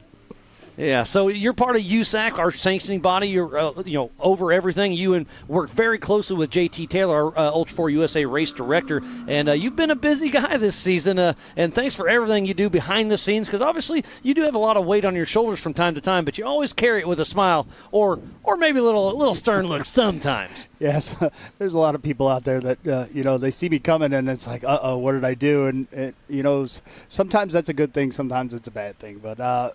For the most part, I want everything to be safe, and at the end of the day, crack a cold one and talk about the day you just had. Absolutely. I mean, it's just like fishing stories. It's racing stories. You have to be stern but fair. And, again, thanks for everything you've done for this season. It's been so much fun. I've really enjoyed working with you. And we get to put on these amazing races. It's just you can't get much better. Yeah, it's you guys do a great job in here, and I didn't want the whole season to go by and not come in here and just say thank you to all the guys in production. The whole crew in Ultra4 USA is fantastic. JT does a great job. Caleb and Weaver, they always kill it, and Bailey and Angel and Carly and in the merch trailer, just everybody, Gus. It's a big family, and it's great to be here. Yeah, we have a great team, and just like you're saying, it is a family. And we've been traveling the whole United States all season long, and that's Waylon Campbell. Yeah, so Waylon Campbell is back in action. So whatever happened, look at the rear body panel is off. So my unofficial is a 5-minute 15 time split in front of JP. So, and there's Raul, wasn't it? Was that Raul? Yes, it was. So Raul is right on Waylon. So on adjusted time, Raul is in front of Waylon and really close. No, so on adjusted time, it should be JP, Raul, then Waylon. So we'll see how this all shakes out. We got a race on our hands, I know, but I'm not even paying attention to you. I'm watching the screen. I get that a lot. No harm, no foul there. But, yeah, again, we were talking about just the entire season, and now we're here at Legends of Havasu for the national championship. We've done a lot of really cool stuff to get to this place. Yeah, it's one of the things that is so exciting about Ultra4 is the different types of terrain. We've been in my backyard back in Pennsylvania, and here we are out in the desert, and for the guys that were saying, Ultra4 is getting too easy. Here we are. I say, man, you can come out here and take a look at this course today, and it's brutal. Absolutely. And then we'll kick off at King of the Hammers once again. Here in just a few months, it's going to sneak up here before we know it. And then the next season, a lot of people were super excited about it, and I am personally as well. And it's going to be another good one. Yeah, I'm looking forward to it. I saw the schedule and kind of mapping out my little trips that I'm going to have to be making. So, yeah, I'm looking forward to it. As you know, I brought my kid along with me a few times, Caitlin. And, that's pretty cool. She's like, all right. She's already trying to figure out which one she can scam her way into going to. Well, she just needs to get a race car and come racing with us. What are you waiting on, Dad? Yeah, talk to Mom. I get that. Well, awesome. Leo Donald, thanks for everything you do. Always a pleasure. Thank you. Proud to call you a friend. Right on. Same here, bud. All right.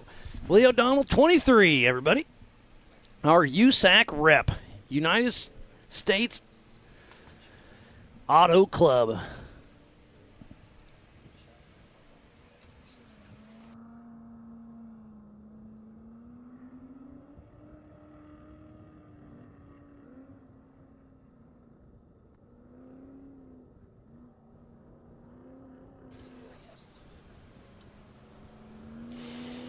Okay, and still the action continues here at the 2023 Legends of Havasu. What a race, Miles. That is Jeff Wagner. We saw him pulled off earlier at the Brannock Falls, so great to see him going. This is race mile about 27, so when we saw him pulled over, that was race mile 9. So he wasn't stopped long. Whatever it was quick and easy, and he was back under action. We are on our fourth lap, our fourth and final lap. We started racing at 10 a.m., so 3 hours and 42 minutes ago. We started off one at a time every 30 seconds. This race is on adjusted time. It's a 4-lap race, 37 miles apiece, 148 in total, and we are on our fourth and final lap. We are probably about a half hour away from the checkered flag flying. Who's going to grab it? Is it going to be JP Gomez, Waylon Campbell, or Raul Gomez? It's going to be a race to the finish.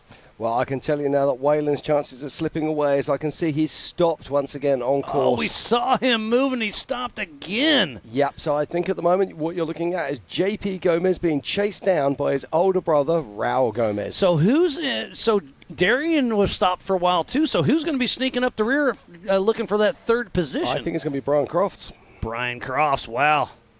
Yep, and I can tell you that Darian has got moving again, but he's also stopped again.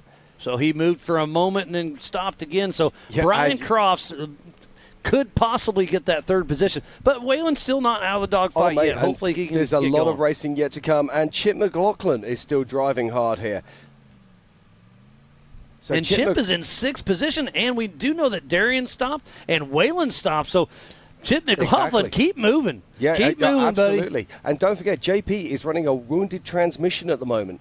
So, it does actually look like, although he's not there at the moment, that Chip McLaughlin could be moving into 4th or 5th position. Wonk. Chris Barnett just texted me. Darian lost all forward gears, so Darian sounds like he is out of the race with that transmission. We were talking there.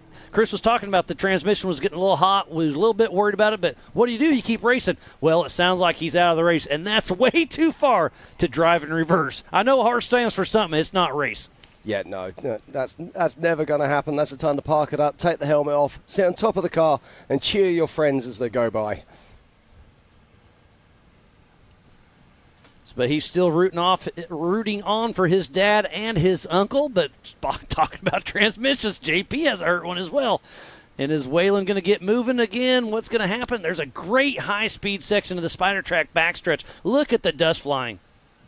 Okay, and let's not forget there's always movement going on here. Anything that has moving parts in a desert is fallible to failure. That is for certain. And our top 11 cars that have crossed the line and have started their 4th lap in 11th position. We have Brett Harrell. In 10th, the highest placed solid axle car, Philip McGilton. Then in 9th, it's Shannon Campbell. In 8th, it's Vaughan Gittins Jr., who's moving up very nicely indeed. In 7th, it's Bailey Campbell. In 6th, it's Chip McLaughlin. And then in 5th is Brian Crofts. In 4th, sounds like he's out of the races, Darian Gomez. 3rd, stopped on track, is Waylon Campbell. And then 2 is our current king, Raul Gomez. And right now, out front is JP Gomez. So this is still anybody's race, Jim. Oh, absolutely. These guys all came across the line absolutely flying. But Darian Gomez, he's out. We're looking at Waylon Campbell. Is he out, or is he going to be able to get moving again? There is still so much racing going on here, Miles.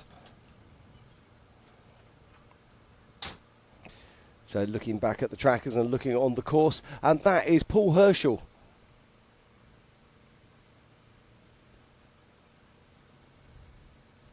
I'm just looking now. I'm just wondering if that's Brett Harrell, actually. Just trying to get a side view.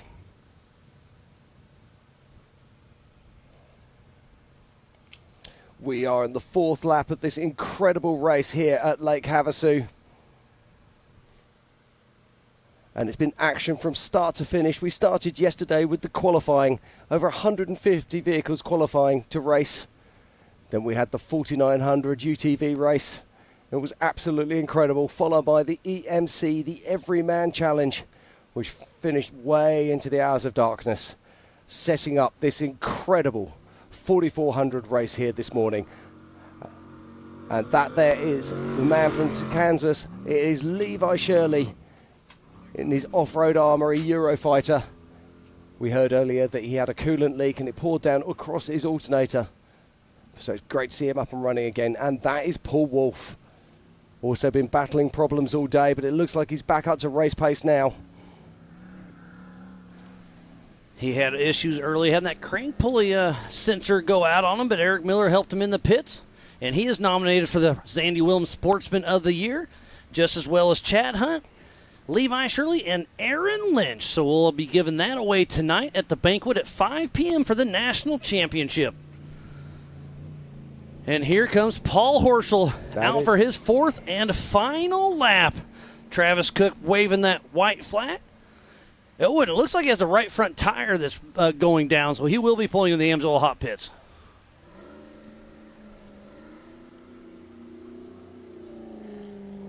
Yeah, so Paul Horschel currently sitting in 12th position. Let's not forget, at the start of last lap, he was winning this race. Racing is a cruel mistress, my friend. And I've just got another update. Marcos Gomez just texted me. He said, it's so freaking stressful watching this from home. The whole family is going crazy. What a battle it is. Thanks, Marcos. I wish you were here to be battling out with your brothers and your nephew, but you're back at home chilling out. Well, not chilling out. You're freaking out. But, yes, what a great race we have right here. Marcos, thanks for tuning in and watching Ultra4 USA, and we can't wait to see you at King of the Hammers 2024.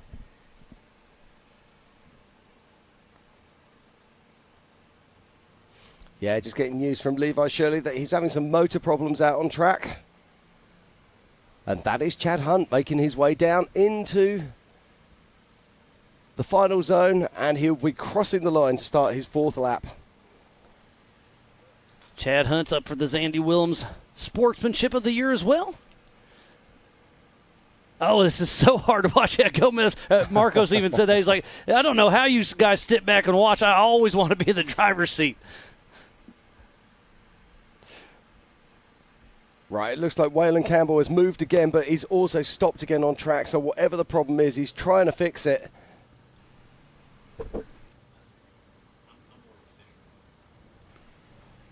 So Chad Hunt will be grabbing the white flag here very soon.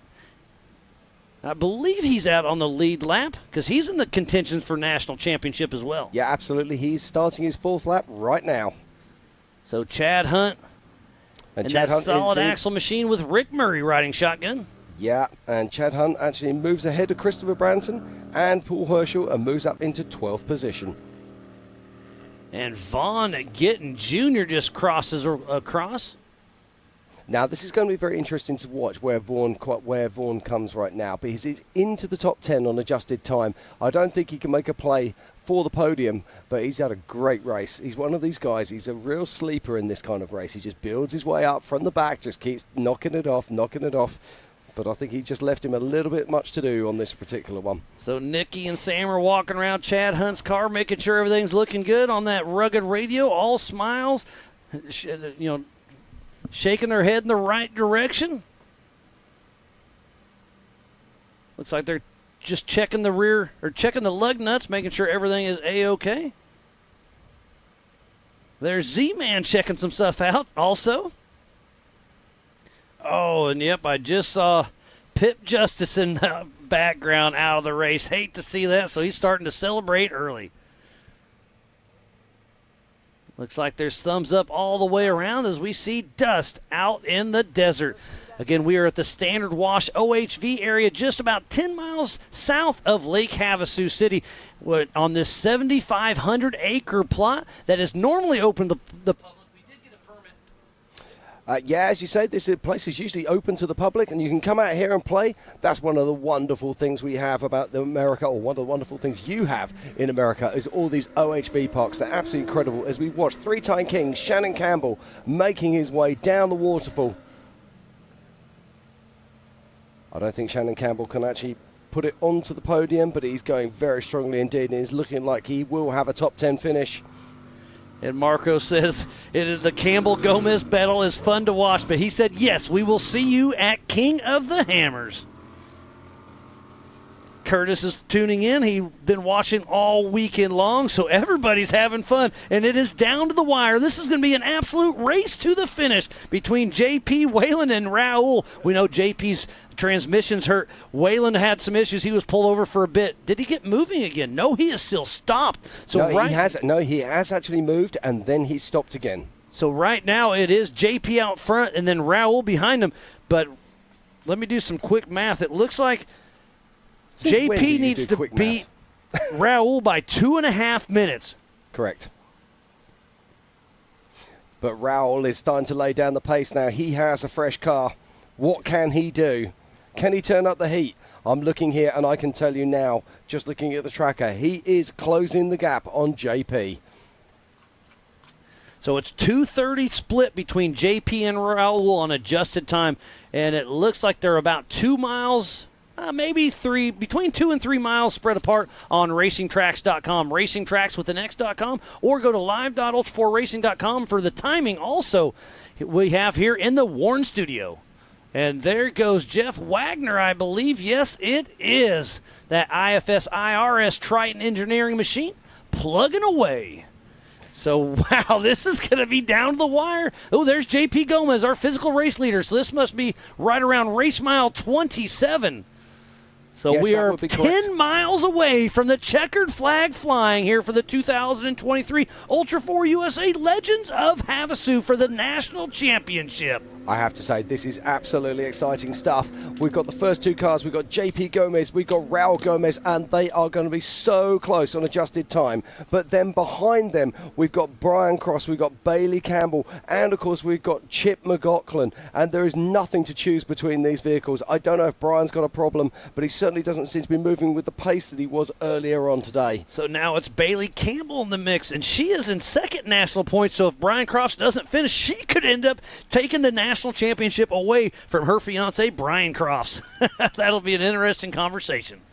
Yeah, it's astonishing but stuff. It's all in good fun. That is an absolute fact with Ultra4 USA. Yep, and this is the car of Jeff Wagner.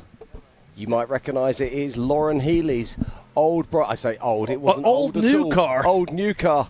This is the IFS and IRS car.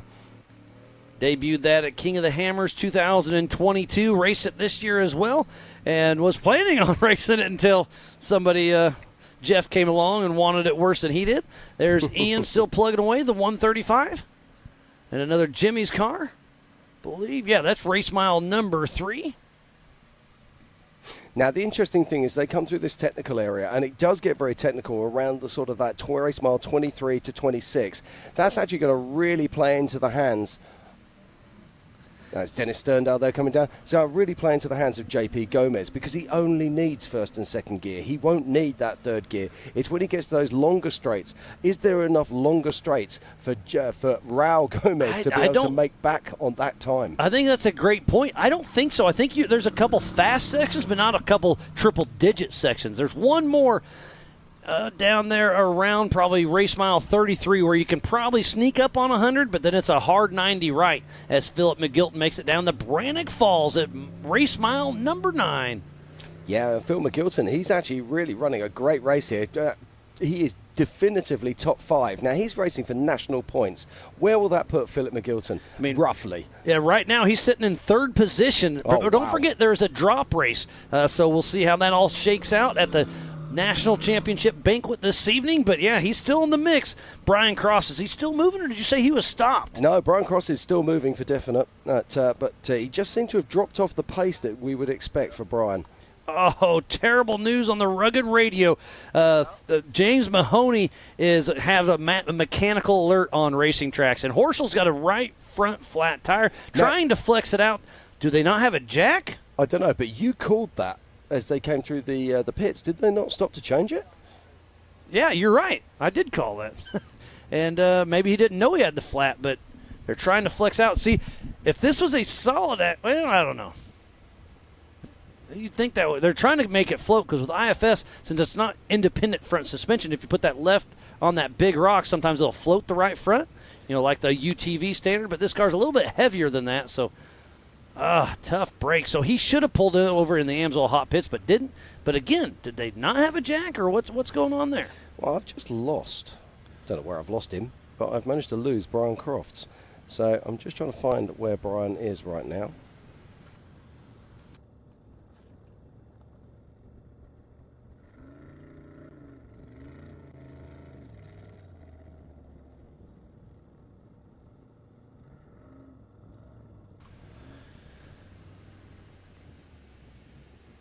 Still checking over Jeff Wagner's car there with Funhaver Off-Road Team. There's Clint, the crew chief at the left rear tire from Funhaver.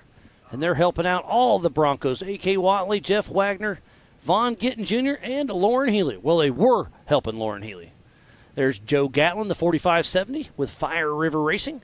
And that straight axle Jimmy's chassis still plugging away. So it's still physically out front, JP, then Raul, and I think it's maybe going to be Bailey Campbell is our next car out on course. So she's a few miles back, but we'll see how this all shakes out. Yeah, I'm just looking for Brian Crofts at the moment. He should be popping up in there, but I just got, yes, I've got Brian. Okay, I think he's got a poor signal on his tracker. That's what's happening. There is race car 9. Now, how Brian far back? Crofts. Now this is the interesting thing. Brian Crofts is actually making time on Raul, huh? On Raul, by the looks of it. But this is a technical section, but don't forget that Brian Cross, now where was he? Now Brian Cross did start in 15th, and Raul Gomez was in 12th. And then this is where it gets really mental, is JP was in 7th. So Brian Crofts, he's certainly not just looking for a podium here. He could be chasing a win. Wow, yeah, this could really shake things up.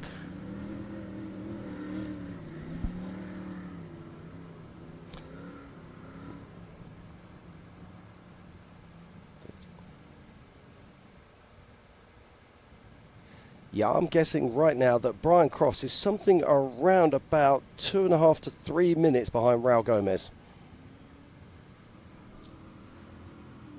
So JP has to beat Brian Crofts by 4 minutes flat to steal the way from him.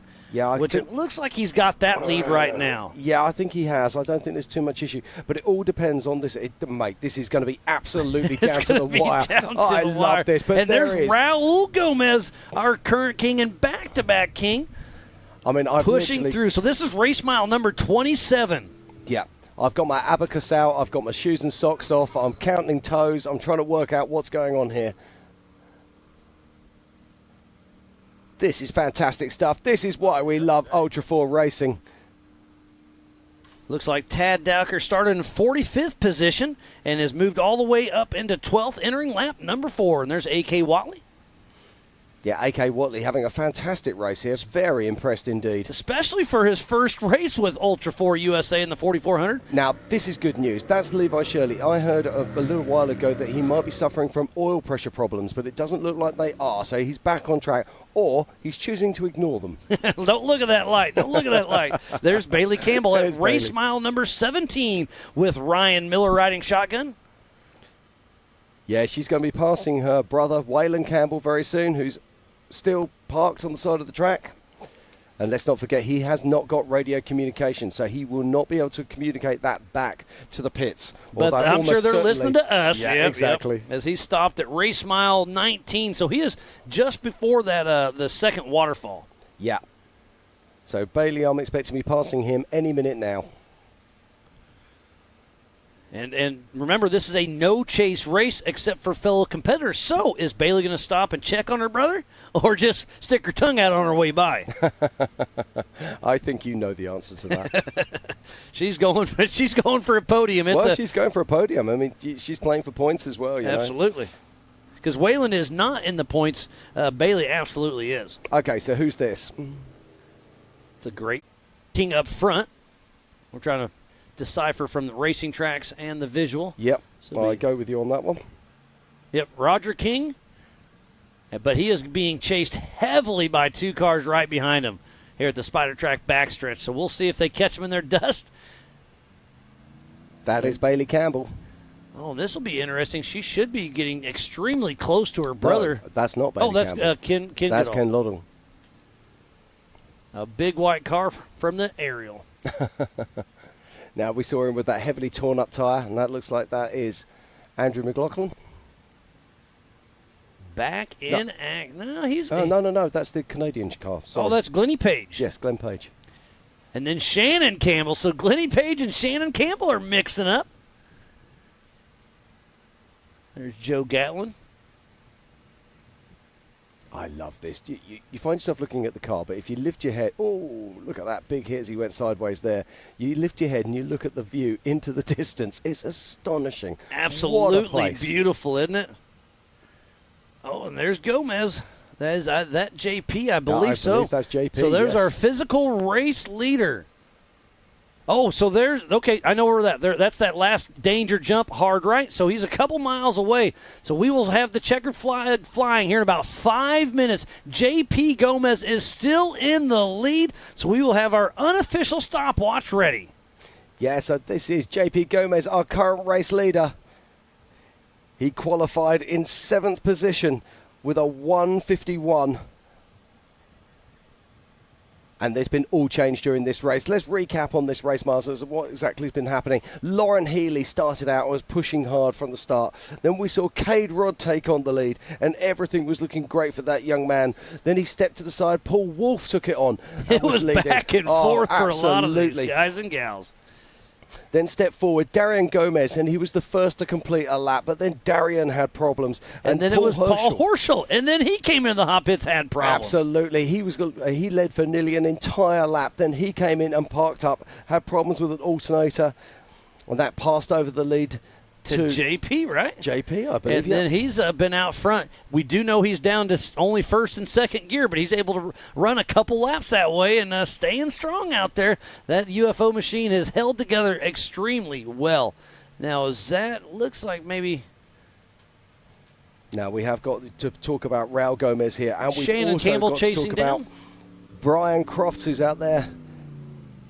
I'm getting a strange track off of Brian Crofts' tracker. So he's going to pop up at some point. Now, who is that? That looked like a Campbell car. Yeah, that was Shannon Campbell. Oh, here we got some lap traffic. Is that Paul Wolf? That's Raul. Well, he's going past Joe Gatlin. I think.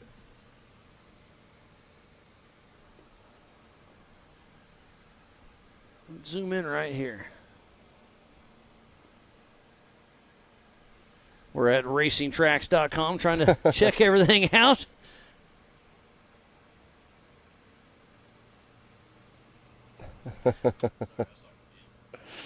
Yeah, we're sitting here so urgently looking at our trackers right now, trying to work out exactly what's going on. But I can tell you that I believe that was, yes, it was. That was Raul Gomez going past Joe Gatlin. And there's Gene Mooneyham checking everything out. So that is JP Gomez, our physical race leader, heading to the Yukon Ridge. We are 1 minute away from the checkered flag flying. Talk to me. Right, where does Raul Gomez need to be coming in behind JP? He's got a 2 minute, 30-second split, and then he has to beat Brian Cross by 4 minutes. Okay, ladies and gentlemen, this is JP Gomez making his way onto the Yukon Ridge. He's coming back in. He only has 3 more turns ahead of him. This is a skinny, whooped-out, high-speed area. They've already hit it 3 times. This is his 4th and final time. JT Taylor and Bob Bauer are at the race line, start-finish, ready to fly that checkered flag. They've been racing out there for 4 arduous hours. All that preparation, all of that work, it comes to these final few moments, these final few bends, and it's JP Gomez coming around with 2 turns to go. So JP Gomez has been giving it all he's got all day long. The race line start finishes right in front of him. 1 more turn to go. The checkered flag will be flying. Bob Bauer's got it out. JP Gomez unofficially finishes in first position. Now we will start our timer and see how this plays out. Again, this is my unofficial timer, but he has to beat his brother Raul by 2 minutes, 30 seconds, and then Brian Cross by 4 minutes. What a great race we just watched finish up here. JP Gomez ran one heck of a race. How far back is Raul? How far back is Brian Crofts? Yeah, this is absolutely remarkable. And there's still so much more racing to go on here, Miles. We are playing out for the podium. But it is possible that Raul Gomez could come in and take this and steal this win. But there is Paul Wolf right now. Paul Wolf is a lap down. So how far back is Raul Gomez? I don't think he can do it. I'm just looking here right now. It looks like he's about 3 to 4 miles out. So I don't think he's got. How far back is Crofts? Yeah, I'm pretty sure JP unofficially just won this race. Yeah, I think you're absolutely right, but you can guarantee that Raul will be giving it everything as he makes his way in. But I'd like to know where Brian Crofts is right now, because I've got a feeling that he could just pop up at any moment. And there's Sterndale still cooking along, but what a race we had on our hands. It was a race to the finish, and we are not done yet. Remember, they took off one at a time, 30-second increments. This race was on adjusted time. Yeah, I can tell you now that Bailey has now passed her brother Wayland. And now that the checkered flag is out for JP, it is out for the rest of the field. So Ian Cuntinez will finish a lap down. Yeah, and this is very cool as well. Chip McLaughlin is still going incredibly strong. Now, this is interesting as well because we've got to pay attention to this. Chip McLaughlin started in 23rd position. Bailey Campbell started in 17th, and there's only about a mile between them. This could actually... there's Brian Crofts as we speak. So this is race mile 27, right? Yeah, so he's still a ways back. So that puts him 10 miles away from the finish, so JP doesn't have to worry about him. Yeah, you see, my track is showing him, it's been showing him at race mile 25. No, our camera's at 27, so that puts him at race mile 27 right now with JP finished 2 minutes and 15 seconds to go. So Raul only has about 15 more seconds. So unofficially winning, it is JP Gomez on adjusted time, physically and on time. It's looking good for JP Gomez. He's going to have a big smile on his face. I'm ready to celebrate with the Gomezes tonight. That sounds absolutely fantastic to me, Miles. A Gomez party is a fantastic party. I may have to tell JT I'm going to be a little late in the morning.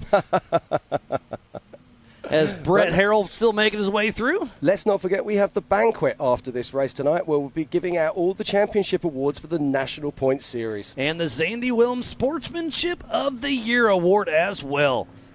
That'll be between Aaron Lynch, Eric Miller, Levi Shirley, and a Chad Hunt.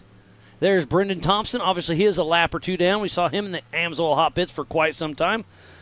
So I'm at 3 minutes, so it's looking like... Again, I'm pretty sure JP Gomez just locked this up. I'm going to go ahead and stop my unofficial stopwatch. Yeah, JP Gomez unofficially just wins the 2023 Ultra4 USA Legends of Havasu. What a fantastic result for JP. JP, of course, has won many national titles, and he'll be adding this one to the list. Superb race there from JP Gomez. And there is Raul Gomez, it looks like, out in the desert. This is a drone chasing around. So this could put him at, I'm going to say 28, maybe 29. Okay, so this is a little... So here is Christopher Branton dropping down race mile number 9 at the Brannock Falls. Indeed, I'm just looking at the vehicles that are currently out there running their 4th lap. We've got Paul Herschel, Christopher Branton, Jeff Wagner, A.K. Watley, Chad Hunt, Tad Dowker, Brett Harrell, Phil McGlinton, Shannon Campbell, Vaughan Gittin Jr., Bailey Campbell, Chip McLaughlin, Brian Crofts, Darian Gomez, who was stopped there for a little bit. Waylon was stopped, and then Raul Gomez should be our next one in. And we've already seen JP Gomez grab that checkered flag, unofficially winning once again here with Ultra4 USA. Absolutely. It looks like we can actually only have 15 cars that were possible of completing 4 laps. How insane is that, Miles? But we knew this race would be tough. We knew there would be attrition, and nearly 50 of the best cars in the world started this race earlier this morning. Yeah, some of the biggest and baddest names in our sport. Like we were talking earlier, who is not here? There's only about 6 or 7 I can think of. It was one of the biggest stacked 4,400 classes we have seen in a very long time outside of King of the Hammers. And here he is, 2-time king. Oh, we just switched away from him. But 2-time king Raul Gomez making his way towards the finish now. He is coming down the Yukon Ridgeline, and he is putting that motor to work. So as of right now, it's JP first, Raul Gomez in that second position. Who's going to fill out the podium? Is it going to be Brian Crofts, Bailey Campbell? But right now, it is Raul Gomez. 2 turns to go. Jim, this has been one heck of a race, buddy. It has indeed. I absolutely love this. It's Raul Gomez. One more turn, and he will see the checkered flag and our Grand Marshal Bob Bauer waving it frantically. Here he goes. Keep it tidy, Raul. Round the corner he comes. There's Bob Bauer. There's the checkered flag. Raul Gomez crosses the line for an unofficial 2nd place here at the 2023 Legends of Havasu. And speaking about legends, that was Bob Bauer, our Grand Marshal, Off-Road Motorsports Hall of Famer, waving the checkered flag. He's hopped in the booth with us a few times. Great to have him part of the broadcast team. And our Grand Marshal, Bob Bauer, out there doing one heck of a job, working side by side with our Ultra4 USA race director, JT Taylor. So right now, unofficial 1 is JP Gomez. Unofficial 2 is Raul Gomez. The Gomez party's going to be good tonight. Now, am I right in thinking this? You're going to have to help me out on this. I believe that Raul's car has completed every race that it has entered. He's won the last 2 King of the Hammers in it. I know he's done some North Cal racing and has done well, so I'm thinking you might be right. As Vaughan Gittin Jr. getting ready to drop the Brannock Falls. But yeah, that's a pretty impressive stat. Yeah, very much so. Now Vaughan Gittins Jr. Now, I have to say, Vaughan was my outside shot for a win today.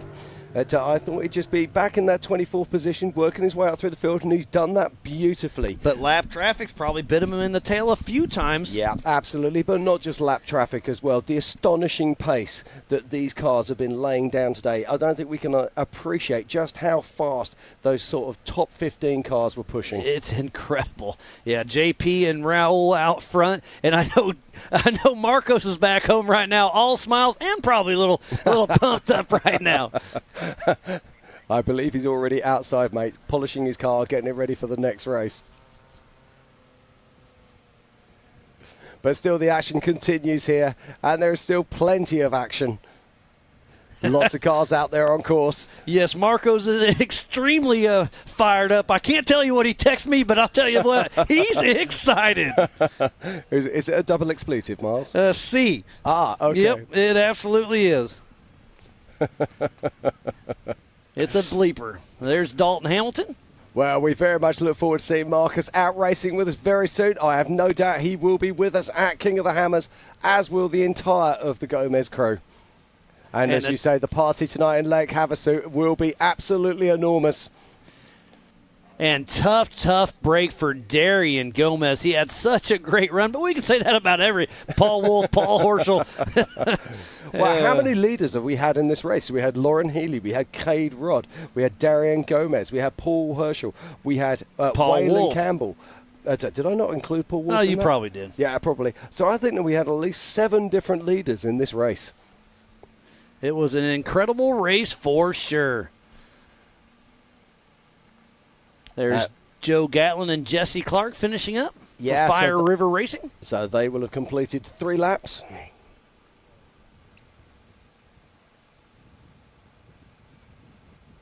And what do you call this kind of finish? You call it a Grand Prix finish, is it? Yeah, correct. Yeah, so once the white flag goes, it goes for everybody. Once the checkered flag goes, it goes for everybody. Gotcha.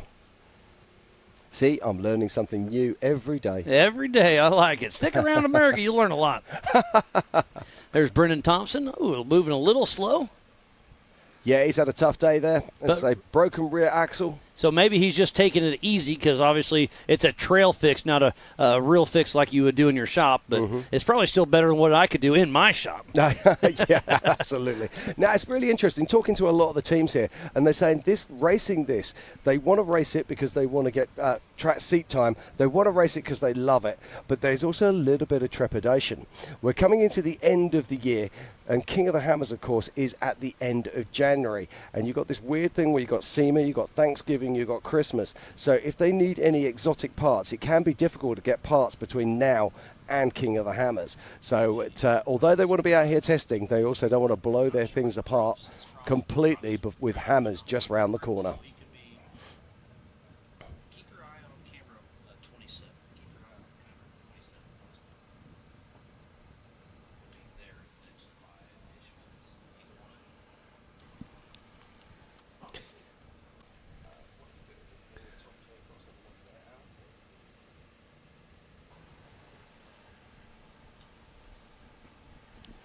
So, Miles, what a fantastic few days this has been. It's been absolutely incredible. It's been a fantastic few weeks out here. Lake Havasu is absolutely amazing. And the Legends of Havasu event did not disappoint. Obviously, we were just wrapping up the Ultra4 National Championship for Legends of Havasu, but we had the IPRA Rodeo last night. F1 boat racing is going on today and hopefully tomorrow, but it sounds like it could be a little bit windy. We'll see how that checks out. We've had the American side-by-side takeover off and on. Brett Michaels played tonight. Flo Rida plays Brett Michaels played last night. Yeah, Flo Rida Brett plays Michaels, tonight. brilliant.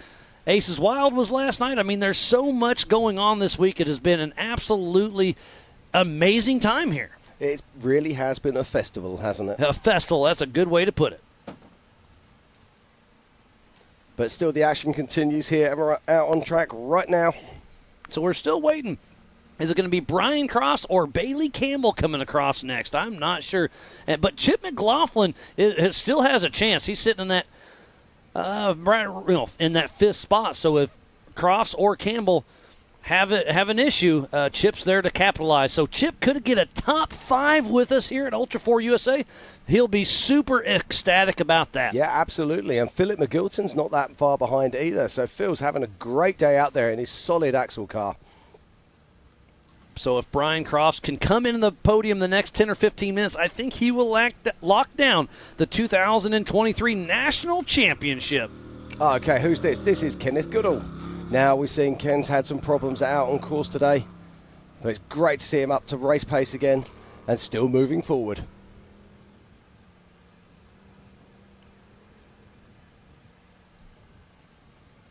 Just look at these views as we look out back across towards Lake Havasu.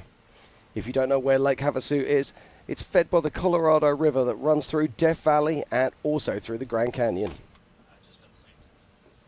So the F1 power boats, there is a lot of wind that's going to be going down tomorrow, so they did cancel tomorrow. Not necessarily cancel, they just moved everything to today. So the F1 power boats will be racing everything they can today because there is a chance of high winds, and if it's windy, they can't race tomorrow. So all of F1 is racing today. So and wow.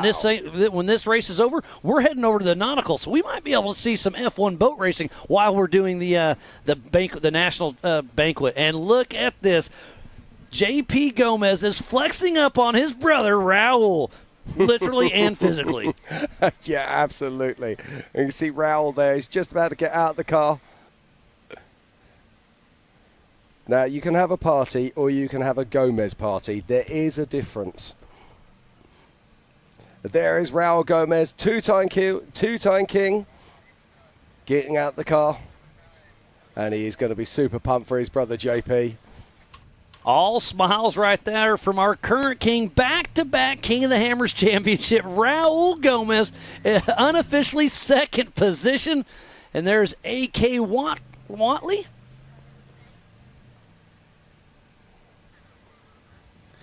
And I'm sure Pam Hall will be down there here very soon. She's going to be right there in the mix, and we're going to see what is going down. But I know this is going to be a fun interview as Paul Wolf is a lap down, but he'll be grabbing that checkered flag as well here very soon. Great to see him overcome and make it happen. Yeah, absolutely, and it's important for his championship points. And what are points make? Points make prizes. Absolutely. So Paul Wolf here coming on in. This is not the result he wanted, but I it's love still the perseverance. A finish for points. Absolutely, and I love the perseverance. And also it's extra testing. Got to think, Hammers is just round the corner.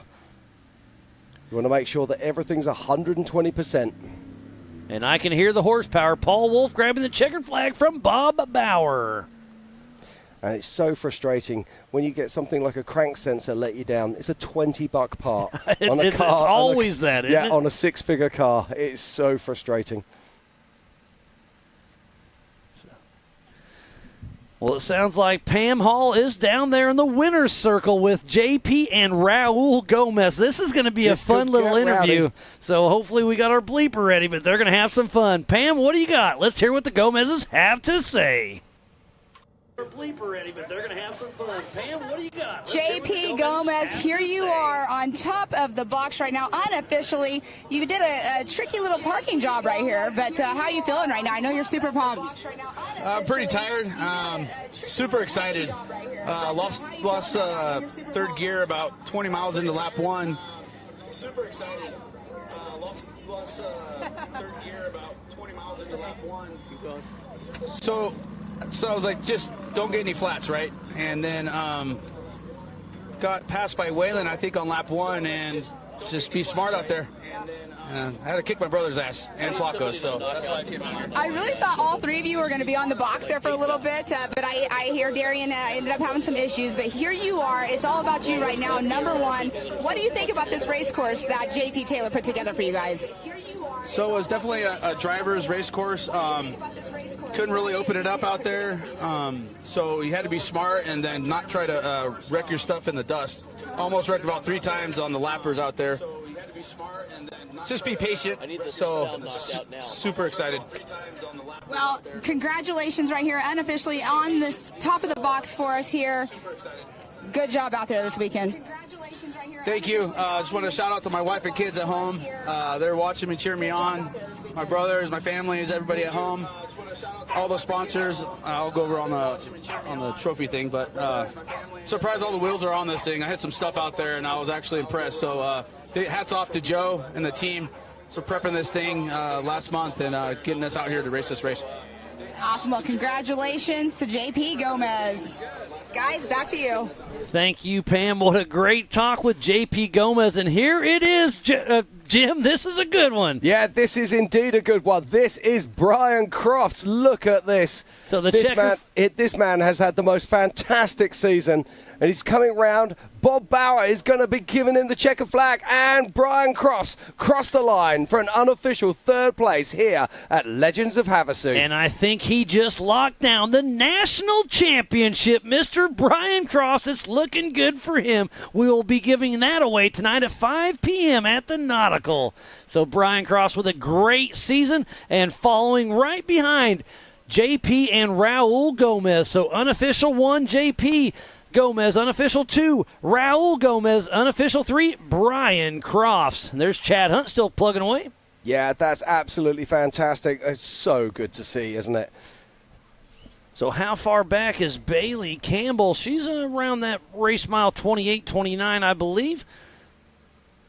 So she may get second place in the national championship. Wow, that would be amazing. Yes. Right, we're looking now. Now, there's still a lot of racing to do here, Miles. I'm just looking out there, and our next 4 cars due in will be Bailey Campbell. It's going to be Chip McLaughlin, Phil McGilton, and also Brett Harrell. And there's something in the region of around about 8 minutes separating all of those cars at the moment, and I'm guessing that there is something in the region of between 15 and 18 minutes from home. And Bob Bauer flies the checkered flag once again. Obviously, Brendan Thompson is down a lap, but he got the finish. Sounds like Pam Hall is down there once again in the winner's circle with Raul Gomez. You know he's going to be all smiles. Pam, this is going to be a fun one once again. Let's see what Raul's got to say. Pam, take it away. I am here with two-time king Raul Gomez out here at Lake Havasu City racing at a track that everybody keeps comparing to Hammers. Give us a little rundown of what you think about the race course out there JT put together. Oh, it was great. It was like just reminded me of the first lap at Hammers, and I was just kind of in cruise mode. I had my kid and my brother up in front of me this morning, so my goal was just to stay behind and trail and just pick up the loose ends all day and let them kind of get up in front. And so the plan was working out really well, and Darian and JP were carrying good speed, and Darian's Straney went out. So I thought I might as well start picking it up and see if I can catch JP, but he was already too far ahead. But it was a great day, fun. I was just being cautious, watching my tires, and didn't want to get out and change the flat. So. Yep. Well, I mean, we were all sitting here going, oh my goodness, at Disney we had Campbell's all on the podium. This race we're going to have all the Gomez's. It was so close, but here you are right behind JP, but that wasn't your goal, was to be behind him, correct? No, actually, after qualifying, I was like, all right, guys, since I did take cameras for you guys twice in a row, I'll sit back and see what I can do from the back here, guys. And yeah, the first lap was kind of just attrition. It was super dusty, and I didn't want to get a flat and didn't want to do something stupid, so I kind of fell off the pace a little bit. And then from that point forward, I was only 2-3 minutes behind the lead the whole time. So I decided, I'm not going to break anything and wreck. And so just kind of cruised. Just had fun. Well, that's awesome. Congratulations, though, being number 2 out here at Legends of Havasu. It's been a great weekend for you guys, obviously 1 and 2 up here. Yeah, this is great. I'm super excited. It's a team win today, so we're super stoked. Awesome. Well, congratulations. Right, thanks, man. And I love how he threw that in there. I've won King of the Hammers the last 2 years, so I'll just give this one to him. Because do remember, of course, that he was taking it easy. Yeah, something like that. There's Philip McGilton, who's still in the mix for the points. There's Vaughn Gittin Jr. at a complete stop. Yeah, on the side of the course. And look at the dust is still right behind him, so not sure exactly what's going on. This is a pretty steep, loose section. Did he lose four-wheel drive? I'm not sure. Well, that's what it kind of looks like, doesn't it? It looks like he can't make his way up there, yeah. Looks like he has lost either front-wheel drive or lost the rear-wheel drive, but that is a complete guess. And you can tell he just rolled backwards a little bit, too. Could you see the Nitto tire tracks right there? So not sure what's going on with Vaughn Gittin Jr. And this is right around where we at, race mile 18, I believe. So what is going on with Vaughn Gittin Jr.? I hate to see that. We'll see what happens with him. I don't know. No, that's very, very true. But we've got Pam Hall. She's back down there, and this time it's with Brian Crofts. So, Pam, what have you got for us? Here I am with Brian Crofts. You came in third place just now for the race, but right now it's all about that national championship. How are you feeling about that? I'm a little sore, but I'm super stoked. The whole idea was to keep the car together and, kind of make the finish, and that's what the plan was, and that's what I executed, so I'm pretty happy. So you came in that third spot. I mean, what was the most difficult part for you out there this weekend? Because, I mean, the course had some tight canyons in it and everything. What was your biggest obstacle out there? Other drivers. That was the biggest obstacle that I had. Nitto tires kept me going all day long. Never had one problem. The guys from Grom and JP Customs got my car running and made sure that I made the race and that the thing lasted the entire time. So I'm excited. Well, here you are in this number 3 spot right now, unofficially, but I believe you have that national championship wrapped up, so we'll be giving those awards away later on at our banquet. But getting you up here, though, third place, who got you here? Well, I'd like to thank Nitto Tire, my mom, my dad. This is the first race my mom's ever been to, so I'm pretty excited for that. My wife, Bailey, and their entire family, and, the Rance boys. Without them, I wouldn't be here, so... Well, congratulations right now, unofficially third position, but congratulations on the national championship. Brian Crofts, awesome weekend. Thank you. Emotions are high, and that's how much this means to everybody. Brian Crofts, I believe, just locked down the national championship, and it's how cool is that to have his mom here for the first race ever. Great to see all of that come together. Yeah, that's absolutely fantastic. I've watched Brian come up through the ranks over the years. I mean, let's not forget he started in limited class, then he moved up into 4400. Raced UTV off and on? Yeah, absolutely. Yeah, then he had that Jimmy's IFS car.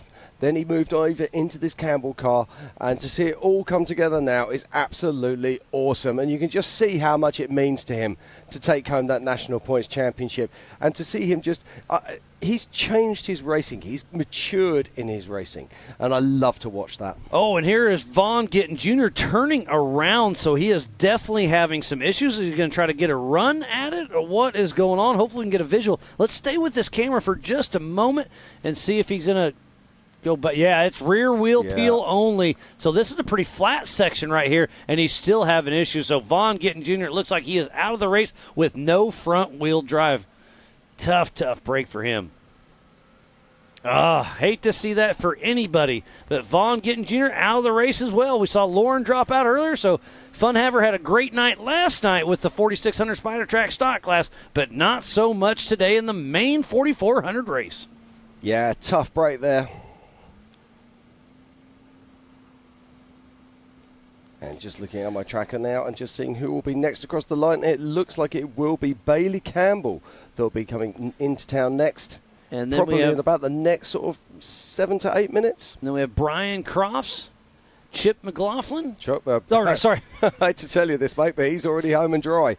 We have Chip McLaughlin, Philip McGilton, and Chad Hunt should be our next 4 through the line. Yeah, Chad Hunt's quite a long way out. He's still right back over here. Nope. Yeah, Chad Hunt's. Okay, maybe I'm wrong. You're thinking of Brett Harrell. I sure am. So Brett Harrell's still in the mix for a top 5, top 6. That was 44.56. My eyes are a little blurred up instead of 4.56.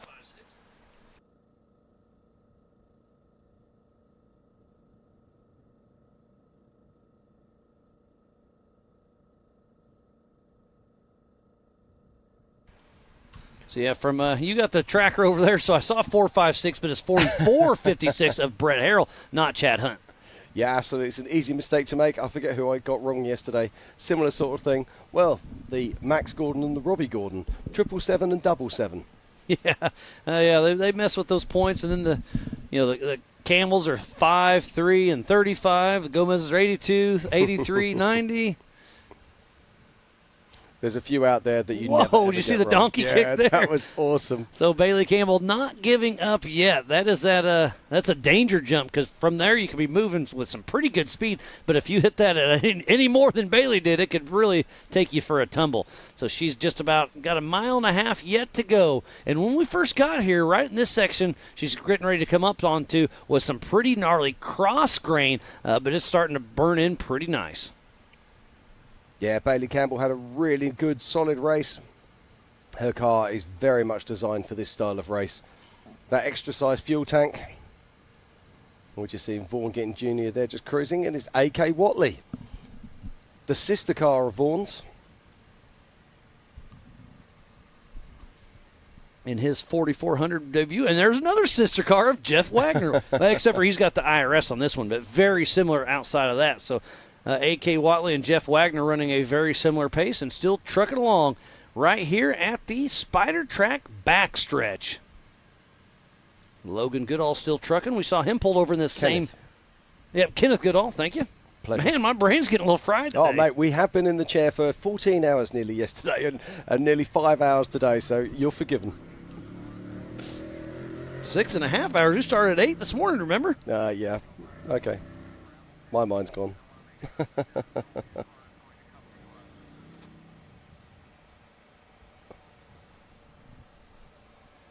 So AK Watley still making his way through the vast desert here in the Standard Wash area just outside of Lake Havasu for the 2023 Ultra4 USA Legends of Havasu.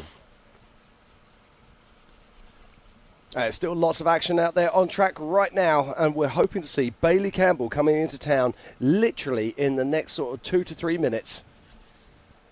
And that's going to be very emotional when she sees her fiancé, Brian Crofts. And it looks like it's going to be unofficially for the national championship. First place should go to Brian Crofts. Second place should go to Bailey Campbell. Wow. This is going to be a really fun night tonight at the awards banquet there at the Nautical. There is Brett Harrell.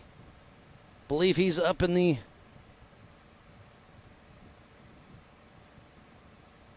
top 6 or 7 or so.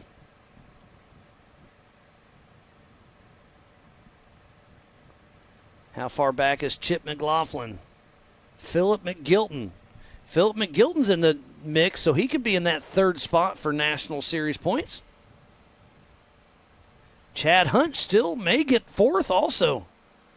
So no, Paul Wolf had a rough day. Von Gittin, we just saw, had a rough day. Tad Dowker still moving. So right now, unofficially, I think it should be Brian Cross, Bailey Campbell, Phil McGilton, and Chad Hunt for the national.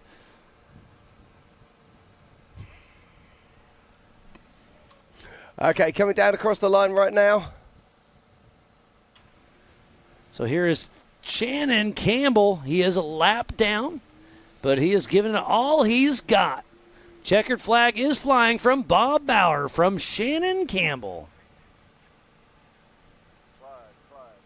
No, Shannon Campbell completes on 4 laps and actually comes in 4th, so we lost him off the tracker. So he wasn't on the tracker. Okay. Yeah. Fantastic run. Oh, my word. You know what's going to happen here, don't you?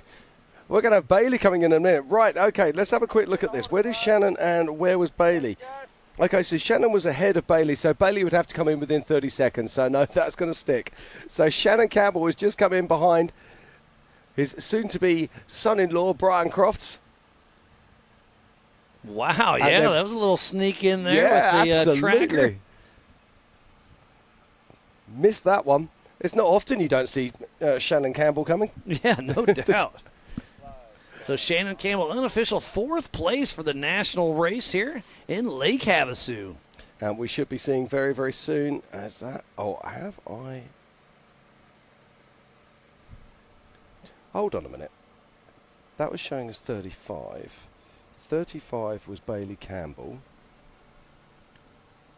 I'm wondering if there's been a mistake on the tracker. No, there's 35. We should be seeing Bailey Campbell at any second. Unless there's a mistake on the trackers and Bailey's got Shannon's tracker. We'll have to see how it all shakes out. Yeah, because now it's showing in town. I don't know if I saw her. Yeah, I'm wondering. Oh, yes. Yeah, she's finished. So Bailey Campbell did come across. We missed it on the deal. It. Yep. So unofficial fourth is Bailey Campbell. Unofficial fifth is Shannon Campbell.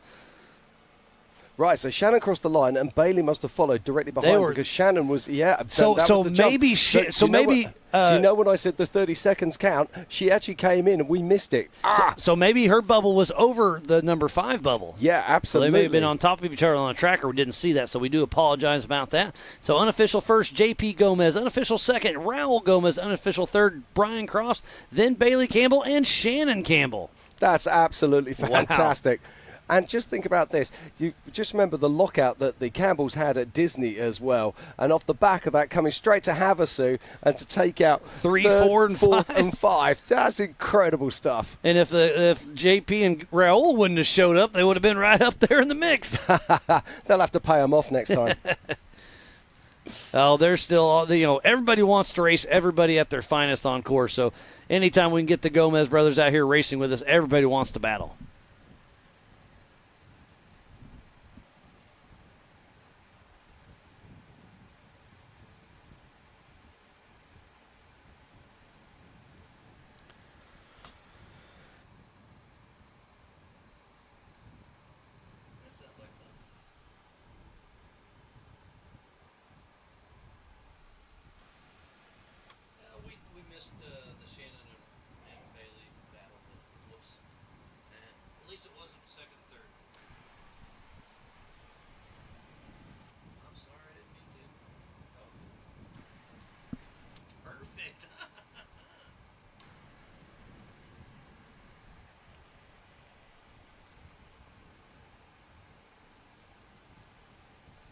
Okay, we've got another car coming in. That is Chip McLaughlin. Oh, look at this. Chip McLaughlin. Oh, there'll be so many people watching around the world who'll be so pleased to see this. Looks like he will have a top 6 finish here for Legends of Havasu. He should have started running the West Series. There's a lot less trees out here. So Chip McLaughlin is looking like he's going to get the checkered flag in that 6th position, top 10 for Rufus Racing in memory of Zandy Willems. And this is going to be a very emotional finish indeed. As Chip McLaughlin, one more turn, and he will see Bob Bauer, our Grand Marshal, waving the checkered flag. And there he goes. The checkered flag is out for Chip McLaughlin, unofficial 6th place. He is going to be super excited about that. Fantastic, and that is so good to see.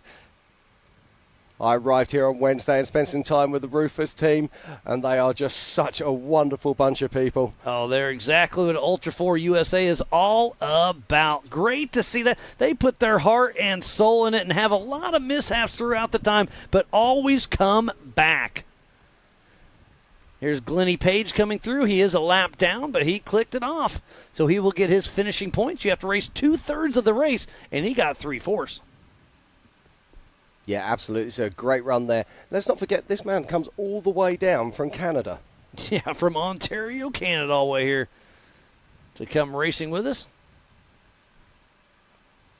And there's a lot of ant trails out there still plugging away. Yeah, this course has absolutely delivered on every single level. 37 miles every single lap. Created by the genius that is JT Taylor. And here is Philip McGilton coming to the Yukon Ridge right now, and he is sitting right now in 3rd position in points, so I think he is just going to lock down that spot. So I think unofficial for the National Series Championship, it's Brian Cross 1, Bailey Campbell 2, and Philip McGilton 3, just like we came into this race. Yeah, absolutely. And let's not forget, this is the highest placed solid axle vehicle in our field. In a desert race, or it's not a desert race, but in a race of this style, I think that's remarkably impressive. And then it's going to be very interesting to see how it shakes out between Chad Hunt and Brett Harrell, who's going to get that 4th and 5th spot for the National Series Championship. As Philip McGilton, 2 more turns to go. Him and Dr. Amanda Ross will be grabbing the checkered flag from Bob Bauer at the race line start-finish. Here he comes, Phil McGilton making his way one more turn. He will see that checkered flag. Bob's flying the flag now as Phil McGilton crosses the line and locks out 7th position. What a fantastic race there for Phil McGilton, and probably securing what looks to be third in the National Points Championship. Great result there for Phil. He's got to be super, super excited about that. And there's Paul Horschel back in action. We saw them with that right front flat tire trying to get it changed. It looks like they got it figured out.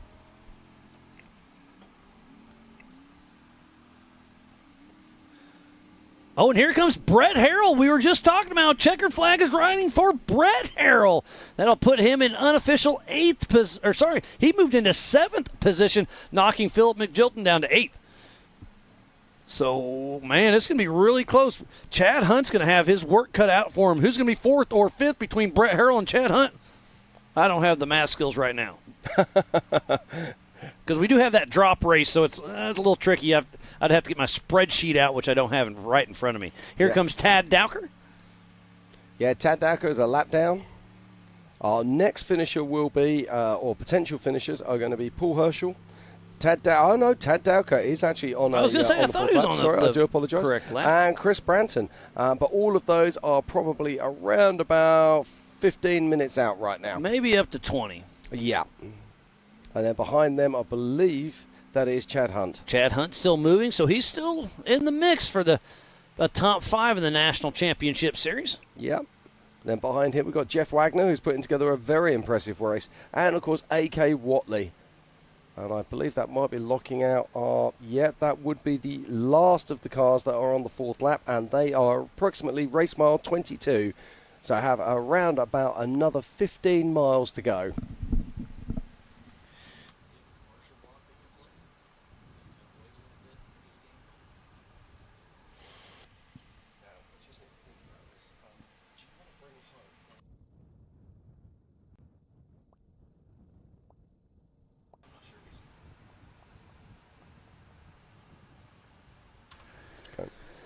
So much racing action has gone on all weekend long. It looks like we just locked up the podium up here, so we're going to do a quick break, and we'll be right back after this.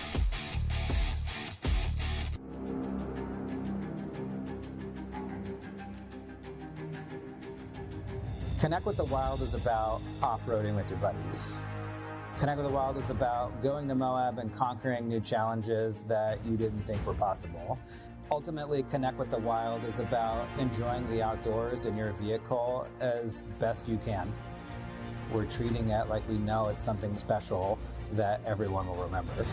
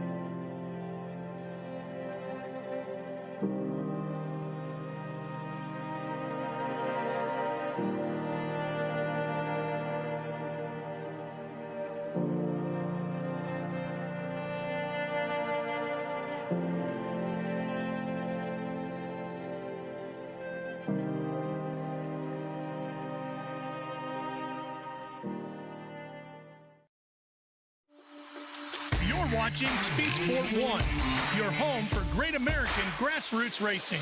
It's time to rumble! Whether you're into sprint cars or stock cars, at the line! Modifieds or midgets, down to the low side, retake the lead! Dirt lane models or demolition derby. Oh! Speed Sport 1 has the grassroots action you love. Oh, you kidding me? Speed Sport 1, the Motorsports Network.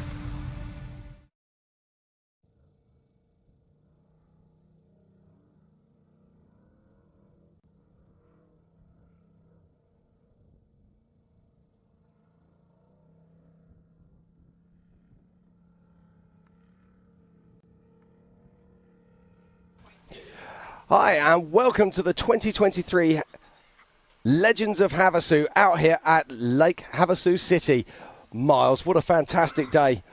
It's been a wonderful week. That is an absolute fact. Legends of Havasu did not disappoint.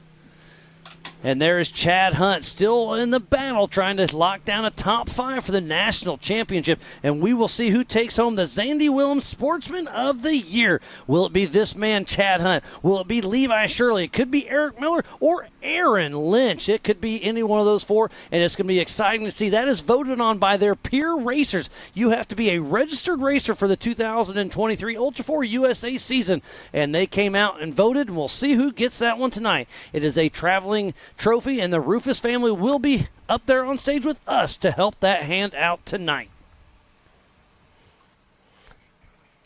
Yeah, this banquet's going to be very special tonight, Miles. I'm very much looking forward to it. But what a day of racing. What an entire week of racing we have had. This Legends of Havasu is a do-not-miss event. We will be repeating this race next year, similar time. So do not miss that one. The schedule's out. Make sure you make your plans and come on out and enjoy the fun as Ken Goodall is still making dust out there. That's probably race mile 18 or so. Yeah, and I'm looking on the tracker now, and we've probably got another 6 cars that can make it across the line to complete 4 laps, and we're going to bring them all home for you. Here comes Roger King. He is a lap down, but he will be grabbing the checker flag as he crosses across the Yukon Ridge. Yeah, I've got to say, a big shout out to Roger King, actually. He's been very polite on course when people have hit him up. He's moved to the one side. He's let them past. Great sportsmanship there from Roger King. Oh, absolutely. Him and Justin Cower still pushing strong. Roger raced yesterday in the 4600 Spider Track stock class as well. So he is one of our competitors, been racing with us for quite some time. He started when the Everyman Challenge class came to light back in King of the Hammers back in 2011 and has raced with us pretty consistently ever since. Yeah, I think you're right. I think you're right that I'm right. Yeah, because I'm trying to work it back because you had John Curry won in 2011, 2012. Then some bloke from the UK came over. With cheater tires? Or yeah, a different guy? So, yeah, it definitely was 2011, the first EMC. So there's Roger King grabbing the checkered flag. And he was talking about himself. Jim Marsden won unofficially back in 13, and then I don't remember what happened. Yeah, disqualification. Anyway, moving on. It was a great day. Anyway, sun is shining here in Havasu, and we still have action out there on the course. I'm just looking on my tracker right now, and I can see that we've got Tad Dowker making his way towards us, and then behind him a couple of miles we have Chris Branson. Then behind them we also have Chad Hunt. And then we have 53, which is Jeff Wagner, and then A.K. Watley. So around about 6 cars out there that are still capable of making it to the finish, and we are going to bring them home for you. Yeah, so within the next, probably I'm going to guess 20 minutes or so, we should see the rest of maybe 25, but yeah, we should be good. Then we'll close her down because we have to head to town for the National Banquet tonight at 5 p.m. at the Nautical. Ooh! Levi Shirley is pulled off the track and not moving. Hate to see that. Yeah, he's fighting demons with this one. It's the car is relatively new, and I know myself it's so difficult sometimes to get these things right. He's been doing so much to this vehicle. They've pretty much rewired it. They've done so many different things to the cooling systems to try and bring in some reliability. And he's getting there. He said for the first time ever this weekend, it actually felt like a real race car. He said he was really happy with the way it was working, really happy with the performance. And you could see from the times he put down in qualifying, you could see from the times he was putting down on the track, he was keeping pace with the fastest guys. But you need that reliability. But they'll take it back to Kansas. Him and his dad, Brian, they'll sit down, they'll work out what the plan is next, and they will make that work. They will execute and be ready for the 2024 King of the Hammers, the first race in the Ultra4 USA season. Absolutely. And I'm very much looking forward to that.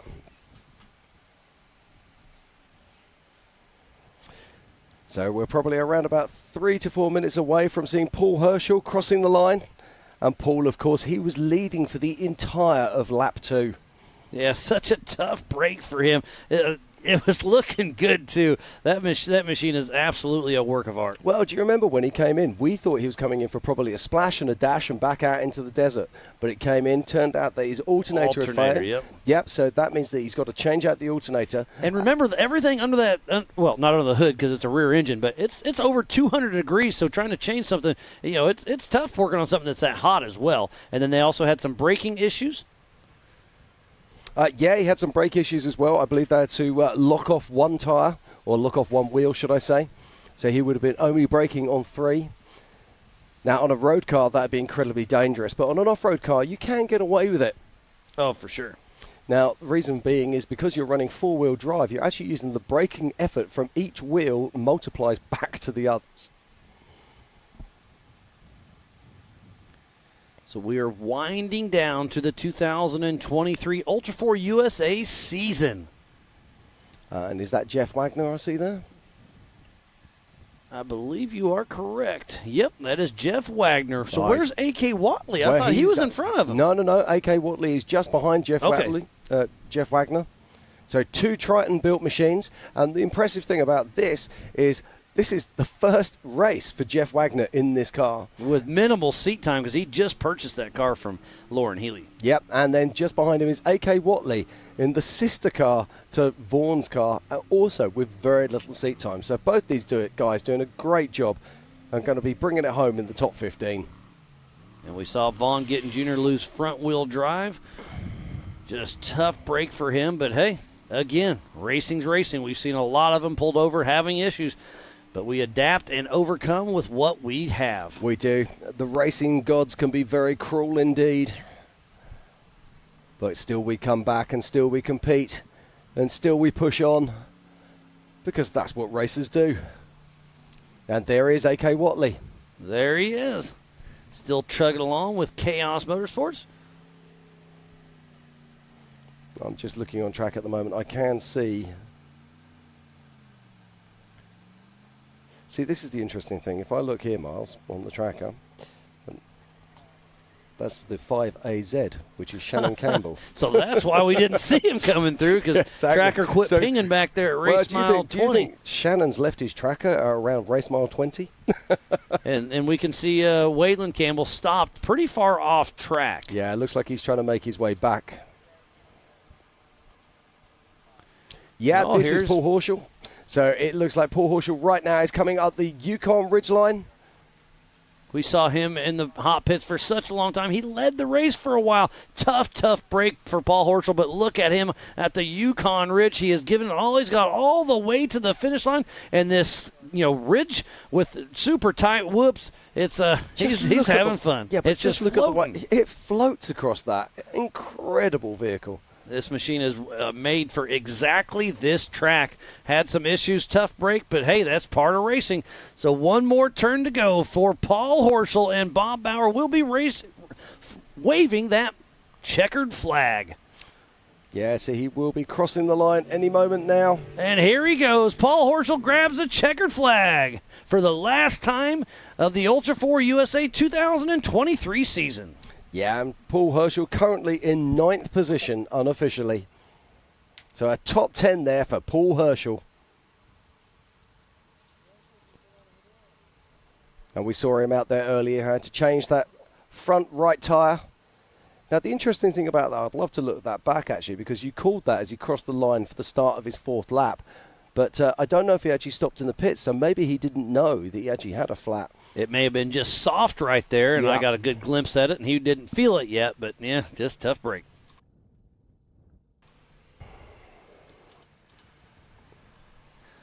And there we have another one cruising. Oh, it's Jeff Wagner, I believe. See the red hood and the white body? Yeah, that put him, race mile 30 or so. So he's still making his way around. And this is what we're saying about it being an incredibly technical course. There's nowhere where you can really lower it down and put those big horses to work. Here we have another one coming into town. Yeah, we do. And I think this will be... this could be Tad Dowker, actually. If I can get a side from, yes, it is. Tad Dowker coming into town. 2 more turns to go. Out of Kewadin, Michigan, Tad Dowker with North Shore Racing. They've been traveling the entire season with us and having some fun. Great to see him out here and going to be grabbing the checkered flag. Tad Dowker and Andy Eustace grabbing the checkered flag from Bob Bauer at the race line start-finish. Great job, Tad Dowker. Got to put a big shout out there to Bob Bauer. Every car it comes across the line, he gives 100% enthusiasm. And look at that. He just bumped Paul Horschel out on adjusted time, so he just moved into 9th and bumped Paul Horschel down to 10th. Yeah, that's absolutely perfect. That's why we always say unofficial when we're looking at these results. So right now we do have our top 10 here in town, and unofficially in 10th is Paul Horschel. Then in 9th is Tad Dowker. 8th, Philip McGilton. 7th, Brett Harrell. 6th, Chip McLaughlin. In 5th, we've got Shannon Campbell. In 4th, it's Bailey Campbell. In 3rd, it's Brian Crofts. In 2nd is Raul Gomez. But our winner today is JP Gomez here at the 2023 Legends of Havasu.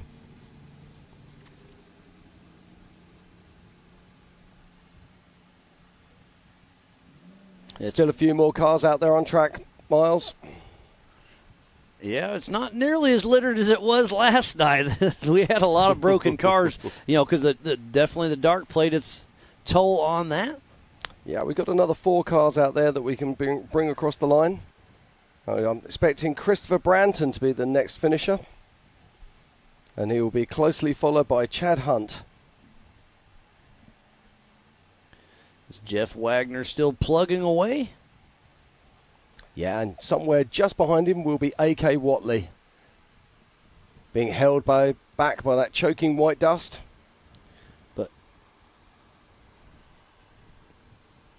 So Christopher Branton at the moment. Yeah, Christopher Branton, and then Chad Hunt will be the next one. We should see them in here the next, less than 5 minutes. Yep. And Chad Hunt may just lock down a top 5 for the Ultra4 USA 4,400 national champions. Yeah, that's going to be very impressive indeed. A top 5 against this level of field. And he's been fighting problems all year, had issues with superchargers and all sorts of belt issues and different things. One of the nicest guys you'll ever wish to meet. And let's not forget, he is a nominee for the Zandy Williams Sportsman of the Year Award. And the only one that's finished this race. Levi Shirley... Aaron Lynch did well, too. Okay, Levi Shirley has stopped out on course. We saw that. Eric Miller is here on site but did not race. Yeah, did you see that then? Jeff Wagner just caught in his own dust, nearly high-sided up into that ridge. So easy to make a mistake here. That's particularly on the fading moments of a race. You're coming in, your eyes, you're already thinking about the finish. You're already thinking about your friends. You're ready to be there. Oh, yeah. You have to force your eyes wide open. Concentrate. Loosen your hands on the steering wheel. Just take it as it comes. Or you can do what I did in Portugal and roll it on its roof 200 metres from the finish. Did you pull a Blyler at King of the Hammers? No, unfortunately I didn't write it. And here comes Christopher Branton at the Yukon Ridge. About 1 minute to go, and with Kamikaze, Chris Branton and Ryan Webb. Now look at the difference here between this car and Paul Herschel's car. We just saw hurtling down across the Yukon Ridgeline. But this is great to see Christopher Branson coming to the finish of this race. He's going to be hovering around that sort of top 10 mark. A superb result for Chris Branton. Yeah, I think he'll, we'll see if he can bump anybody out. Well, he might well do, actually, because I think Chris Branson... He started in 19th position, so I don't know. We'll see.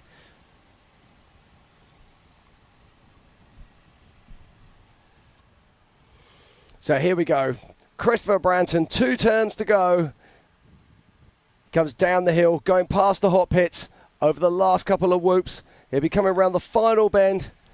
And there will be our Grand Marshal, Bob Bauer, as Christopher Branton crosses the line for a top 15 finish.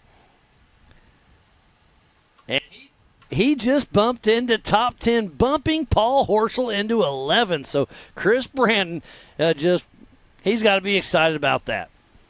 Yeah, absolutely. What a great run there for Chris. He's got to be tired, too. Yeah, absolutely. Well, all of these drivers. I mean, do you see JP Gomez earlier?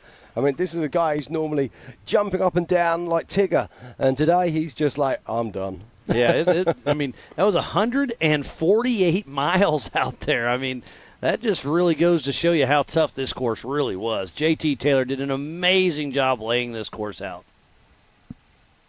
Yeah, I haven't been around the course myself, but I got a feeling it's a bit like a Hammers course. There are no easy moments. Yeah, I mean, right when you think you can chill out and have a moment, something will bite you. As Chad Hunt coming over across the Yukon Ridge. I think he's going to lock down a top 5 for the national championship in 4,400. Chad Hunt is part of Team Indiana, one of the just one of the greats in our group and showing us what Ultra4 USA is all about. I know his wife, Nikki, is here. She's got to be all smiles at the race line start-finish as Bob Bauer is getting ready to wave that checker flag once again. Yeah, and he will be our 3rd highest finisher for a solid axle car today, bringing home his Miller chassis. And I'm doing quick math. He might bump Chris Branton out of that 10th position. Oh, it's going to be down to the 2nd. This is going to be a race to the finish. Is Chad Hunt going to be able to bump out Christopher Branton for a top 10 finish here for the 2023 Ultra4 USA Legends of Havasu? He comes around the corner now. He sees our Grand Marshal Bob Bauer. Bob shows him the checkered flag, and Chad Hunt crosses the line. Oh, and he does. And he does. He bumps Chris Branton to 11th. Chad Hunt with a top 10 finish for the final race of the season. So it's looking really good for a top 5 in the national championship for Chad Hunt. Fantastic. They got to be excited right now. Window nets are already down. Did you see that? They were barely across the line and the window nets were straight down. That was the... Get me out of here. Get me out of here. Because remember, Rick rode with Ryan Taylor last night in the night, so he is worn slick. Oh, wow. Definitely. Right, we're looking back at our racetrack, and it looks like we have 2 more cars that can finish. It's Jeff Wagner and A.K. Watley in their Triton Fab machines. And they are on top of each other right now, it looks like. They are indeed. And they're about, less than 10 minutes away. Yeah. Probably about 7 or 8, I'm guessing, depending on pace. And looking on to the rest of the course right now. Jeff Wagner, number 53, should be coming across here very soon. And then the 4089 of A.K. Watley. Those are the next 2 we should see. And the trackers are updating. It's going to be interesting. Who's going to be able to get in here first? Yeah, it's going to be very interesting. It looks like we've actually got some traffic coming in there. It looks like we've got Dalton Hamilton, who will be coming in to complete a 2nd lap. So it'd be great to bring Dalton home, but he will only be completing his 2nd lap, not his 4th lap. So here is Dalton Hamilton now. So Dalton Hamilton and Austin Thompson. No. Who was he riding with? I think you were right there. Okay. I've said so much today, I'm confusing myself. No, I think you're right. I think it is Austin Thompson riding with Dalton Hamilton. So Dalton Hamilton and Austin Thompson. It's been a long weekend. But they got this bomber chassis. They're going to bring it across the line. Just a couple more turns, and Dalton Hamilton will grab the checkered flag. I do believe he is a lap down, but he's still got to be excited about this one. Yeah, I think he might even be 2 laps down, but still great to see them crossing the line. So Bob Bauer has the checkered flag in his hand for Dalton Hamilton and Austin Thompson for that bomber fabrication machine, and there it goes. And that's the checkered flag, but we still got 2 more cars on course that we're going to bring across the line. That is A.K. Watley and Jeff Wagner. In which order, I cannot tell you. The tracker is bouncing backwards and forwards. We did see that it was Jeff Wagner who had the lead, but anything can happen. Especially for all the guts and glory, all the way to the finish line. I mean, you see dust, you want that dust. Oh, yes. I am so guilty of that. Yeah, it's the rabbit versus the hare mentality. And, yeah, you see the dust, it makes you hungry, but it can make you make a mistake. Yeah, that's the trouble. My co-driver's sitting there going, they're not in your race. Leave them alone. Particularly at the Rally Breslau.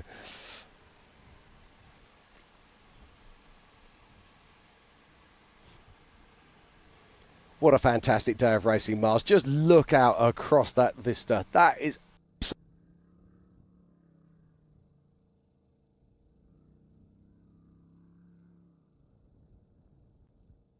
We can see Havasu Lake in the background there and our incredible race course in front of us. Our last few dust trails of the weekend, and we'll be wrapping this thing up. Jim, it's been an absolute pleasure working with you and the entire team all weekend long. Always a pleasure, my friend.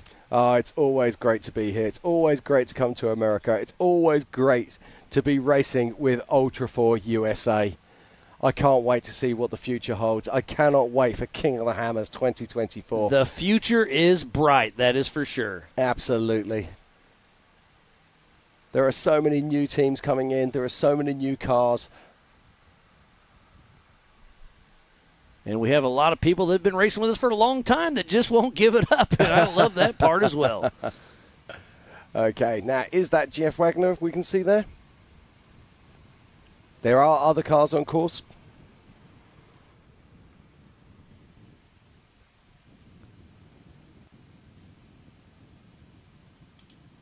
I think that's back a ways. That looks like it could be Kenneth Goodall. Yeah, I think you're right. I think that is Kenneth Goodall. But now here he is, Jeff Wagner. Look at this. He snuck in through the back door. He's got one more turn. And there is Grand Marshal Bob Bauer showing him the checkered flag as Jeff Wagner crosses the line to complete 4 laps in his... Am I right in thinking this is his first Ultra4 USA race? He raced Nationals a couple of years ago, if I can remember right. I think it was Nationals in Davis, Oklahoma. Certainly the first time he's raced this car in Ultra4. 100%. It looks like he just snuck into 13th position. So how far back is A.K. Watley? Well, A.K. Watley is literally going to be a mile behind. We should be, if we can watch the Yukon Ridge, we should be seeing him come down there. But right now there is Kenneth Goodall. There he is, A.K. Watley, making his way down. He's got 2 more turns. Drops on in. Making his Ultra4 USA 4400 debut, A.K. Watley with Chaos Motorsports. He has had so much fun. I first met him a few months ago. He is all smiles, and here he goes. One more turn to go. A.K. Watley will be grabbing the checkered flag from our Grand Marshal, Bob Bauer, at the race line start-finish.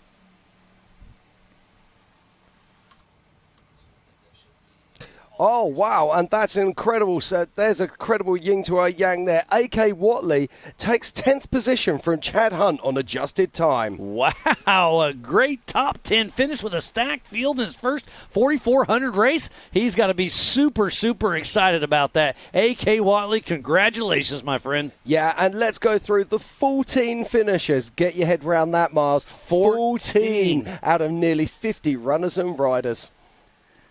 We had almost 50 4,400 cars come across the green light this morning at 10 a.m. We've been racing for 5+ hours today. Well, we started with the youth this morning. That was a lot of fun, too. But the 4,400s raced for 5+ hours. Yeah, absolutely, and it's been an incredible thing. We were talking about it earlier. Lauren Healy, our pole sitter, after that amazing qualifying run yesterday, he led the race. Then it was Cade Rod who stepped up to lead. Then it was Paul Wolf. And then Paul Horschel. Yeah, absolutely. Then Paul Horschel. Then we have Waylon Campbell. But then, of course, step up JP Gomez. And then he ran away with it for a little while. So here's our unofficial Good Boy Vodka results. We'll go from the back of the pack. Travis Zollinger, Brent Moffitt, Johnny Valadez, Mike Sindler, Andrew McLaughlin, Tom Pendergrass, Travis Grande, and Greg Adler.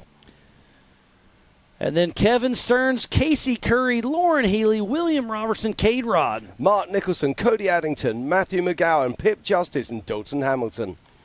Then it goes to Brendan Thompson, Ian Kenton, Kenneth Goodall, Levi Shirley, and Weston Jones. Harold Feeman, James Mahoney, Tom Gilpin, Dennis Sterndal, and Roger King.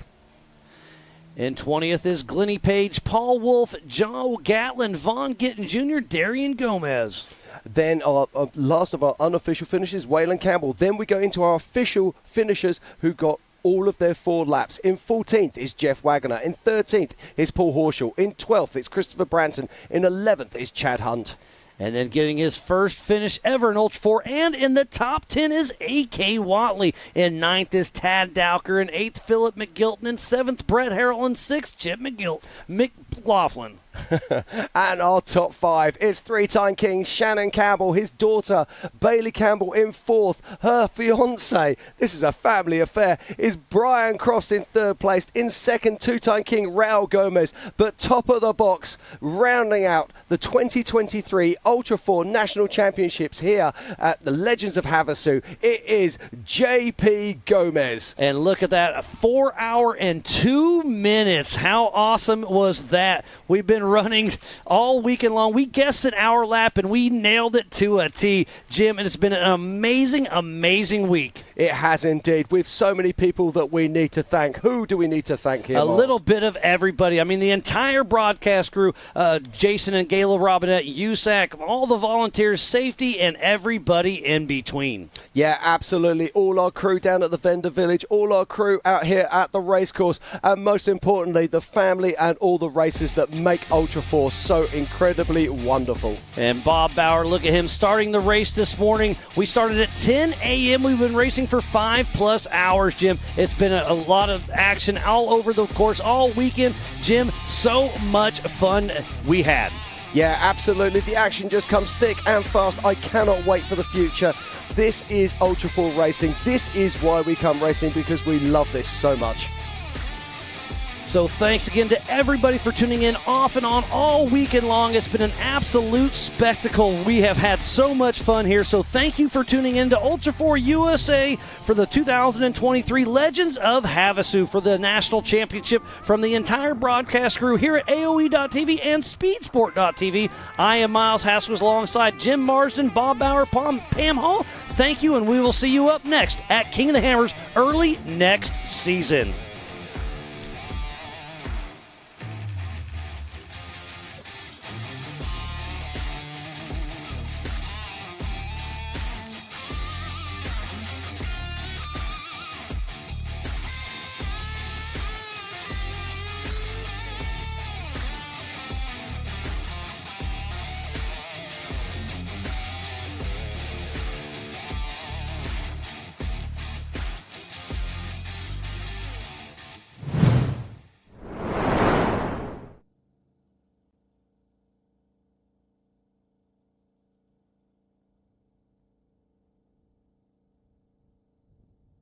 So we're done?